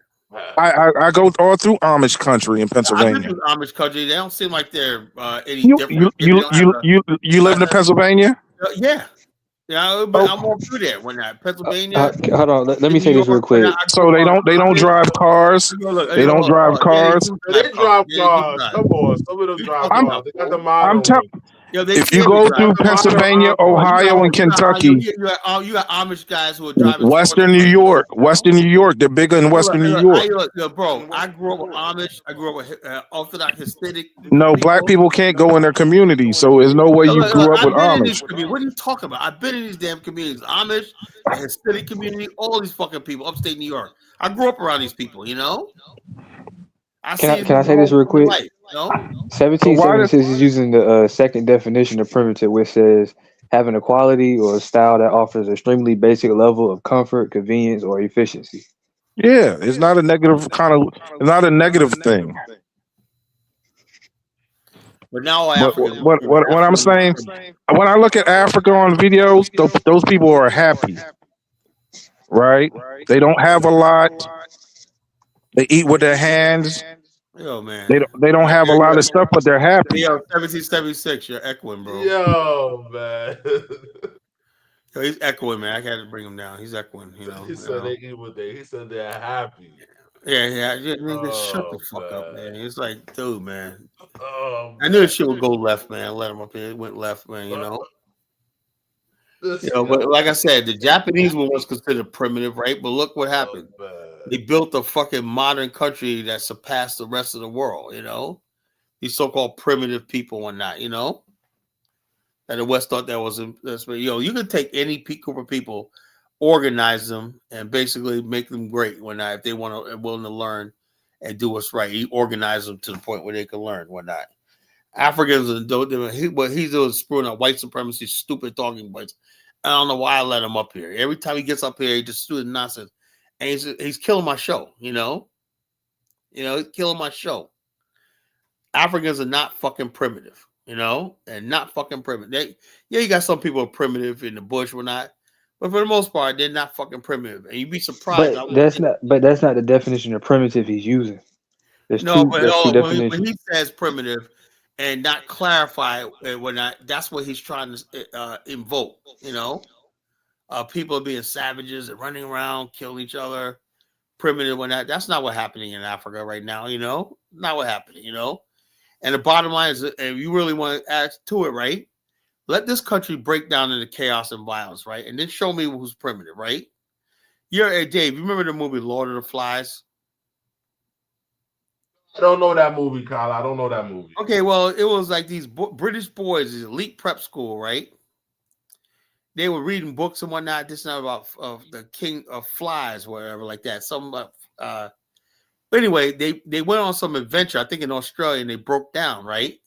And they had to friggin' fend for themselves. And these prep school boys, all prep when I descended into savages, you know? Yeah. It's like their primal instinct. The Lord of the Flies came out and whatnot. Let me see if I can find a trailer for that shit, you know? Lord of the Flies. But it gives you an idea of the thin line between what's civilized and what's savage, you know? Because people in the West like to think they're so, but take away all the Western conveniences and whatnot, we'll see, you know? Lord. Nah, people will be savage, man. Yeah, people will be savagery like it's nothing. Cut these lights out. Yeah, let all this stuff like the computer system crash. Lights when the banks start saying, no, we can't give you money. No gas in the gas station, food dry up. See what the fuck happens in America, you know? This person, this place will said, I know. It'll look like, I think it'll look like road rage. Yeah, but it'll probably be worse. Whatever you saw in Liberia, it'll be fucking 10 times worse in America. I know it, Let's see, a trailer. Okay, that's the original trailer, 1990. Let me play this video. Hold up. Give me 1 second. I hope I don't get a copyright. They've been copyright striking me every day, man. Every time I play something like, now 776, take a chill. You come up here. I try to give them a chance, right? Come up here, man. Look, hey, 776. Do you understand? I got Africans listening to this show, listen to my show. I got Africans on the panel and listen to my show. And you're coming up here talking all this nonsense and whatnot, I cannot be a good fucking host if I let that fucking fly. You calling Africans primitive and happy and shit like that. Man, get the fuck out of here, I mean, I joke, man, but I'm about to clown Africans,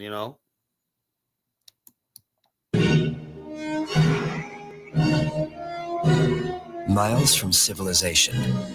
No sign of rescue. It doesn't matter who's in charge. We've just got to work together. A plane goes down in the middle of the ocean. There's no wreckage. Who's going to find us?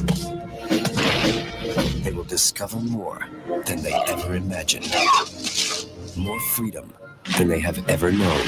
Why isn't anybody getting food or wood? Man, you gotta stop worrying so much. We gotta make. No parents, no teachers, no academy. More power than they ever realized. I'm gonna make another camp for hunters. You guys wanna have a little fun. We've gotta work together. We've gotta take care of ourselves. What's that supposed to mean? What it means, Colonel, is that if you know what's good for you, you'll stop trying to run everything. Come on, hunters! More fear than they ever dreamed. There's something loose on this island.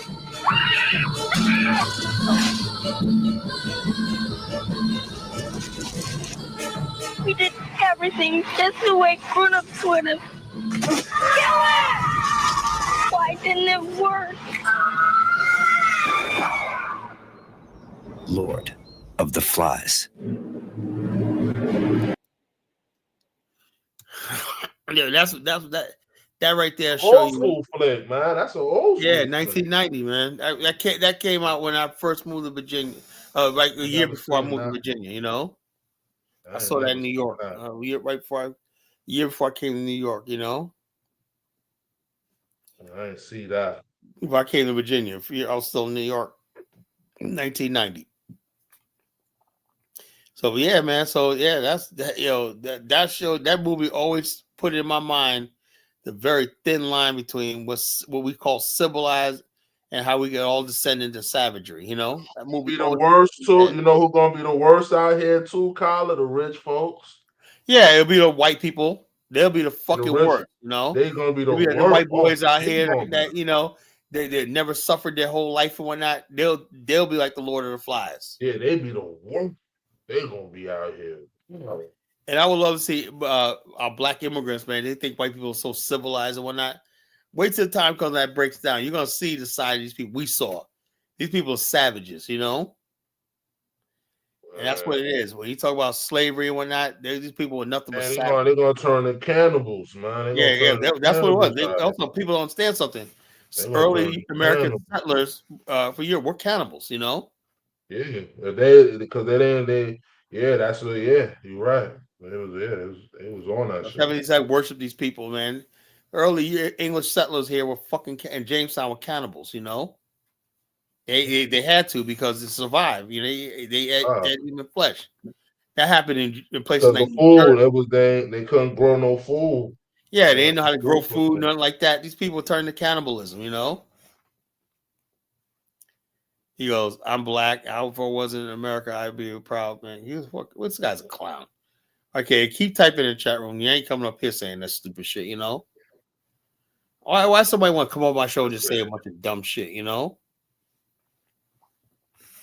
Bunch of dumb shit, you know, calling Africans primitive and shit, you know. The bottom line is this: you haven't seen primitive yet. Wait till if this society breaks down, you know, you're gonna see what you call it, you know. You probably be the Africans, the one that survived because they used to not having shit, you know. Yeah, the black people too. Yeah, black people, too. Black people we're gonna be good. You know, just like happened during the Depression, right? White people were committing suicide, jumping out of the building. My father said, "Nah, when he was for the moment, we did good during the Depression. We knew how to stretch a potato." She said, "You know." Black people were absorbed. We went out there and grew our own potatoes, grew our own apples, whatever. We said, depressed what? You know, what the hell is depression? What the fuck is that? I ain't depressed. This a walk around the block for us. Yeah, it was not shit. Being in America, we looking at y'all like shit. Yeah, there was no bit of difference between the depression and the growing towards the black people, man. You know, maybe some urban areas it was a little tight, you know. But for the most part, black people got by, man. We were just ate each other's house because he was already segregated. That was segregation. He was already segregated, so and our money stayed with us when money stayed with it. So that's what one thing they said. Wait a minute here, man. We leave these niggas alone, man. Some of them are getting rich because all the money's going to. So that's what they couldn't stand. So they said, "Oh, we're gonna let them come into our areas," right? They said, "Yeah." The whites got angry, right? But the white people didn't see the bigger picture, right? If it wasn't for integration, right, there would be no Walmarts. You know, Walmart literally got big off of black people. You know, The wall is back in. It was early Arkansas 2000 with the 1960s. I remember they had the rollback campaign in early 2000. So Yeah, but I'm talking about as far as 1968. Walmart basically did a thing where they hired black people. It's in Arkansas, right? And they basically relied on the black dollar, you know, and they say they do kept things. kept everything low. Yeah, when that so over the years, man, they're like, oh man, that was like in the 60s, right? We ain't gonna do no segregation and shit like that. We want the damn money when that and their model was right, So when people talk about integration calls a big fucking trying to tell Kwame that wasn't the case. Integration was gonna happen regardless whether we wanted it or not. There was too much money in Black America to fucking turn their back. You know what I'm saying? All integration meant we were gonna integrate our money into their pockets. It was we're gonna integrate the flow of black dollars into white dollars. That was gonna happen.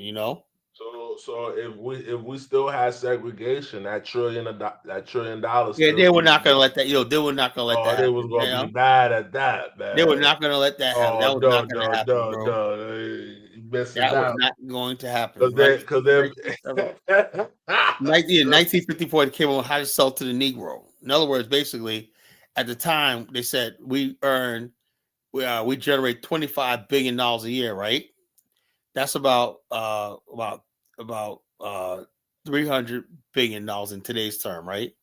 They said that's more money than most European colonies generate. Let's say you have a colony like the Philippines, Burma, or South Korea, whatever like that, or the British colonies, whatever like that. They said we got an internal colony of people that's still in this country that have no place to go that we could sell to. See, for America to sell that much product to Japan, wherever else, you know how long that would took them? They said we got to. We're the ones who. It was really the shipping and handling when it got them.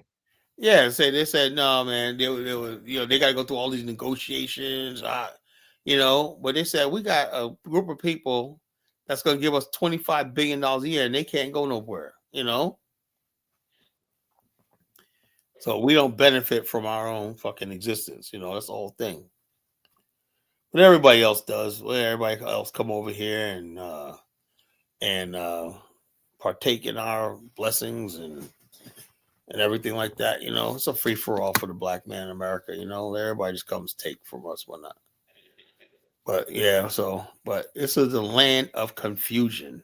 We're in the land of today makes 17 straight days, Dave. Good run, Kyla. Good 17 straight days. I don't know if I could do 6 hours a night. I'm really tired right now. I might end it like another. Got it like 2, 3. What you say? I said cut the hours down to like 2 or 3. Yeah, I've been doing 6 hours. I'm gonna start cutting them down a little bit. So I'm gonna probably end in a little while. Like that, unless somebody comes up with something to talk about, something like that. But yeah, 17 straight days, man. It takes dedication. It takes strength and whatnot. I gotta get up in the morning too. You gotta bring back 1776, man. He's not saying anything too crazy. He's saying the same things that you said. No, I don't. He don't say the same thing I say. I never said Africans are beyond reproach. I said Africans could be saved, right, if they're taught better. If they and you got enough intelligent Africans on the continent, right? But look, Dave, you see Pilo Lumumba? Yeah, but he's not in a position of power. That's the problem, right? That's the problem I'm talking about, right? You got a lot of Africans that are fucking brilliant, right? They're brilliant, but the bottom line is this: because of tribalism, whatever it is in the African, that's why, man, I'm not gonna let Africans be comfortable. I'm not gonna let them be comfortable. I'm like, you're in the wrong tribe, Kyle. Yeah, you're in the wrong tribe when they wrong tribe. And I'm like this to a black man, an African man, right? I'm like this. If I look at your country and whatnot, right, and you're so nonchalant, okay, that's where no. Every country, look, you feel like you got to go to another man's land, right? There's nothing rich about the English man's land, the French man's land, and the African. It's all how you take it and realize. Adam Smith wrote a book in the 1700s called The Wealth of Nations, right? What he talked about is the basis of wealth is land, a nation, a republic. That's where you can hold a state. You could value a state when not, you know, and you have laws and treaties and everything uphold. It's all about upholding infrastructure, you know, and diplomacy and recognition and whatnot. That's how wealth is and riches are made, right? When you say that you have a republic, you have the capability of building wealth beyond your means because you can shape your thing. The people who cannot really build wealth are people who are landless, you know, like Black America. We're landless, you know, we don't control any territory. But the Africans, you know, they have land, you know, they just haven't figured out for the most part how to create the infrastructure to build it up. You know, that's the only problem they have, you know. They have land, but no infrastructure, you know. And sometimes they have land and infrastructure, but they don't have a sense of nationhood, you know. Nigeria is the first case. They don't have a sense of nationhood. You know, like a BAO, we always said land, infrastructure, nationhood, you know.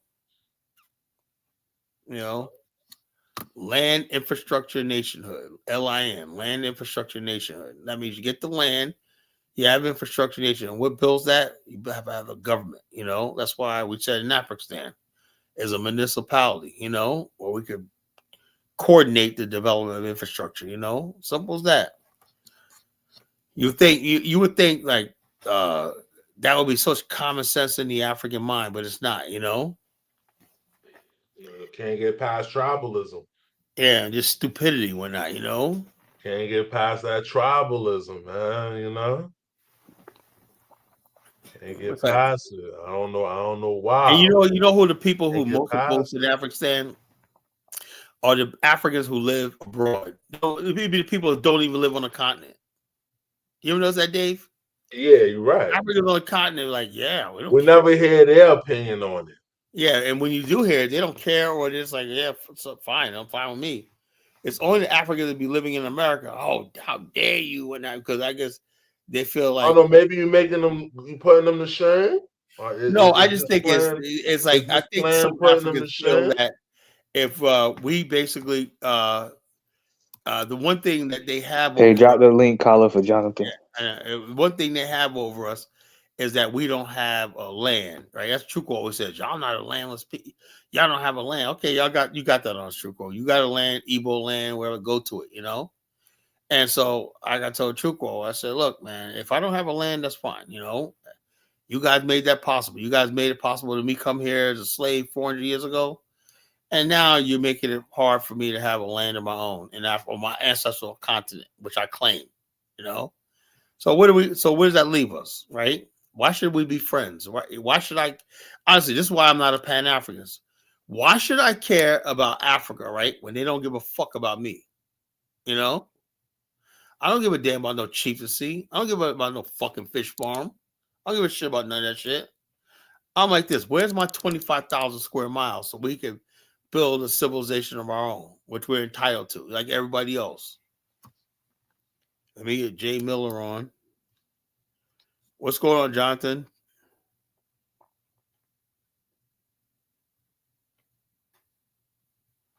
John just comes on, don't say nothing, man. Must be that internet, that Nigerian internet. It's the horrible internet in Nigeria. It's the horrible internet. I see, man. What's on your mind, bro? Man, I just woke up, seen that you was live, so I came up. I'm live every night, man. But you damn right. You damn right. It's only the Africans that's another country that don't want Afghanistan. Yeah. You got some local Nigerians there. Yeah, no, you got okay.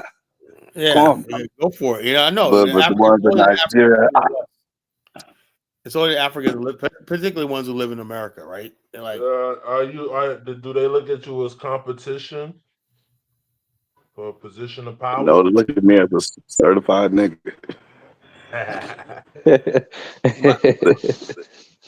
I'll tell you that hate, that anti-black American hate, that's some immigrant black people shit. That's not no actual Nigerian shit. Oh, I know. Same thing in Liberia, man. You know, those people, they love black America, you know. In Liberia, I don't be hearing about tribalism. Everybody's tribals when they come to America, right? In Africa, Nobody mentions tribe. Man, you may say this is a pet like my driver, Robert, man, he called me the other day, man. Kala, I said, what's up, man? He said, I just want to see how you're doing, man. I said, I'll be in a couple months, man. He's my driver. I can't wait to see you, boss. You know, yeah, he's my guy. But I said, I went to a freaking ceremony for him and his wife. This whole community gave to him. It was the most beautiful thing I ever seen in my life. All the elders came out there and whatnot. The guys who it was Godfather came out there. These Bassa guys. And the sister ladies and whatnot, they brought the girl there. It was like a pre-marriage thing, right?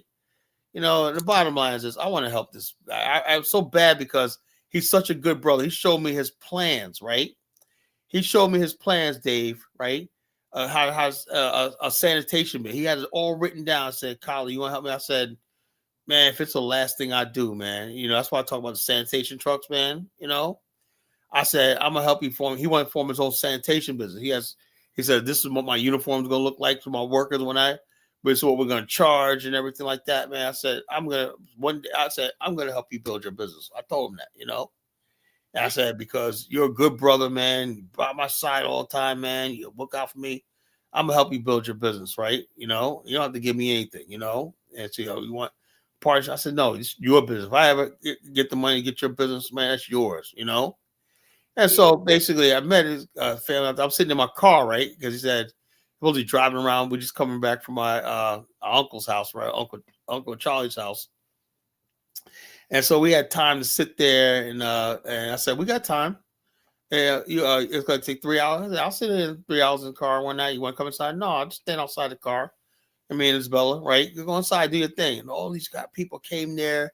You know, greeting him like I said, I can see you're a leader of your community here.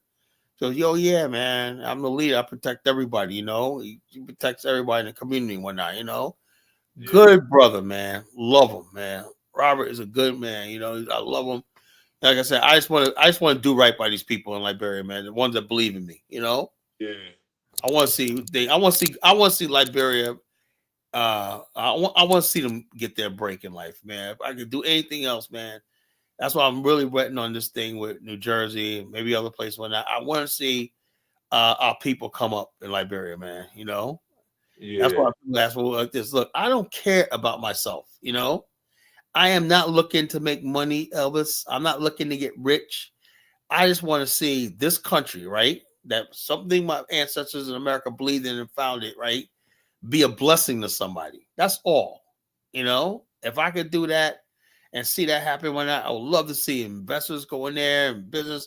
I like to see young Liberians out there doing their own thing, building their businesses, being happy and prosperous, you know, entering the middle class and whatnot. That would make me happy, you know. That would make me happy. You know, I'm not interested in fucking getting land and all this kind of stuff. Why you call my name, Carla? What did I do? I ain't saying nothing. No, I'm just saying because I think people got the impression that I'm there for nefarious reasons. And, you know, I'm not in there trying to get nobody's, you know. I could if I want to. Trust me. You know, if I really wanted, if I was easy and you can buy the land, sure. I can get land for free in Liberia. I can get plots of land for free in Liberia, you know. In fact, my wife's mother, we got land in Bond County, you know. I got land in Bond County, you know. Not me, my wife, you know. Her family got a lot of land in Bond County, you know. So the bottom line is, I can have land if I want to. I can just say, look, okay, you know, I'll take those 4 acres right here. Is your wife last name Allen? No. Her last name is Wilson. Okay. Wilson. You know, so the bottom line is this: all I have to do with anybody in Liberia, right? If I came with like $500 in my pocket, right? Guess what? I'll walk away with 3 acres of land. Hey, Carla, did you see what African Yada just wrote? Did you say if you have $500 in your pocket, you walk away with 300 acres of land, Carla? No, I said 3 acres of land. For $500? Yeah, I could get a land. You get land in Liberia. Where? Like, hold up, not in the Monrovia area, but we do real estate in Liberia. You know, my group, we do real estate in Liberia. Okay, you know, it's about that. You know, maybe prices now because Liberians are getting fucking cocky And there's or an acre of land for $12,000 US. no, that's crazy. Nobody that shit, you know. And it'll be sitting there and nobody will buy it, you know. 4 years ago, acre of land in Liberia was only like fucking $800, right? And I still know, and the only reason why I can get that price because the people that I know, right, they got like 30, 40 acres of land. And it's easy for them to be like, hey, you can have this. My boy Sam, he has like 200 acres in Magribi, you know. My boy Sam has 30 buildings in Monrovia. I can get any one of those places for a small price, you know. That's my partner, you know. I know so many Liberians that got so much property there in Monrovia and all the way down to Grand Bassa and whatnot. It's fucking unreal. If I were, and all the way up to Nimba County, you know, I can get land from Great African if I wanted to, you know. He's like, yeah, but I'm just not interested, you know, because I don't have the time and money and effort to really cultivate. It takes a lot. You got to be really dedicated to the shit. Because I know people get land and do nothing with it. Like that Darity. You ever heard of him, Dave? Oh, who's Darity? Who's that? He's that guy that was George Ware's brother-in-law. He's a UNIA Jamaican guy from New York. UNIA guy. Nah, I'm not too familiar with that. Okay, Bomani was down with him, right? And he was trying to compete with me and Bomani for Liberia and whatnot. I said, you told him he should join with us. But he wanted me and all of us to join the UN. I said, I don't want to join no damn UNIA, whatever like that, right? So he started Liberty Farms, right? In Great African, he recruited Great African from us. Great African was supposed to travel with us, but he said, "Nah, I'm going for Dr. Darity, blah, blah, blah." And I asked him, I said, so where's your whatchamacall, you know? Where's your whatchamacall? Liberty Farm. He said, well, they never did nothing with it. They bought all this land, had all this hype, you know, we're gonna do the work of Garvey, and they did nothing with it, you know. They did nothing with it. They have land sitting there. You got Elvis, you got so many people sitting there with land, abandoned land, not doing nothing with that shit in Liberia. There's so much well, Colin, you need resources. You can't just build on the land without resources. If you don't got the money, you gotta wait until you get it. Wait, from the airport to Monrovia, you know how many abandoned buildings you see? You know, tell them, Dave, right? Yeah, because people ran out of resources. That's why. So the bottom line is anybody can fucking buy property in Liberia, so that's no big, that's no flex, you know. You know, there's plenty of land, there's plenty of property to buy and everything like that, you know. So it is what it is, you know. So if I wanted to do that, I could do it, but I just think it is what it is, you know. You know, I don't want to get involved with all that. I want to see Liberia develop, right? You know, like I like to see other people invest in the country, not myself particularly. You know, maybe one day, you know, I'll do a small investment, whatever like that. I'll tell you what, Dave, if I could, I would like to build a call center here in America. And I'm sorry, Dave, what do you think about remote things? Is that the future? Remote? I'm thinking about hiring agents, right? And have them work remote, or should I have them work at a call center when they come in? What do you think? Can you repeat that? You said okay. Let's say you build data centers, right? Yeah. How much of the data centers that are the people at the office right there, or how many of them are remote? Like how many people are remote? Yeah, working from home. From an average like 3 people. We got like 3 people. All right, and okay, and the rest of the people in the office. Yeah, in the office. That's what I kind of figured. But I would like to build a data center here, right? I want to build a super agency, right? I want to span in 10 states, right? And I would love to build a call center in Liberia because it will cost me much of nothing, you know. Yeah. Tell me what I would need. I would need a computer room. I mean, switches, servers room, a bunch of servers, routers, and all that, right? Yeah, switches, routers for the phones. Yeah. No, actually, the phone. What's the phones use? VoIP, voice over internet. Yeah, so phones. Yeah. Yeah. Okay. Because that's a voice over internet instead of landline. Voice over IP. Voice over IP. Yeah. So I will use that, and then which we'll call a bunch of. I need a bunch of servers and where do you store the data at? Data set, computers, hardware? Yeah, it's in the server. They got different servers for it.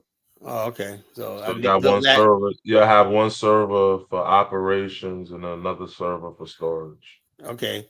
So basically, I'm not looking at a whole lot of money, right? No, you're not looking at a whole lot of money, right? And then basically, you got the computers that the workers use, right? Yeah, I'm sure. That's doable. Laptop, they use laptops. Yeah, mainly, I wouldn't want no laptop because I feel people don't steal them. That's what I only feel. I thought about that, unless I wire them down or something like that. Everybody uses laptops, but I know I would have to get a thing where they're chained down or something. Yeah, you can get a desktop. Yeah, desktop. I would trust desktop because you can't move that shit, So yeah, like I said, I will look into it now. One day, won't be this year, probably 2027, right? That'll be my goal. Build my call center over there, route all my calls over there, and that's what I call spinners, right? What they do is take the calls and everything. So you don't want to waste the agent's time, right? The agent's going to make the sale, right? Every time a sale's made, that's like $1,200, right? Yeah. I'll split that with the agent, half and half. I'm gonna pay him. I'm gonna switch him. Not a thing. I'm paying him he's an employee, but I'm gonna pay him half that, and another $20 will cost me with this call center over here when and I'm pocketing like $700 per thing. If I do that, man, I'd be a fucking rich man overnight. I'd be a rich man overnight. Yeah, I got my business. Dave, man, I'm looking at this AI shit, man. Holy shit, man. Yo, Kyla. Yeah, I'm not even gonna lie. The call center, that whole call center could be AI. Even down. But yeah. No, it's coming too fast. Yeah, I know. I figured it. Yo, Dave. Let me tell you something. Let me tell you, the next 5 years, these guys. I had a full-fledged conversation with an AI bot. Yeah. Holy shit, man! I said, man, and it was so clear. Like I was talking to. They got AI apps right now. Like if we're doing a video call, you can change your face and voice, everything, man. It's crazy out here. I'm like, oh man, and I was saying, how do I track? I put in the AI. How to basically build, how to attract. I'm moving to a new line of business, right? I'm doing PACE employees, PACE clients. These are people who qualify for special needs, stuff like that, right? So how do I look for these people, right? It says right here, you got to go to Department of Social Service. They could have a list of people. You have ChatGPT? Yeah, I put in ChatGPT and they gave me a whole readout. Yeah. A to Z how to do this shit, man. I'm like, damn. And if you got to do the if you know the settings, you could do it more in depth. Like this thing gave me in depth. It said what not to do, whatever like that. Yeah. What the rules and regulations were. I was like, holy shit, man. I said it would take me months to figure this shit out, Yeah. So this AI shit is no joke, man. It's the movie, everything's gonna be fucked up, man. The movies, guys like me are just gonna be working 12, 15 hours a day. AI is gonna replace you, Carl. No, it can't, because in order for it to do me, you got to be a licensed agent. I have to take my last course. No, it's not gonna replace everybody. No, it can't replace me. You can't replace AI. Can't replace an actual lawyer. And actual accountant, you still need human input for that. But assistant, as far as like assistants and everything like that. No, it's a great assistant. It's not going to replace a doctor. No. Again, you can't have a fucking AI doctor. But they do assist. They use it for like diagnosis. Yeah, for diagnosis and things like that. Yeah, so I'm excited about this new technology, man. I'm like, damn, man. And 2026 is gonna be a beautiful year, man. A beautiful year, If everything goes good, man. It's gonna be a beautiful year, man. So, and also I'm gonna use this AI when we do a thing in Liberia. Every step of the way, man. I think with AI, you should be able to go to any country and build. You should be able to go anywhere and build. How do I develop diamonds and like that? How do I do but the government's going to be anti-AI. Why do you think? because the AI gonna peep out their corruption more. Oh, yeah, that's true. You know, they're gonna be anti-AI. Yep, probably will. You know, they're gonna be real anti-AI. I already see it coming, man. I already see it coming. Because they're not gonna be able to get away with the bullshit, and people gonna be investigating them quicker. You know, things they can't be getting away with their bullshit all the time. So yeah, African leaders, man, they just rule with impunity, man. They do what the hell they want to do with no consequences, no nothing. When you know, they're gonna be anti-AI. Yeah, this AI stuff is off the chain. All right, anybody any last words, man? I'm ready to go to bed, man. You know, I've been working all day. Any last words, Steve? All right, man. Good night, Carl. All right, y'all take care. Good night, folks. Good night. Take care.